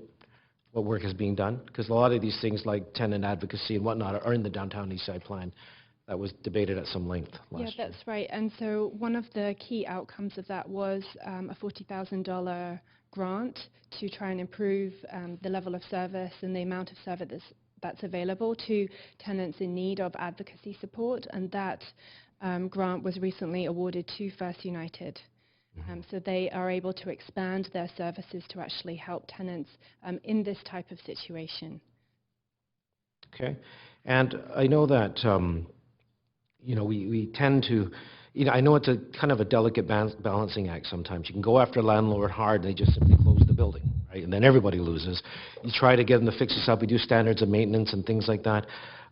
So my question is why, you know, people say is you're not aggressive enough. Why hasn't the city been more aggressive towards these types of situations and other problem property owners?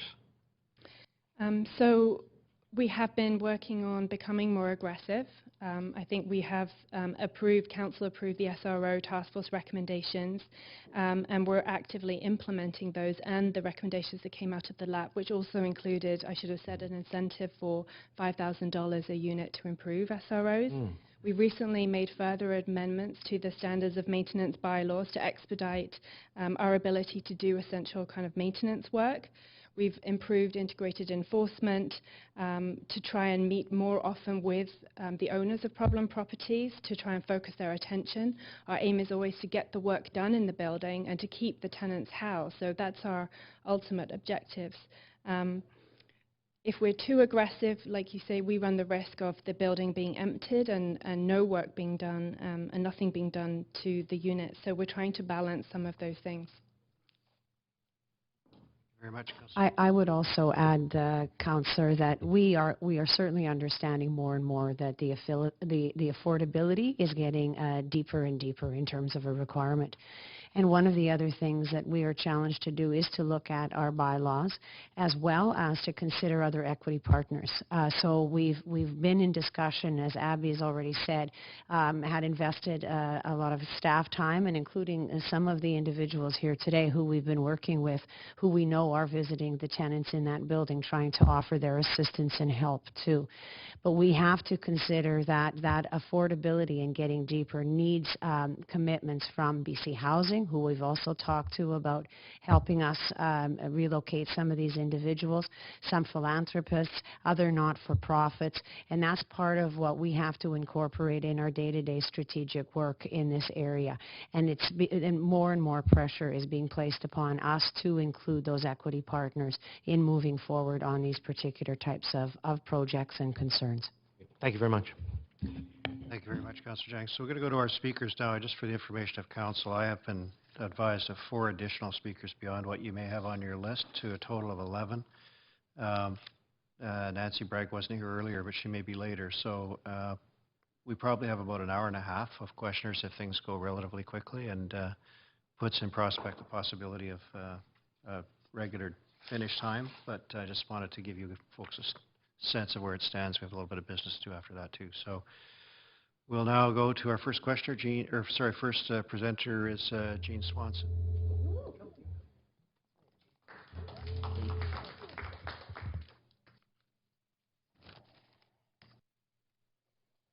So I just wanted to acknowledge that we're on the unceded Coast Salish territory of the Musqueam, Tsleil-Waututh, and Squamish, and thank them for allowing us to be here. Thank Councillor Carr for making this motion, although I liked the first one better. So the context is we're getting in the downtown east side really desperate about homelessness, the highest homeless count ever.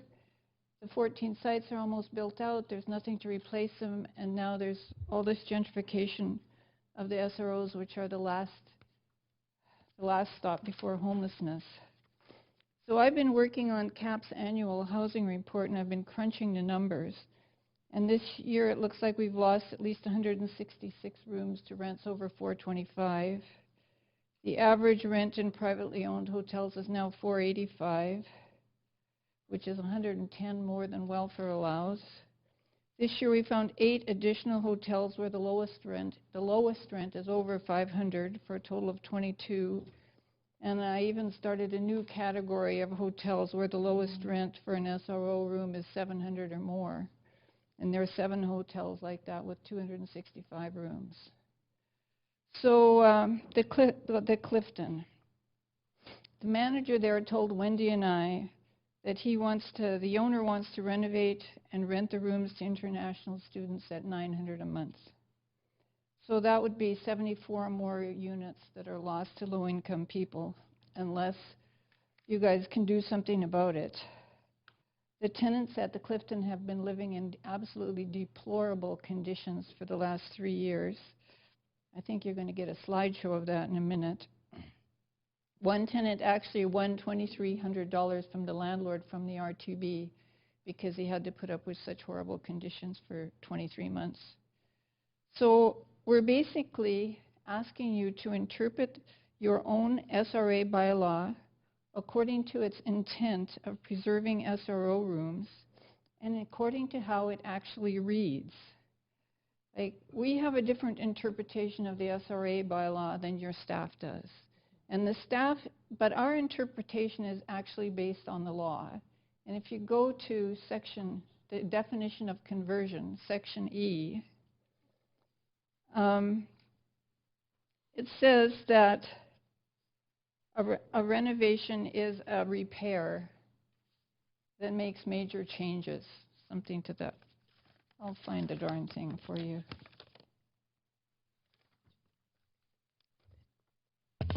Yeah, it's on the pivot letter. It says a renovation is a repair or alteration to a designated room or any improvement or fixture in it or replacement, except for repairs that are minor and have no material effect on the enjoyment of permanent residence. So we would argue that if you're planning on repairing a room, that you are going to have a material effect on the enjoyment of residence if you can double the rent, which is what these guys are planning. If you get rid of the roaches, if you put in a nice floor, if you paint it, you're having a material effect on the room. And we think that you should interpret the Clifton, what's happening at the Clifton, as a conversion. And if you interpret it as a conversion, you'll be able to invoke the $1,500. Not necessarily to charge it, 15,000, thank you. Not necessarily so you can charge it, but so you can use it as a tool to lobby for lower rents and to work and negotiate with that guy for lower rents. So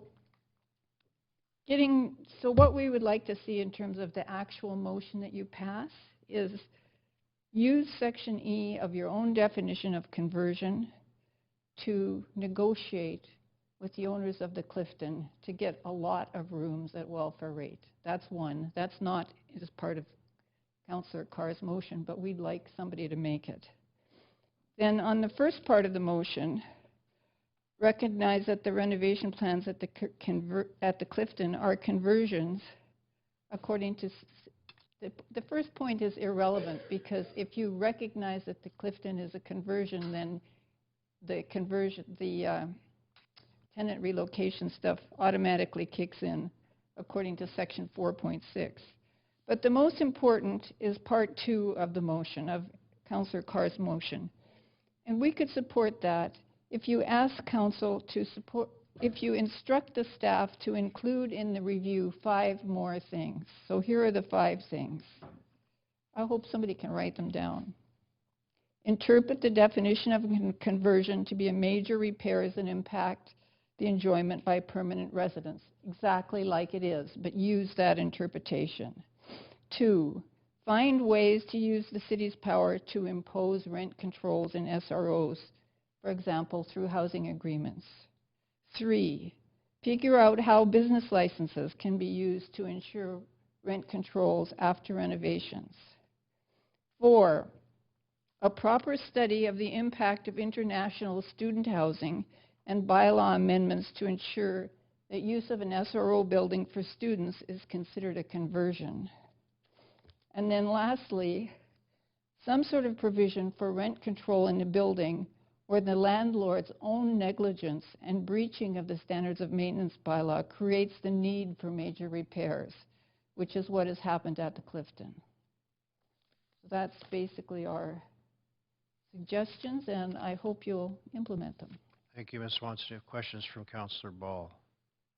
No, that must be a hangover. Hangover? Okay. Thank you. Are there any questions for Ms. Swanson?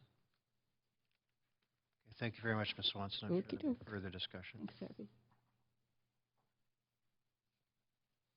Our next speaker is Wendy Peterson.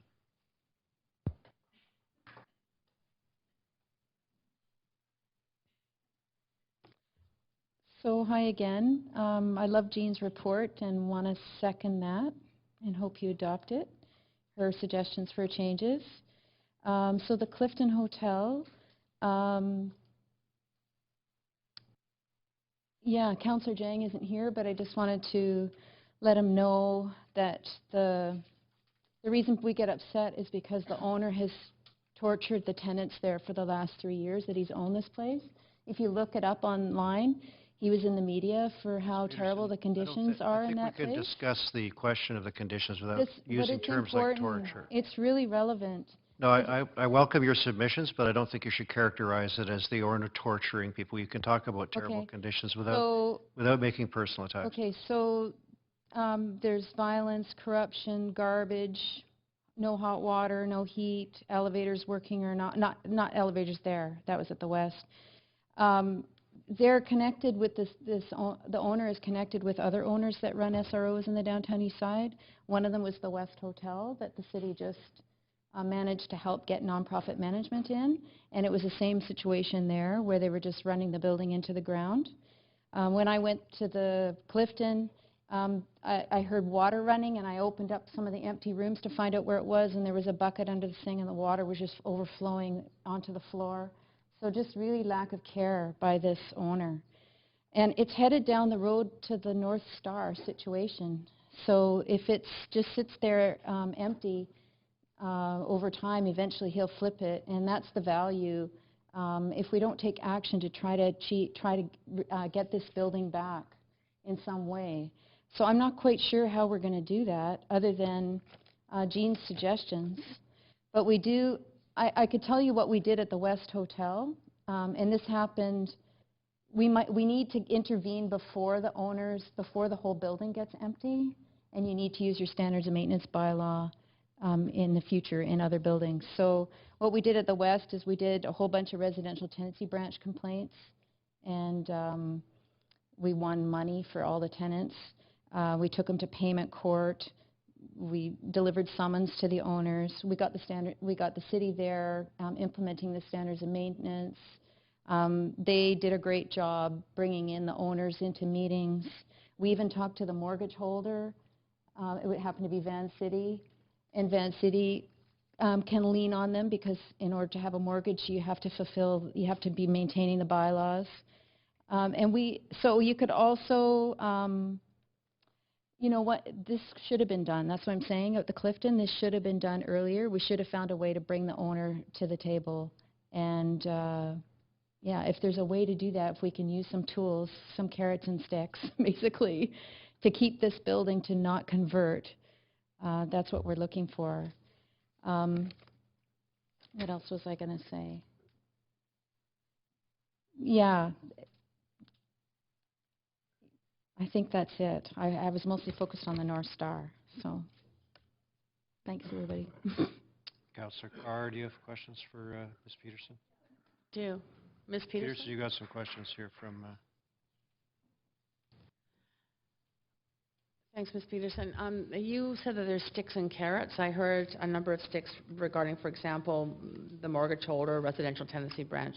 Is the carrot the working with getting a nonprofit housing operator in? Is that the main carrot in your mind? I think so. And also, just if there's a coordinated pressure to cause the owner a lot of financial penalties, then just even leaving him or getting off of his back and is an incentive for the owner to turn it over to nonprofit management. If somebody else can take, like in this case, there are a bunch of buildings like the Clifton where they're incapable of managing it properly, so the headache of managing would be turned over to a nonprofit management company. Also, we should explore the subsidy, making the case for subsidy, like I mentioned before, and compare it to a shelter bed, because it's way cheaper to house people in the SROs, especially if they're decent and made livable and humane to living conditions and decent management. Is way cheaper than the shelter beds. So I think you can make a case to the province on that basis. And yeah, you also have to have a proper nonprofit management company, because if you just get a cheap one, they might kick a whole bunch of people out. We saw that at the West Hotel. So you need a proper housing provider with proper subsidy. So that's key. So maybe we need to look at the Clifton as an opportunity. Van City is the mortgage holder. Get Van City involved. Maybe Van City won't give this guy a renovation permit based on his history and inability to manage his property. So maybe there's a way to negotiate with him. Otherwise, he might just empty it, sell it, and flip it, unless he sees some kind of potential to retain the asset in a partnership with the city, the province, Van City, the nonprofit housing group. Okay. So that's my So incentive. there's some incentives, right? Well, I'll ask staff about whether or not there's been any discussion around the nonprofit provider, but Van City doesn't give a development permit. We give the development. No, but Van City, whoever the mortgage holder is, they have conditions in their mortgage, and it's upkeep and bylaws. Maintaining the bylaws is part of the conditions, and we should find out what those conditions are. Right. And so they could put on that pressure too. Right. And Thank if you. the owner's threatened with losing their building, another stick that we should be talking about is the standards and maintenance bylaw. So we could have done way more at the Clifton earlier on, gone in and said 60 days, we're coming in, we're going to renovate everything, and we're going to charge you for the repairs. And I know some of that was done at the Clifton, and I know a lot that was done at the West, but we need to actually make an example of one of these really awful owners who aren't upkeeping their buildings, who you really don't need to defend publicly because they're indefensible, and you could make an example of them. And that would send a strong message to all the other slumlords, like, oh, we've got all the other landlords that aren't keeping up their buildings, that they've got to do a better job. Okay, thank you. Thank you very much, Ms. Peterson. No further questions. Idris Hudson is our next speaker.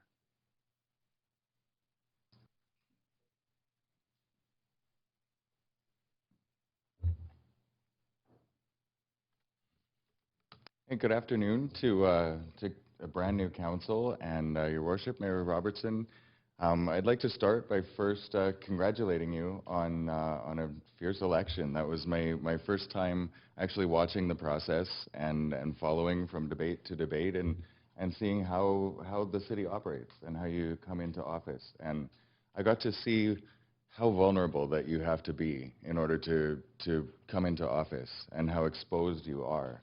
And I have a lot of respect for that. And watching that process inspired me to stand where I am right now, where I'm now executive director of my first charitable organization. And it took a lot of bravery for you to do what you've done and to be in the public eye every day in service to your city. And I found that very, very empowering to me. Especially, I'd like to thank Mayor Robertson. I chased you down like a TMZ reporter and asked for some messages of hope for those who are in the shelters and for people who are volunteering to do outreach with us. And as a result, in our first month, over the month of November, we were able to get 100 new volunteers for a brand new organization, raise a ton of money, and reach out to 400 people. And so in the last month, we've given 400 people that are in shelters and on the street jackets, brand new blankets, toiletries and accessories, and that's been very empowering for me because it shows me what kind of city that we live in, and when we can work together on just little solutions, it's worked really well so far, and it's really motivated me.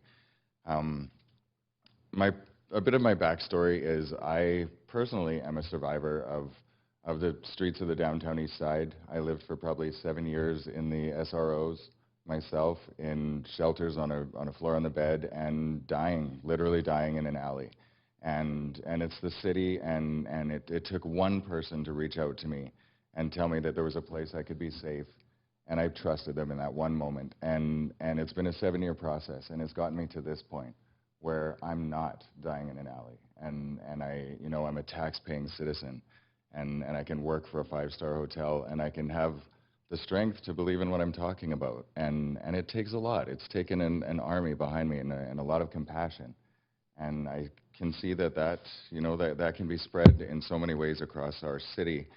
When it comes to the humanity in housing people in our city, I mean, that's a real privilege to house someone for the long term. So many people go into business and they have to work day after day to bring in income. When you're housing someone long term, that's a privilege, and your business extends and has a long shelf life.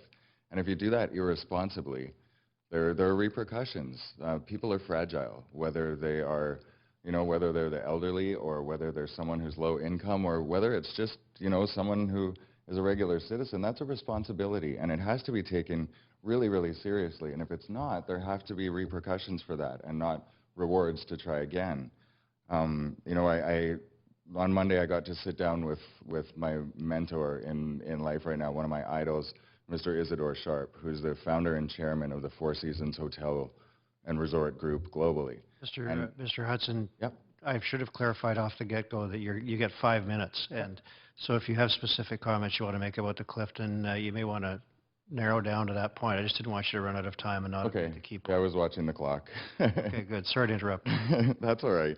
But this is a man who I look up to, and he built an empire of luxury on the golden rule, on treating others as we'd like to be treated. And I sat down and I asked him specifically about me building an organization working with vulnerable citizens. And the advice and the guidance I got was he's always gained and maintained trust. He's worked with integrity and provided comfort. And it's that easy. And that's what he did. And from what I've learned from residents of the Clifton, that none of that was upheld. And this is a man who, you know, at the end of many alleged years of abuse of people and very vulnerable people, gave a buyout of $3,000, which is you know, like giving a lollipop to an abused child and saying, you know, don't tell mommy. And that's not how we treat people in the city. And so if we can please just consider that humanity. We have, you know, I'll bring it back to something very positive. I mean, with an organization like we're building like crazy with very, very qualified people, that we can have nonprofit mediators like ourselves who are empowering citizens who are, you know, on their way in or out of SROs or on their way to treatment or are in that transitional period to gain life skills and to empower them and not just put them, but allow them to put sweat equity into their own futures. And we've had unanimous support across the city. And you know, just to close with inspiration from John F. Kennedy, I mean, I can ask, what can I do for my city? I've got an army of people behind that are well qualified, and we would love to be able to help mediate in the hotels. We're already in the shelters. We're already on the street, having conversations with people and bringing, you know, you're going to see these backpacks throughout the city over the next year, and there's going to be a flood of them, and they'll be full of toiletries, and with each one comes, you know, a half an hour of conversation with someone and learning how they are. So I really, really appreciate your time, and I hope we can be of service as well. Mayor Robertson, do you have a question? Great to meet you on the street, on Main Street, and hear your story that you've told some of here today. Really appreciate the lived experience and how you've turned this into a very powerful mission and inspired a lot of other people to get involved. And so we're very hopeful for the work that you are doing, what you are giving back, and encourage you to keep at it. And maybe just specific to the motion that's before us, my sense is you are supportive of the motion and next steps, but could you give a little more detail on how you feel? You know, the bylaw language is something that I'm learning, and then the processes are something that I'm learning. I saw that there were, you know, what it looked like were penalties, or there was incentive for these rooms to be available after his renovation at a welfare rate with a subsidy, and if possible to have mediators or operators within the hotel. And so I really like that first motion, I think, before it was amended, because it allowed for those residents to still have a chance, and maybe not to see it as just a long-term placement, because perhaps the landlord doesn't want them as a long-term placement. But if it's seen as a transitional step to be able to build a foundation for their own lives, then I would love to see something like that grow, because that's empowering those citizens and saying, you know, we do believe in you. And we can offer this room at a subsidized rate. Like when I needed to go to treatment, the province offered a room at a subsidized rate and allowed me to build a foundation and allowed people to step in, and for me to realize that I needed to put work into it, that was part of my responsibility. So if that's an option where those rooms can be available at a subsidized rate, and then have a mediator and whatever, a housing operator be able to work with the landlord, I think it puts the landlord in a really empowered position as well, because then it's not just a landlord, he can see a positive impact on people's lives, and it could set a precedent that I think would be really healthy in the city. Okay, yeah, I really appreciate that. Makes sense at all? Yeah, I know there's some technical challenges to it, which precipitated the change in wording, but Okay. Appreciate your being here today and the work that you're doing. Thanks for your feedback. Thank you very much. Mr. Hudson, do we have Barry Grow next? Is Barry Grow here? Community Advocates for Little Mountain? No, not seeing him. Harold Lavender.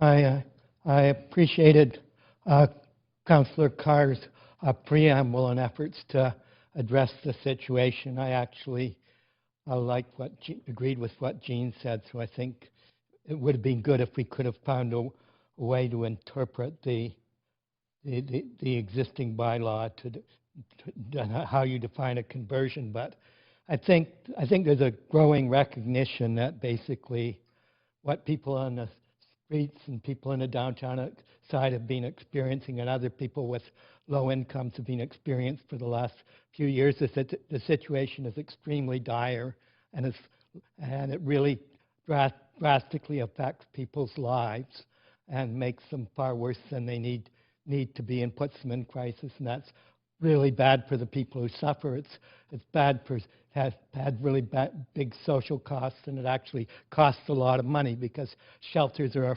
a far more wasteful way of dealing with the problem than actually building subsidized housing that people can afford to live in a dignified way. So I think that needs. So, but listening to the debate, I think it's pretty obvious that the existing SIA bylaw is hopelessly broke.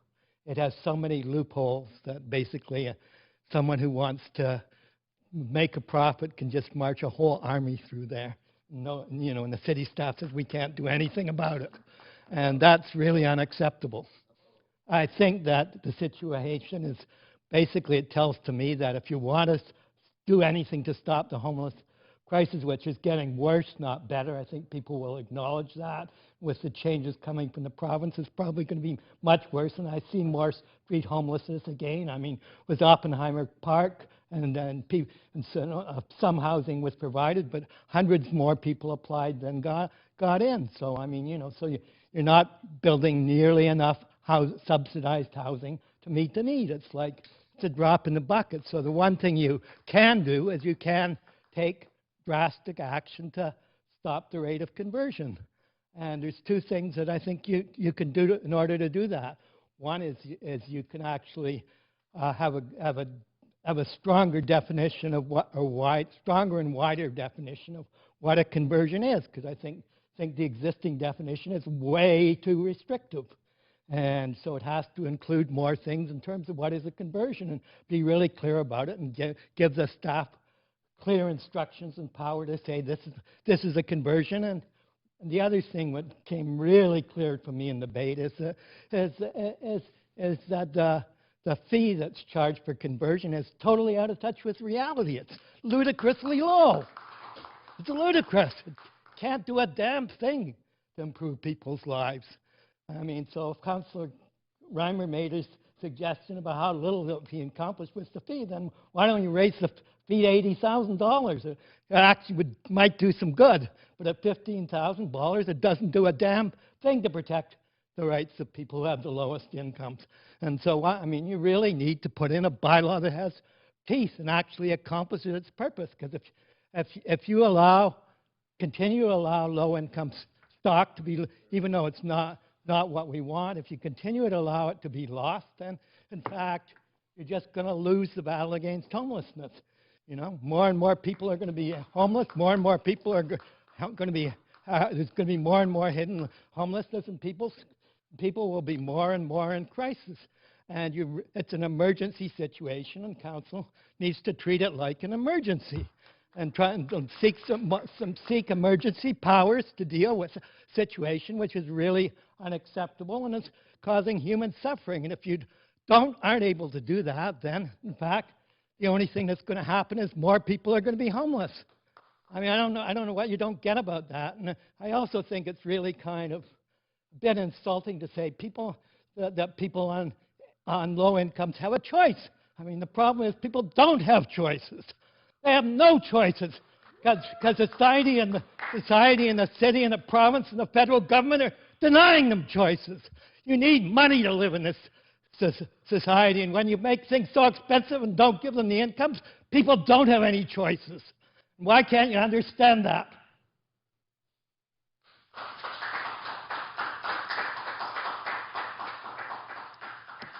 Thank you very much, Mr. Lavender. Nancy Bragg, is she here this afternoon? Nancy's not here. I had Barry Grove for a second time, but we already established he's not here unless he arrived in the interim. Barry Grove. John Puff.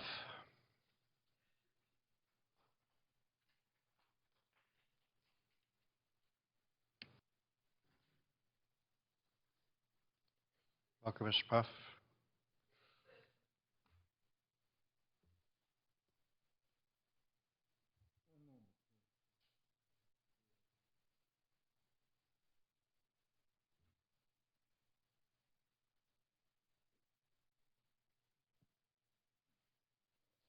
First off, I acknowledge the unceded territory, the Coast Salish Nation. Now, I have addressed this council once before on homelessness in the city, and especially in the downtown east side. My name is John Puff, and a Cree elder and an ex-serviceman. I am 70 years of age. I came downtown to the east side from my ivory tower on the west side, from earning over $100,000 a year to a pittance of a pension of less than $1,500. In those days, I didn't ask for low income or low rent. It is in the downtown east side that I really found my humanity by engaging in local community groups and also being homeless by design, not wanting to live in an SRO which is occupied by filth, bed bugs, cockroaches, mice, and management disregard for privacy. I found outdoors a privilege of Mother Nature. After 17 years of living in the community of the downtown east side, I have lost many friends due to homelessness. All the promise I hear from politicians become like the wind traveling through my youthful outhouse. It smells of a forked tongue. When will you find the humanity and the caring that basic decency dictates in society? It begins in your heart. To bring hope and not despair as the elected caretakers of our city, especially in the downtown east side, which is more community sharing and caring than most religions. This is Christmas. Why not step outside the comforts of big business and big dollars to show you care for human suffering for more than a day? Let your hearts not be like Pharaoh, but as the man who stilled the water. I ask that Mayor Robertson, along with vision councillors, keep your promises on ending homelessness by saving SROs, low-income tenancies, and thereby a small step towards your goal, and also ours. I also ask that you step in, starting with the Clifton Hotel, and with your current bylaws, upgrade the present SROs and not add more homelessness to such a rich and beautiful city. I say, let yourselves walk proud with proper and heartfelt decisions. Let's work together and not apart, for we can never accomplish anything if we're standing here accusing each other of bad words. And you know, it's frustrating to live in the downtown east side. I love the people down there. I walk in there, but I see kids dying. You know, it took us 5 years, I think, to change the law to have the the speed limit turned down. And just about a week before that, I lost one of the little girls that used to be homeless, sleeping in the streets, you know, because she was walking across to have a shower at my place. But at 4 o'clock in the morning, you don't expect an 80, a West End car coming at 80 miles an hour at you, you know, especially when you're tired and you're hungry.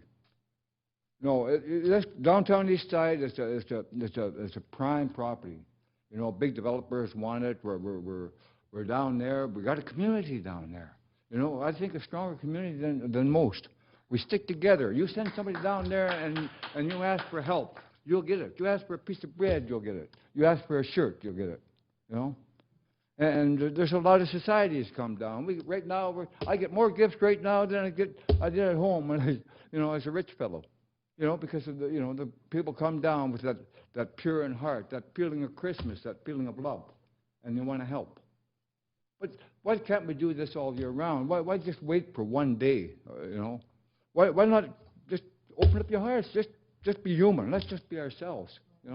You people are people, and we're all born equal. The man upstairs says, "Hey, you come in this world, you're just naked, and when you leave this world, you're naked." So what happens in between is us finding ourselves. And you got to find yourselves, and you can't find yourselves by, doing your neighbor. So let's work together. Let's work together as one, not as a bunch of idiot sticks there that can't communicate. Mayor Robinson, I have a lot of respect for. I voted for him a couple of times, and I do believe that he's sincere in trying to get out there. But I don't understand the politics of the city, but I do understand big business because I was there, and I know that money speaks louder than charity, except at Christmas time when you want to feel good, that go home feeling good feeling. Could you wind up your comments, please, Mr. Puff? But I tell you right now, let's just work together, and I'll be there to do anything that is asked of me to look after our kids in the downtown east side. If we can't look after our poor, who can we look after? All my reasons. Thank you very much. Mr. Puff, our next speaker is Tamara Herman.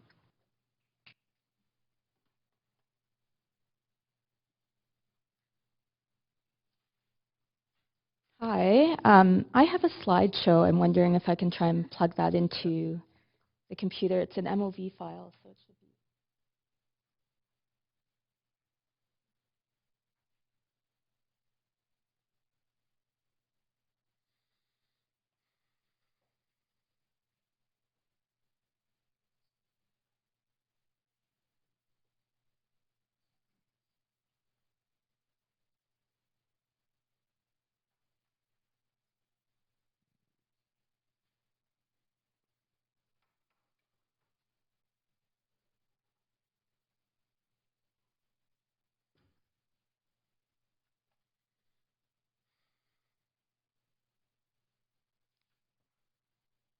Make sure you're on a mic, Ms. Herman. I think there's one there. It's okay. I can move. It's a movie, so I'll just press play and we'll just go see.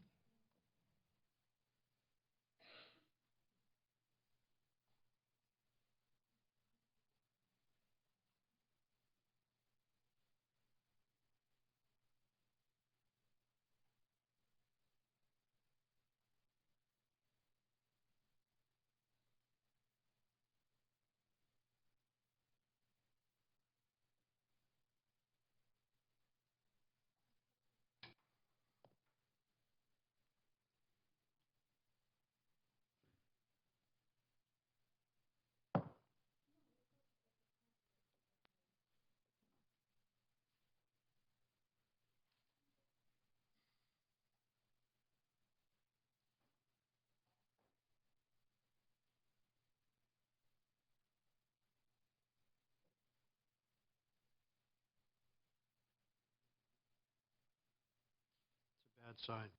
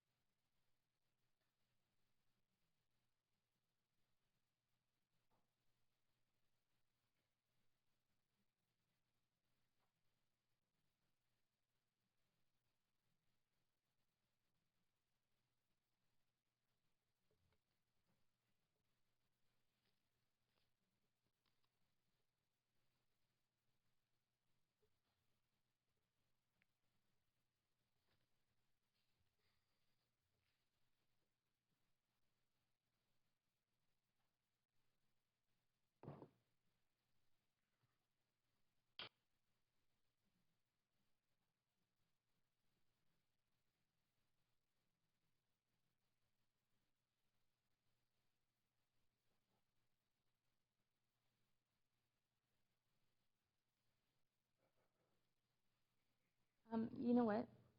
Oh, okay. If you can't get it up. That's a good idea. Maybe, Ms. Herman, we'll go to the next speaker and put you after her in the lineup, and that way the clerk can perhaps solve this problem. Our next speaker is no stranger to this council, Ms. Audrey Siegel.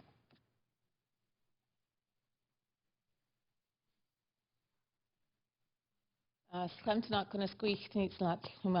name's Audrey Siegel. I'm from Musqueam. Of course, a lot of what I would say is echoing the words of the amazing souls who've come and stood here before me today and on many other days. First and foremost, I would like to start by reminding everybody that the same is true for each of us, that our actions speak louder than words, that our actions tell people outside of ourselves where we stand, who we prioritize.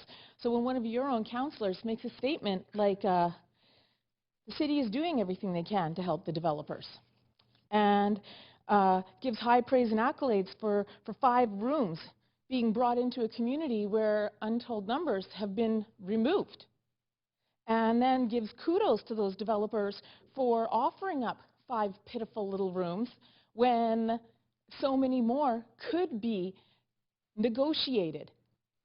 Basically, that's giving kudos for the renovictions. Basically, that's giving kudos for what my granny calls the bad work that's being done in the downtown east side. And this isn't surprising, coming from, there's maybe 1 or 2 people on this council that I would say that I have faith in as a human being. I am not alone in speaking this truth. I speak this truth for how many people? Because at the end of the day, what it comes down to is what we've already heard, is that the only way forward, the only way to not end up in another horrendous situation like we had at Oppenheimer, which was so inadequately dealt with and still remains to be an unresolved issue for so many, is we have a phrase, "Nutsamatushkwalowinst." We are of one heart and one mind. It's true for us over here. Apparently it's true for people on that side. Well, how about we eliminate this line and everyone work together? How about we include the people of the downtown east side, the SROs, the shelters, the street homeless, and the other qualifications of homeless? How about we all work together as human beings instead of standing behind podiums and being dictated to who to address my comments to and being dictated to about what I am and what I'm not allowed to say, because that doesn't work. My people have been dictated to on our own land for a long time. That is part of the reason why I stand here with these people of the downtown east side. My family has been down there for 3 generations. I know what it's like to live on a welfare income. I know what it's like to live on now, thank God, a disability income. These are stressful times for the people who have to, it's like going to battle. We're in a war. You guys have every opportunity at your fingertips to make real changes, to affect positive changes, to improve the quality of life for so many. And instead, you're hiding behind bylaws and policies. I understand the necessity of these, as you and I have discussed before, Mr. Meggs. I understand the importance of these things. But how about actually working from a place of goodness first and humanity first and protecting the most vulnerable first? How about we all work together, everyone put their arms down, everyone put your ugliness down, and we all say, okay, so what do we need to achieve here, and what is the best way to get there? All of us working together. We do what we have when we use everything that we have on our side of the table, and you do the same on yours, because that is not what is happening now. We are pitted against each other in the most ugly fashion possible. And this system in and of itself, from its inception, was only created to completely eradicate my people from this land. And now I'm even being dictated to on what I have a minute left to stand here and speak my piece. This is such a farce. You have every possibility and option right there to change things. You can put the information and you can guide and direct what happens with these permits right on the permits, right here in City Hall, and you're not doing it. So what are your plans? What are the actions that are going to follow this up to show me that you want to work with me, that you want to work with everybody here, and that you actually care. You're not just going to call us mischief makers. You're not just going to tell us that we have no right for representation because we're not overly concerned with learning the legalese. Instead, we'd rather direct our comments from a human perspective to another human being. You know, when you have someone like Carrie Jang personally doing the damage he does and giving kudos to... Ms. Siegel, we just, you know, you're out of time, and you've had full run here for 5 minutes. That's the time. Full run for 5 minutes. And how long do you get to be up there? Well, I have to chair the meeting. We have rules and a whole set of bylaws. How many years have you been here, and then how much longer are you going to be here? Well, that'll be up to the voters. What I'm saying is important. What Anyway, I'm thank saying you is important, thank you and very it much, needs to Ms. be said. I speak the truth that the majority of the people on that side of the room are terrified of. By maintaining the status quo, you are protecting the people who are devastating the people in the east side. And why is that? The only reason that I can see that that would be is because you maintain, is because you benefit from maintaining that status quo. We're going to hear now from Ms. Shame. You're not Ms. the only Herman. one who can be nasty, mister. Never made any such claim. Anyway, Ms. Herman, I hope that your equipment is all set up. I hope so too. Okay, if I press play, will it now show up on the screen? Let's hope so. It's a good start.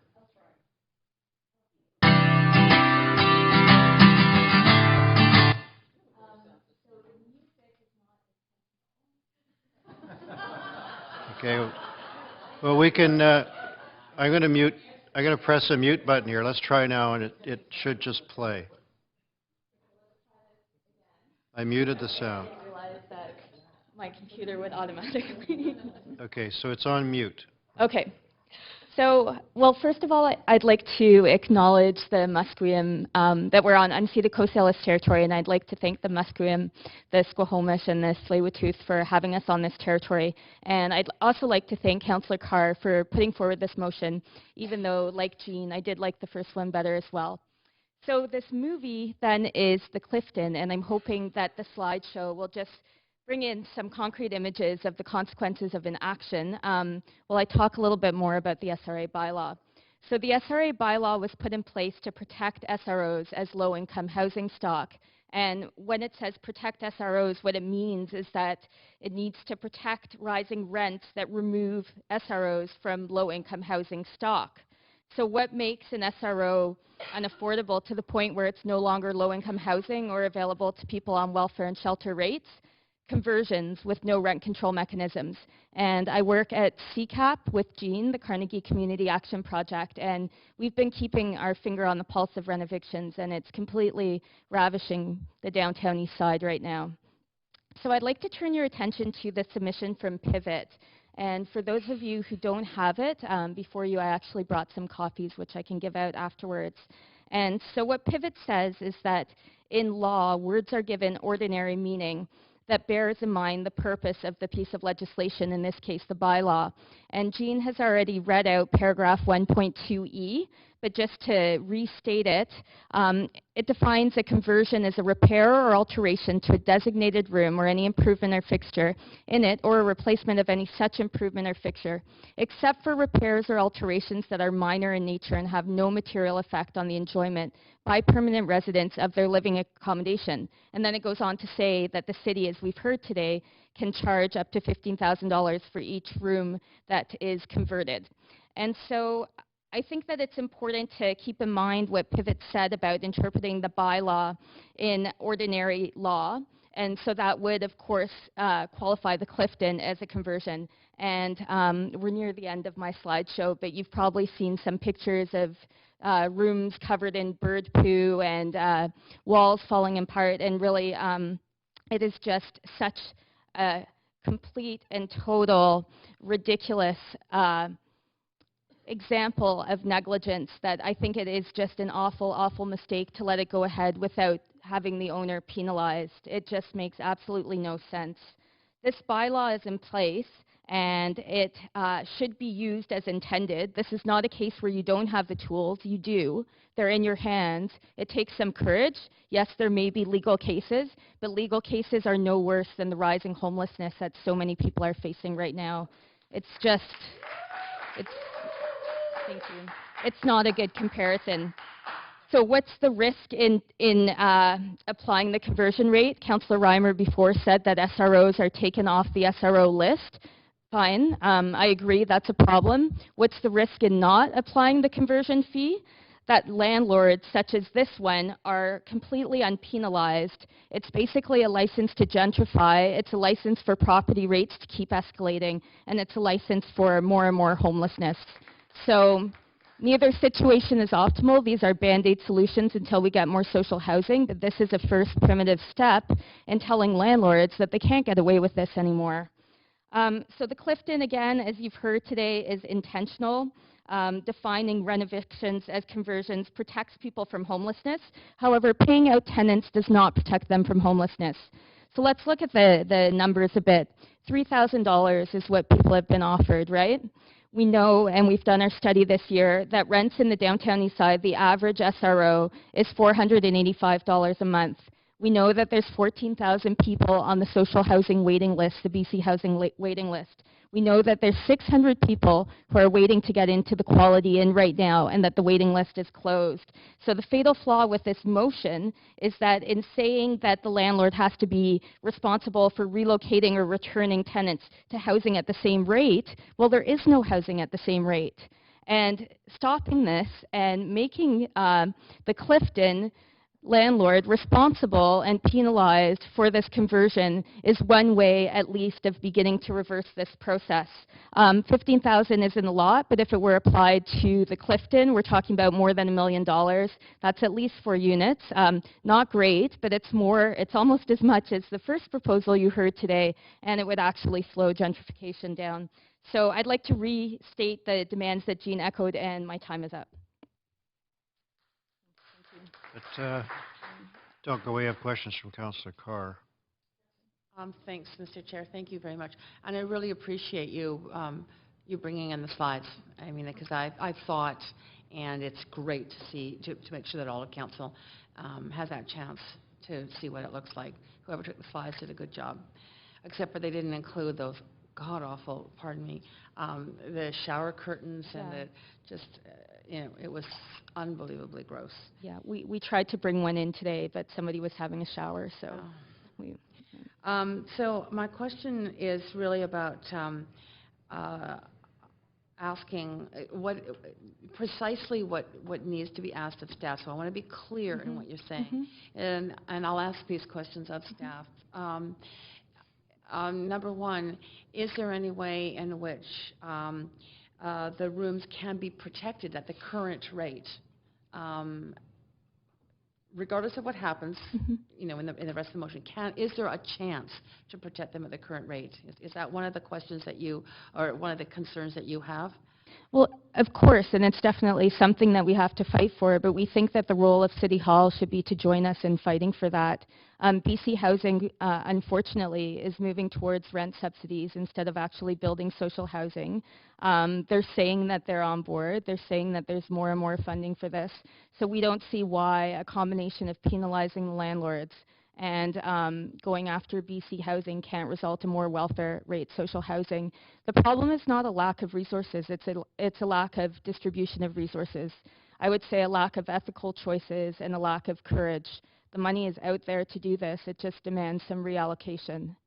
And one of the examples that was brought up, you didn't, but I think it was brought up by someone else, or more than one person, is the allocation towards shelters, but that's more expensive than actually... Exactly. Okay. Exactly. So as Wendy said, Wendy and Jean have been working on some calculations, and in the long run, it's just not cost effective. And I think people in Vancouver are sick and tired of seeing so much misery, and I think that they would be behind an economic argument to invest more in SROs and to dedicate energy into pushing the province and the federal government to invest in social housing. Okay, so I just want to clarify another point. If the rooms, if it's looks to be unfeasible to keep the rooms available at their current rate after the renovation happens by whatever means, whether it's a nonprofit operator or whatever, then what you're suggesting is that the conversion rate be applied. Yes. And that at least we get the $15,000, although there will be the loss of the rooms under the SRA bylaw. It will be, but it will be sending a clear message that this is unacceptable. I mean, this is a building that was intentionally left to degrade till it got to the state where more than minor renovations were required to make it habitable. And I think from our conversations with tenants and with landlords, and maybe from some of yours as well, and I know that the city has also been involved, it's clear that the landlord knew exactly what he was doing. And so it's more about saving the rooms of the Clifton. It's about putting your foot down. It's about taking a stand, and it's about sending a clear message that the SRA bylaw is there, it's enforceable, and that you're prepared to take these landlords to task. And do you support the elements of the motion as it's written?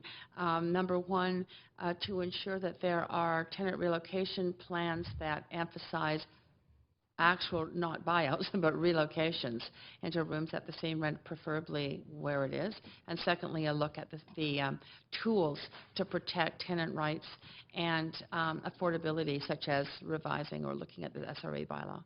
Okay, so if I can take those one by one, the first point I don't support, and that's because reading through the SRA bylaw, there's actually a mechanism in there that says the landlord already has to find the tenant housing at comparable rate or offer the right of return at the same rate. So that's already in there. So I think that this actually, I know that it was made with a good intention, but I think it actually weakens the bylaw because it gives landlords an out, and that out is $3,000 per room instead of $15,000 per room. It gives people who are extremely marginalized a choice of having enough money to get through a few months, but then being faced with the prospect of nowhere to leave. So I think that this weakens it. Option for the second and third part of the motion, I'm very much in support of looking at the SRA bylaw, but I think what has to happen is that basically the city has to take a legal look at conversion and renovictions and really establish a strong link between them, because otherwise the bylaw is not serving its purpose. And I think that through housing agreements and looking at examples from Montreal and other municipalities that have worked creatively around the issue of rent control, there are ways to institute rent control in cases of conversion so that a renovation does not mean the displacement of more low-income tenants. So I think that SRA bylaw review would have to be very affirmative in that. And we also want to look at leveraging business licenses, because what's happening is that most of these SROs, especially the small ones, have businesses underneath that are being upscaled, and that's actually that's part and parcel of the renoviction process, right? And so we think that the city, that part of this review should include SRA licenses and business licenses. And finally, there needs to be a study of the impact of international student housing and student housing in general. As you've probably seen the headline in the Metro today, housing is more unaffordable in Vancouver. You all know more than I do that it was a huge election issue, and the Clifton is an example of how this is really all tied together. This is not just a low-income community issue, because what's happening is that these tiny closets of rooms are being rented to people for upwards of $1,000 per month, and it's going to get to a point where 4 years from now you're going to be dealing with a much worse crisis. So this is about nipping it in the bud. Well, it's not the bud anymore. It's about cutting off a moderately mature branch. Thank you very much. Thank you, Ms. Herman. It's helpful to have the slides. Does anyone need the pivot report? The clerk will certainly take copies from you. And our next speaker is Ivan Nova Cam. Ivan Nova Cam.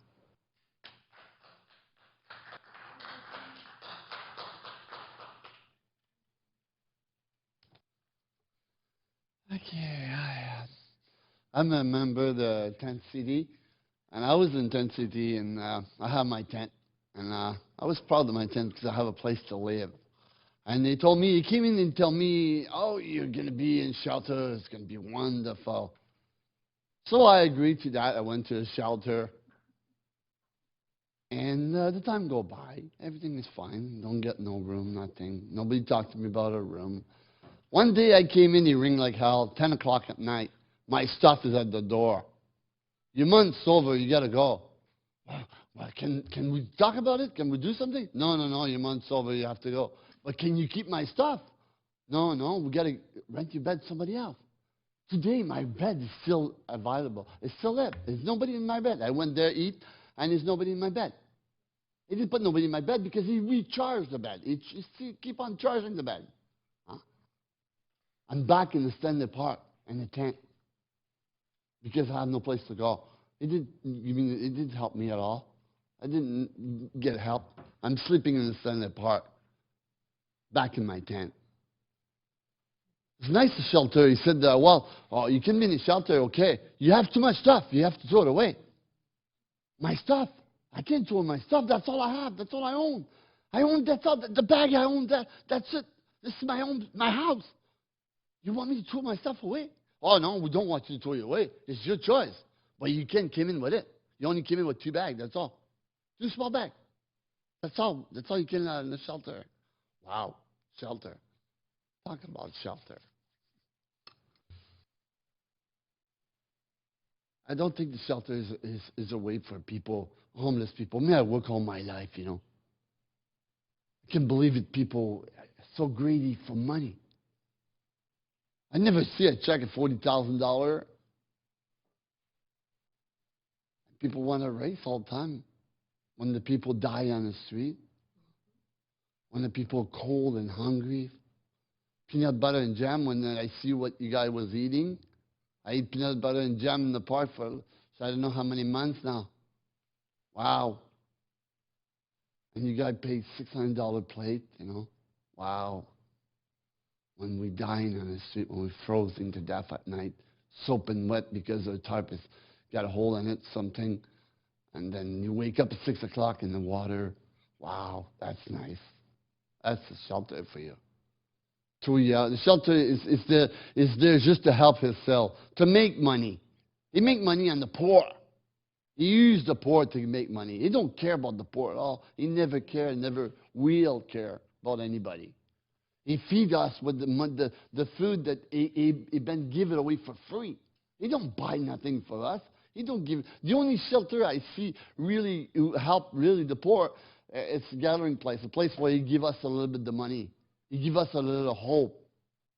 We go to a school, and he teach us something, and he give us a little $3, and we make about $9 and we have a little bit of freedom. We go to the shelter, we could buy some pop and chip, watching the movie at night. But he don't even give us nothing, because he won't spend a cent. If the people don't give no food, we would die in the shelter, die hungry, because that's what they do, shelter. He count on the people who give food. He don't give nothing to us. I don't know how can you sleep at night thinking about people dying. Maybe one day you'll have children and you won't be there to help them because you didn't do nothing about it. When we talked to you about it, you did nothing, and you'll see your children or maybe your new nephew on the street because you didn't want to help them. And you won't maybe not be there to help them. Oh, wake up here. Wake up before it's too late, before some of your family line up on the street and line up in the park, who line up in the tent, who die in the tent because they think we're asleep. Or getting an eviction notice. Yeah, giving an eviction notice from the tent. Wow. That's all we have, and we get an eviction notice. Wahoo! Wow, what a great world we have here. What a free country. You know? We live in a tent and we get evicted. And then we go in the shelter, we have to throw our stuff. Bravo. What a good world we have here. All the choice. I don't know about you guys, but I was thinking about it because you must have nephews and children didn't grow up. You don't want that to happen to your children. Believe me. You're out of I've been time. 25 years on the street. Your time is used up, Mr. Camp. Thanks. Thank you very much, sir. Thank you for listening. Thank you, all of you. You have any questions? No, there are no questions. Thank you for coming. Thank you. Our next speaker is Abdullahi Abulgasam. Mr. Obelgason?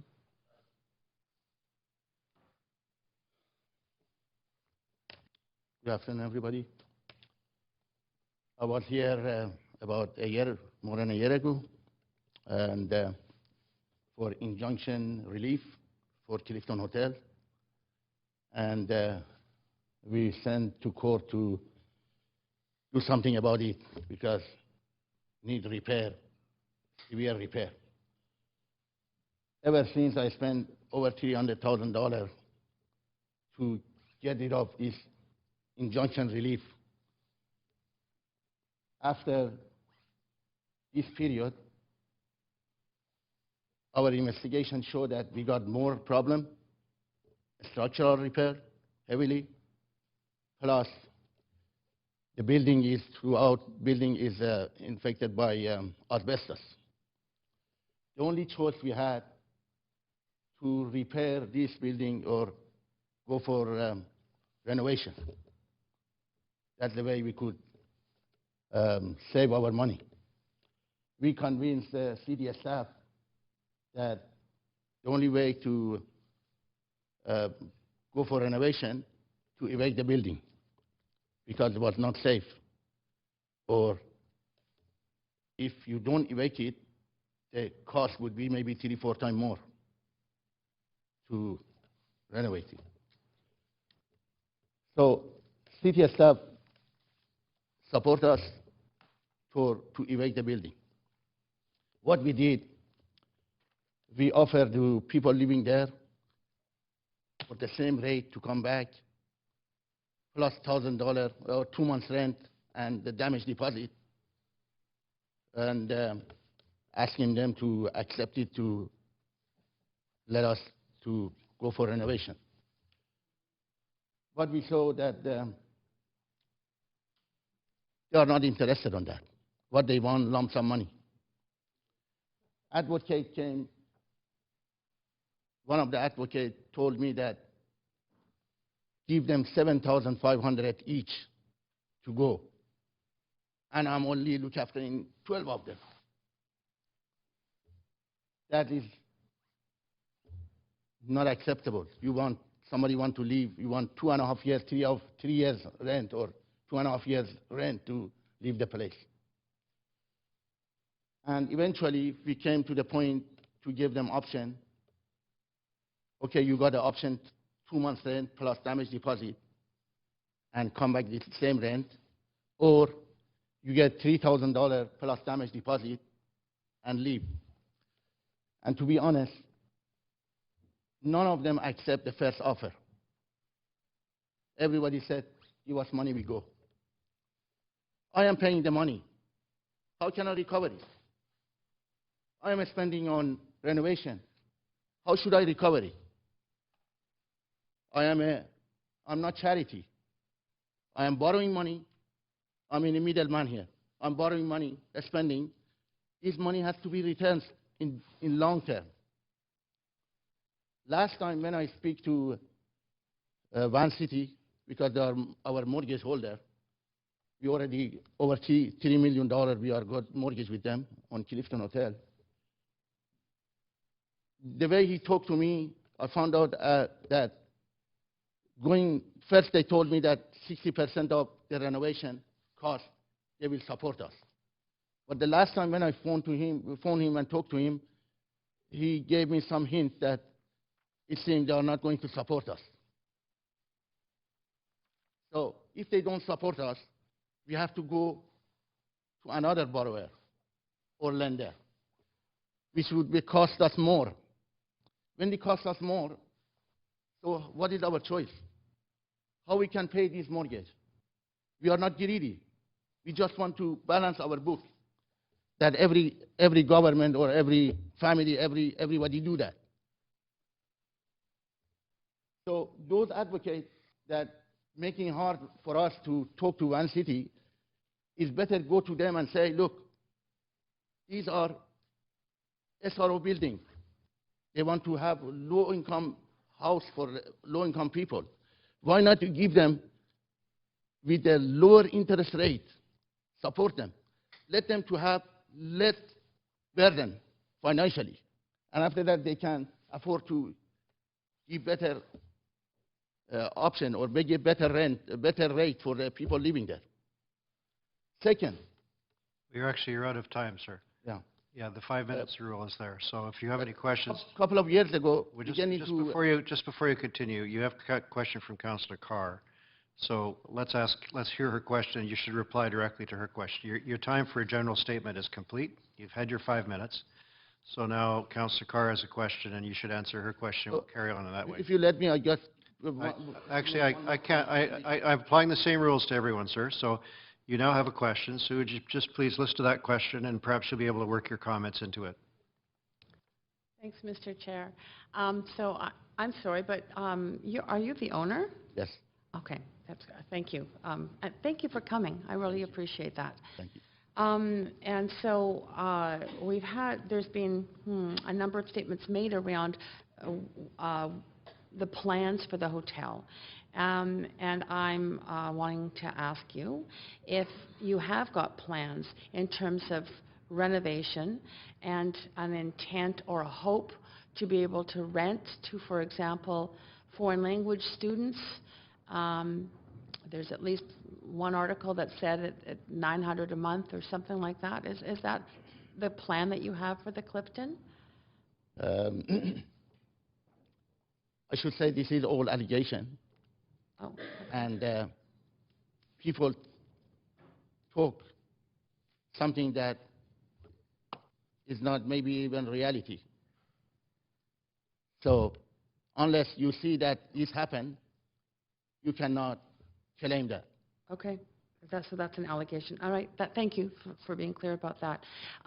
Would you be interested in a situation where, for example, if our city staff, as happened regarding a hotel in an earlier motion we had before council, managed to garner support from the government around or a relationship with the government where if they found individuals who were on income assistance, that BC Housing would provide a subsidy for that individual to pay, the rent up to, the kind of housing income limits.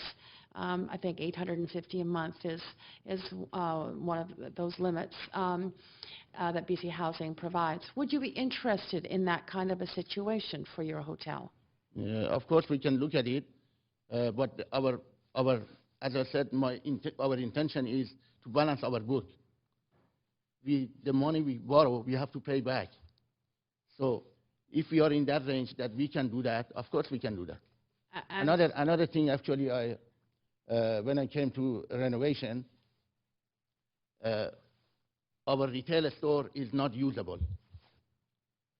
And it came to my attention that if we can afford to be able to pay the mortgage back, to find that our retail store is rented. So I decided to go renovation go to such a way that retail store can be usable. And when they get money for the retail store, financially we got more relief. Right. So you've identified that you want to be able to get rents that can allow you to pay back your mortgage. Do you have a sense of what those rents would need to be for you to be able to pay back your mortgage? I cannot tell you now, but maybe in the near future we can find out how much would be the cost for renovation and how much possibility of that the retail store. Retail store very important. How much you can get from there. Okay. If you see that area, retail store, a lot of them empty. Mm-hmm. Some of them due to different things, people coming and rent it, and after that they cannot manage, they leave. So if we can manage to rent our retail store, we probably in a situation that we can do everything. We can compromise quite a bit. Mm. Okay, and I have been into the hotel.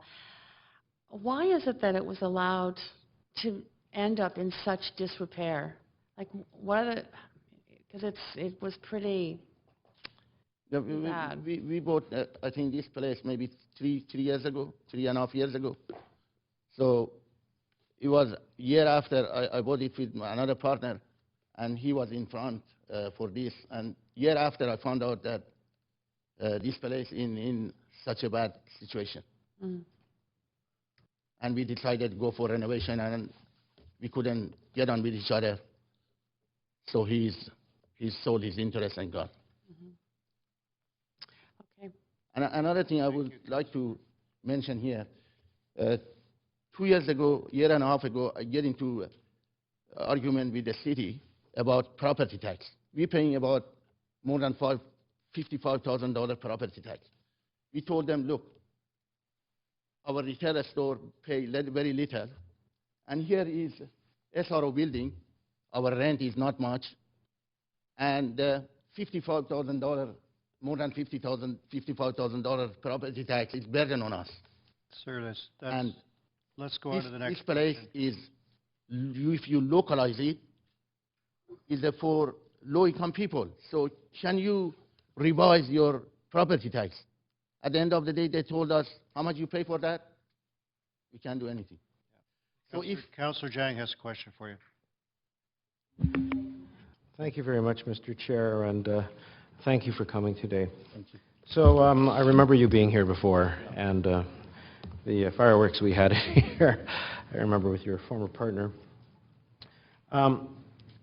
Couple questions. So you said that everybody who was in the hotel presently was offered the option of coming back to the renovated hotel at the same price. Exactly. Is that correct? Yeah. Everybody who is currently there. Yeah, plus 2 months rent, plus the damage deposit. So they were. So how many people was that? 23 people. So 23 people were offered 2 months free rent plus their damage deposit plus the same rent as previously. Okay. So they were made that offer, but yet they chose to take the cash and, Yes. and go. Okay. And I should blame advocate that these people, they have to encourage them, or they have to tell them why you don't choose first option, why you choose the second option. And can you believe the money, 3,000 money, it can be disappear in a matter of short time? Okay. But you made the offer. I just want to establish that that was, Yes, in fact, the we case. did that. Okay. I'm always intrigued by any owner who buys an SRO and tries to fix it up to make money. Like, I'm trying to understand the business case. So what you said so far, you're already about $3 million in the hole with your mortgage, which it presumably has, Yes. yeah, with your mortgages, presumably 20 years or 25 years or whatever the case may be. So you have to recoup that to balance your books, as you put it. What is the business case? I mean, you're offering, you know, on the one hand, you're offering low rent, but that doesn't seem to cover a lot. I mean, how do you make money on this building, I guess is my question. What is the business model? Is it long-term equity, hoping that the value of the property goes up over time? Mostly that one. Oh, it's that one. Okay. Mostly that one. We are benefiting.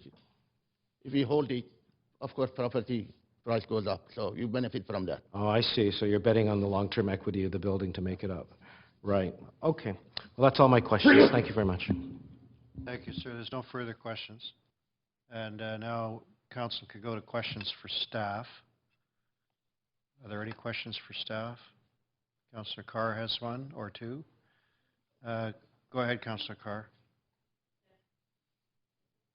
I finished it. Yes, Thank you very much. Yeah, thank you.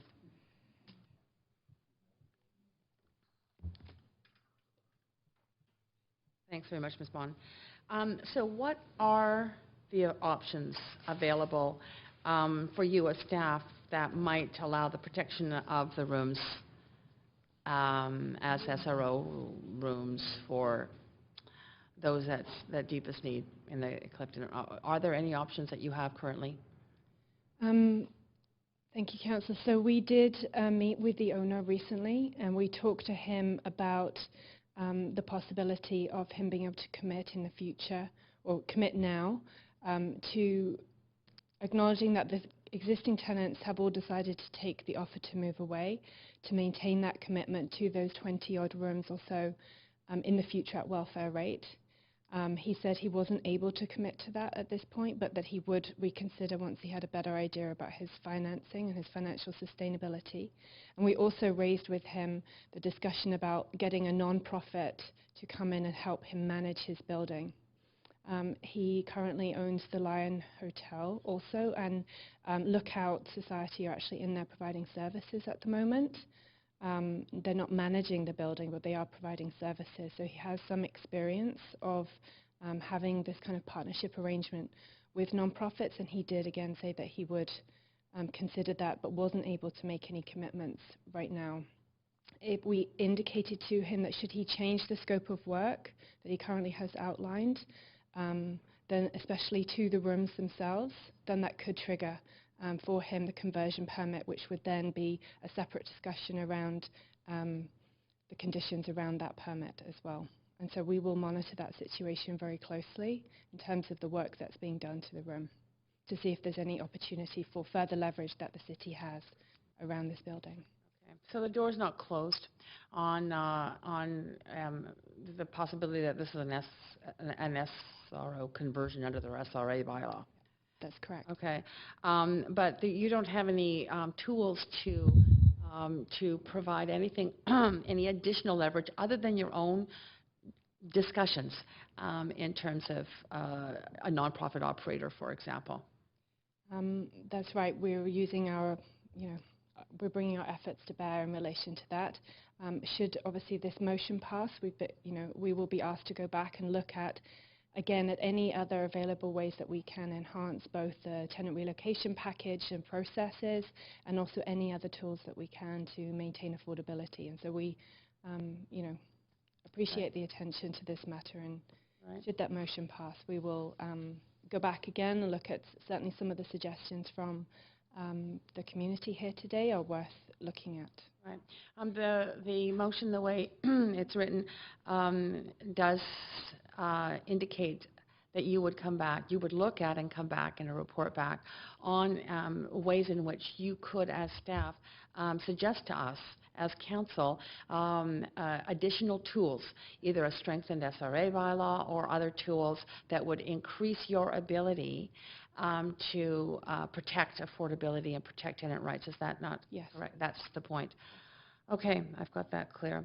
And in terms of the short term and the Clifton, because the people there, the tenants there, have accepted the $3,000 buyout, it leaves you with fewer avenues to pursue. We did raise with the owner, despite the fact that many of the tenants, most of the tenants have taken the $3,000, that if any of them in January are in need of further accommodation, that he does still maintain that offer to try and provide offers of accommodation in his other hotels. And he said that he would work with us on that. Okay, okay. And we are, as I mentioned earlier, also our Carnegie outreach team are especially focused on a couple of tenants, and we're working with the landlord to help identify anyone else who may have very specific vulnerabilities around health or other issues. Right. Now, you work a lot with people in the downtown east side and SRO rooms. How enticing do you think it is for one of those individuals to be offered a $3,000 buyout package, basically? There are certainly very hard and very limited choices for many of these residents, and having lived in a building with significant maintenance issues, I can understand the desire to take the bird in the hand, if you like. There's a significant amount of work to be done to this building and a long period of time between when the building will be ready for occupancy. So I can certainly understand why someone would want to take that option. Thank you. Thanks, Councillor Carr. I see no further questions for staff. Are we ready to move to debate on the motion itself? Okay. Councillor Jang, would you like to speak? Thank you very much, Mr. Chair. And the Clifton Hotel is one of those hotels that's really a prototype or an example of what happens in the downtown east side all the time. It's an old building falling apart. The landowners buy it. They're trying to raise capital in order to fix it. They run into cash flow problems. There's pressures on them to provide cheaper rent and all this kind of stuff, and it goes on and on. And everybody's trying to do everything. And it's really, really difficult. I mean, we heard right here, for example, the owner made the offer, okay, you can come back at that rent. And then he had to withdraw it because his cash flow problems came up. I mean, $3 million in debt is a lot of money. And to keep a mortgage going, I mean, even if you don't have a $3 million debt, is tough in this town. I'm very happy with the revisions that staff made to the original motion. I think the part that is very good is that looking at to some revisions of the SRA bylaw, something that I know was already part of the Downtown East Side plan, so it's simply reiterating what was already passed last year. But it's always good to have it back again to make sure it's always top of mind. I mean, the Downtown East Side plan, led by Councillor Reimer, for example, was very clear on those changes that had to be made. And staff have reflected that Downtown East Side intent in the revised motion. I do have one very minor amendment to the motion, and if the clerk can put it up on screen, appreciate it. And it's to point 2. And it's not a substantive change to the motion whatsoever, but it's really, as I really wanted to highlight the efforts that our staff make in trying to come together with these agreements. And so before it simply said, that staff report back on opportunities to maintain affordability, I would just like to insert the words that staff report back on the ongoing efforts to find opportunities to maintain affordability, and everything else is the same. And really, I just want to tip of the hat to our staff who work tirelessly day after day, doing the negotiations, going into the buildings, and they're just not taking any credit. So I'm hoping that's a friendly amendment. Oh, sorry. I'm still learning my way around here. I thought I'd start an amendment queue, and apologize, Councillor Jang. Sorry, no worries. So really, it's just a way of acknowledging all our staff efforts that have been going on for many years. I know they've been working on the Clifton and others, all the time. And I think, the changes that were contemplated in the Downtown East Side plan about changing the SRA bylaw somehow is very good, because currently what we're seeing over many years now is just a lot of negotiation. It's our staff talking to the landowner, and when they don't get, when nobody's ever really happy about it, and then the staff get blamed, and it gets, it just goes on, and there's a never-ending cycle. That if we can revise the SRA bylaw to perhaps some sort of formula or some basic requirements about tenant relocation and things like that has been discussed here today, would be very helpful. So that way, anybody who buys a building hoping to make some money on it from a long-term equity position knows well out ahead of time what they're getting into. And I think that's the key here. I don't think it's fair for our staff to continually have to go in and negotiate with people trying to make money, and at the same time balancing off, trying to make sure everybody's housed and all this and all the other stuff that we hear about that is quite appalling. So I really thank staff for this and for revising this, and I think it goes a long way into what we heard today, addressing those needs. Thank you. Councillor Carr, I'm anticipating you want to make concluding remarks, but I'll just check to make sure no one else wants to speak to this before we go. Okay, seeing none, Councillor Carr, do you want to Yes, thank conclude? you. Thank you very much, Mr. Chair. First of all, I just want to thank the speakers for coming and for your diligence in your community, for continuously putting your life effort into trying to protect housing for those who need it the most. So thank you for coming and speaking clearly to Council about that. Secondly, I want to thank the owner for coming and speaking to us today too, and I really encourage you to remain open to working with staff around relocating tenants into your other hotels, and to being open to actually providing rooms to those who are either on limited income or on income assistance, so that they may remain in the SRA stock at a level that is truly affordable to those who need it the most. But third, I want to just really thank staff and the work that you are doing on this, and thank you for being very clear that you are going to continue to try and work on the situation in the Clifton to see if there isn't any way to maintain rooms there and to maintain housing for those who have lived there. That I really appreciate. And the point of this whole motion is to really provide you with better tools. A stronger SRA bylaw, I think, would really help. There may be other tools too that you'll come back to us on. I have found it frustrating to see that there is limitation in the bylaw right now, and in order, especially around the fact that it doesn't tie it at all, rooms listed in the SRA bylaw as SROs to any particular rent at all.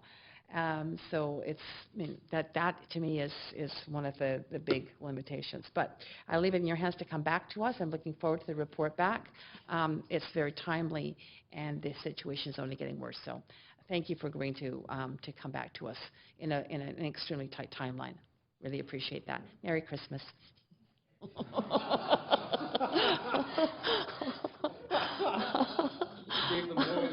I know. Because I really thank them. Lovely bow there too. So thanks very much, Mr. Cam. That's great. So we're going to call a vote now on the motion. Please, whoops, that was just a mistake there. Hit the wrong tab.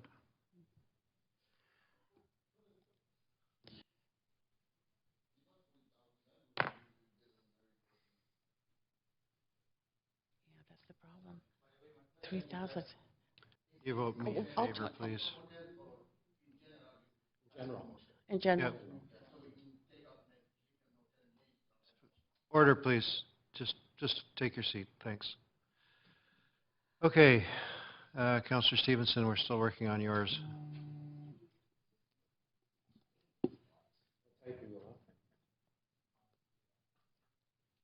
Okay, I'm going to call the vote completed with all those present in favor. Mayor Robertson absent for this vote, so it passes.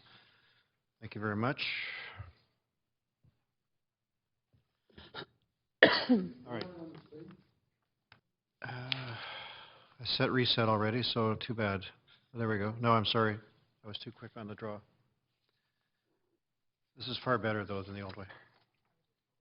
Okay, so the standing committee portion of this meeting is now complete, and we will convene in regular council. I don't know if we're expecting Mayor Robertson, or...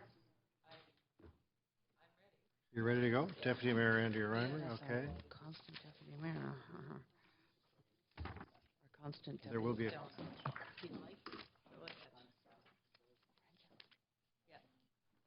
I got one. Yeah. Sorry, I need it to be in the bylaw. Hmm? We'll do the bylaw. Yeah, no, there's a stay over there.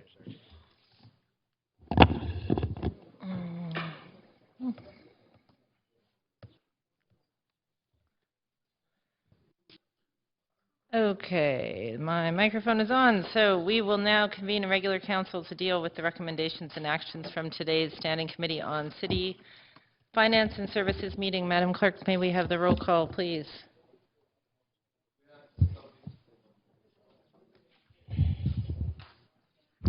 This is a council meeting with Councillor Reimer in the chair. Mayor Robertson is absent. Councillor Louie. Councillor Stevenson. Councillor Deal. Councillor Jang. Councillor Meggs. Councillor Ball. Councillor Carr. Councillor Carr. Councillor Affleck. And Councillor DeGenova. You have a quorum, Madam Chair. Thank you very much. Madam Clerk, we need a motion to adopt the Standing Committee's recommendations. I've got a mover and a seconder. All those in favor? Any opposed? Seeing none, the motion is carried unanimously. We do have one bylaw on the agenda for consideration to amend the parking bylaw regarding 228 to 246 East Broadway and 180 Kingsway. Councillor Carr, you had some questions regarding this. I do. Thank you very much, Madam Chair. Yes, my question is around the fact that there was a, I'm very interested in knowing whether it is permissible to have a change? In this case, it's an amendment to the parking bylaw.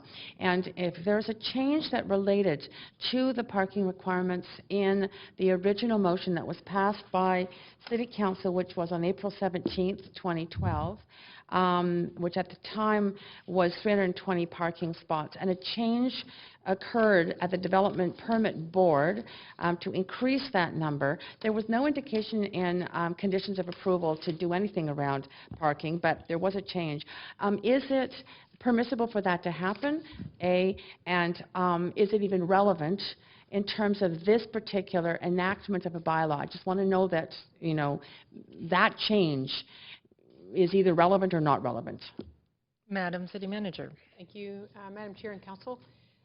So a couple of things, Councillor Carr, just to provide some reassurance to Council, like bylaw enactment is a very serious legal step that the city takes. If we enact a bylaw that is not accurate or is illegal, it has very serious consequences. So a great deal of due diligence is undertaken by our legal services and our operating divisions when we prepare bylaws for enactment and bring them forward. In terms of this particular issue, Council did, at the time of rezoning, allow a 10% reduction in the minimum parking required by the rise. The actual numbers that they brought forward were still above that minimum number, but as is always the case, there is a fair amount of still negotiating that goes on following a rezoning toward the issue of the final development permit with the conditions that go with it. And so Council at the time in the discussion at the public hearing resolved that they would be agreeable to go 10% below the required bylaw, and that was a very clear decision that they made. Subsequently, the developer came in and actually, in the end, wanted to put more parking spaces in than they had originally proposed. So there is no maximum, there's no cap. They're perfectly able to do that, and so that's why the development permit reflected their new total that they wanted to use. Okay. So there's nothing in it, you know, there's no problem there. We don't have caps, we only have minimums on parking, and so that's how that rolled out. Okay. So there's nothing inappropriate. Thank you very much. I really appreciate that explanation. Are you prepared to move the bylaw? Yes, I am. Okay, the bylaw has been moved. Any speakers to the bylaw other than Councillor Carr? Oh, sorry, right, we're in council. I need a seconder. I got Councillor Deal seconding, so I will move us to, Councillor DeGenova wants to speak to the bylaw. I just wanted to speak, Madam Chair, to say that I was not in attendance at the public hearing and have not. It was a long time ago. I was not on council at the time, so I will not be voting on this bylaw. Thank you. Okay.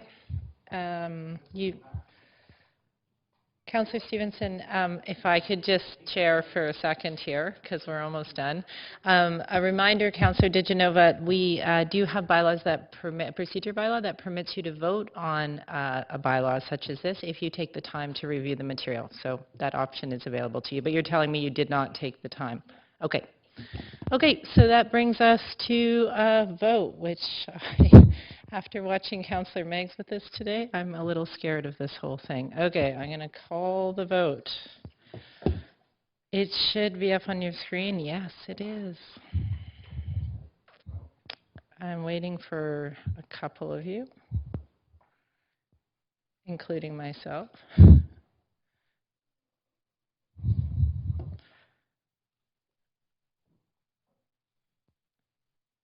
I don't know that it's letting me vote from here. Okay. No, it won't let me vote from here. Do you need me to run over to my chair to do this?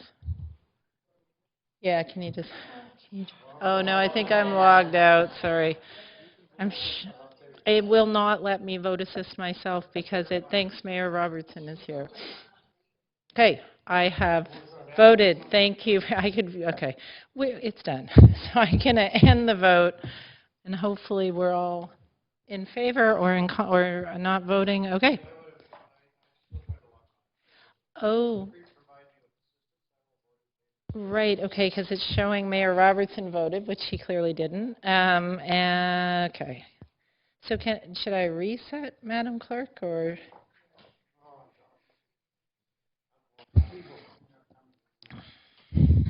I don't think revoting is going to change it because the seats are a little jumbled up thanks to the last minute change.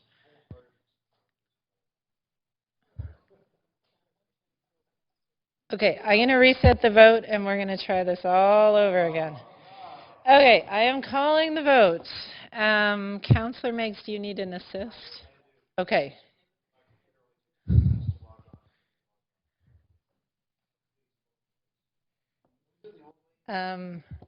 Okay. Councillor Louis, Councillor Deal, Councillor Jing. We need you to vote again, sorry. Councillor Jang and Louis have not voted. Councillor Jang. Okay, now we have one extra. I don't know. Let's try this.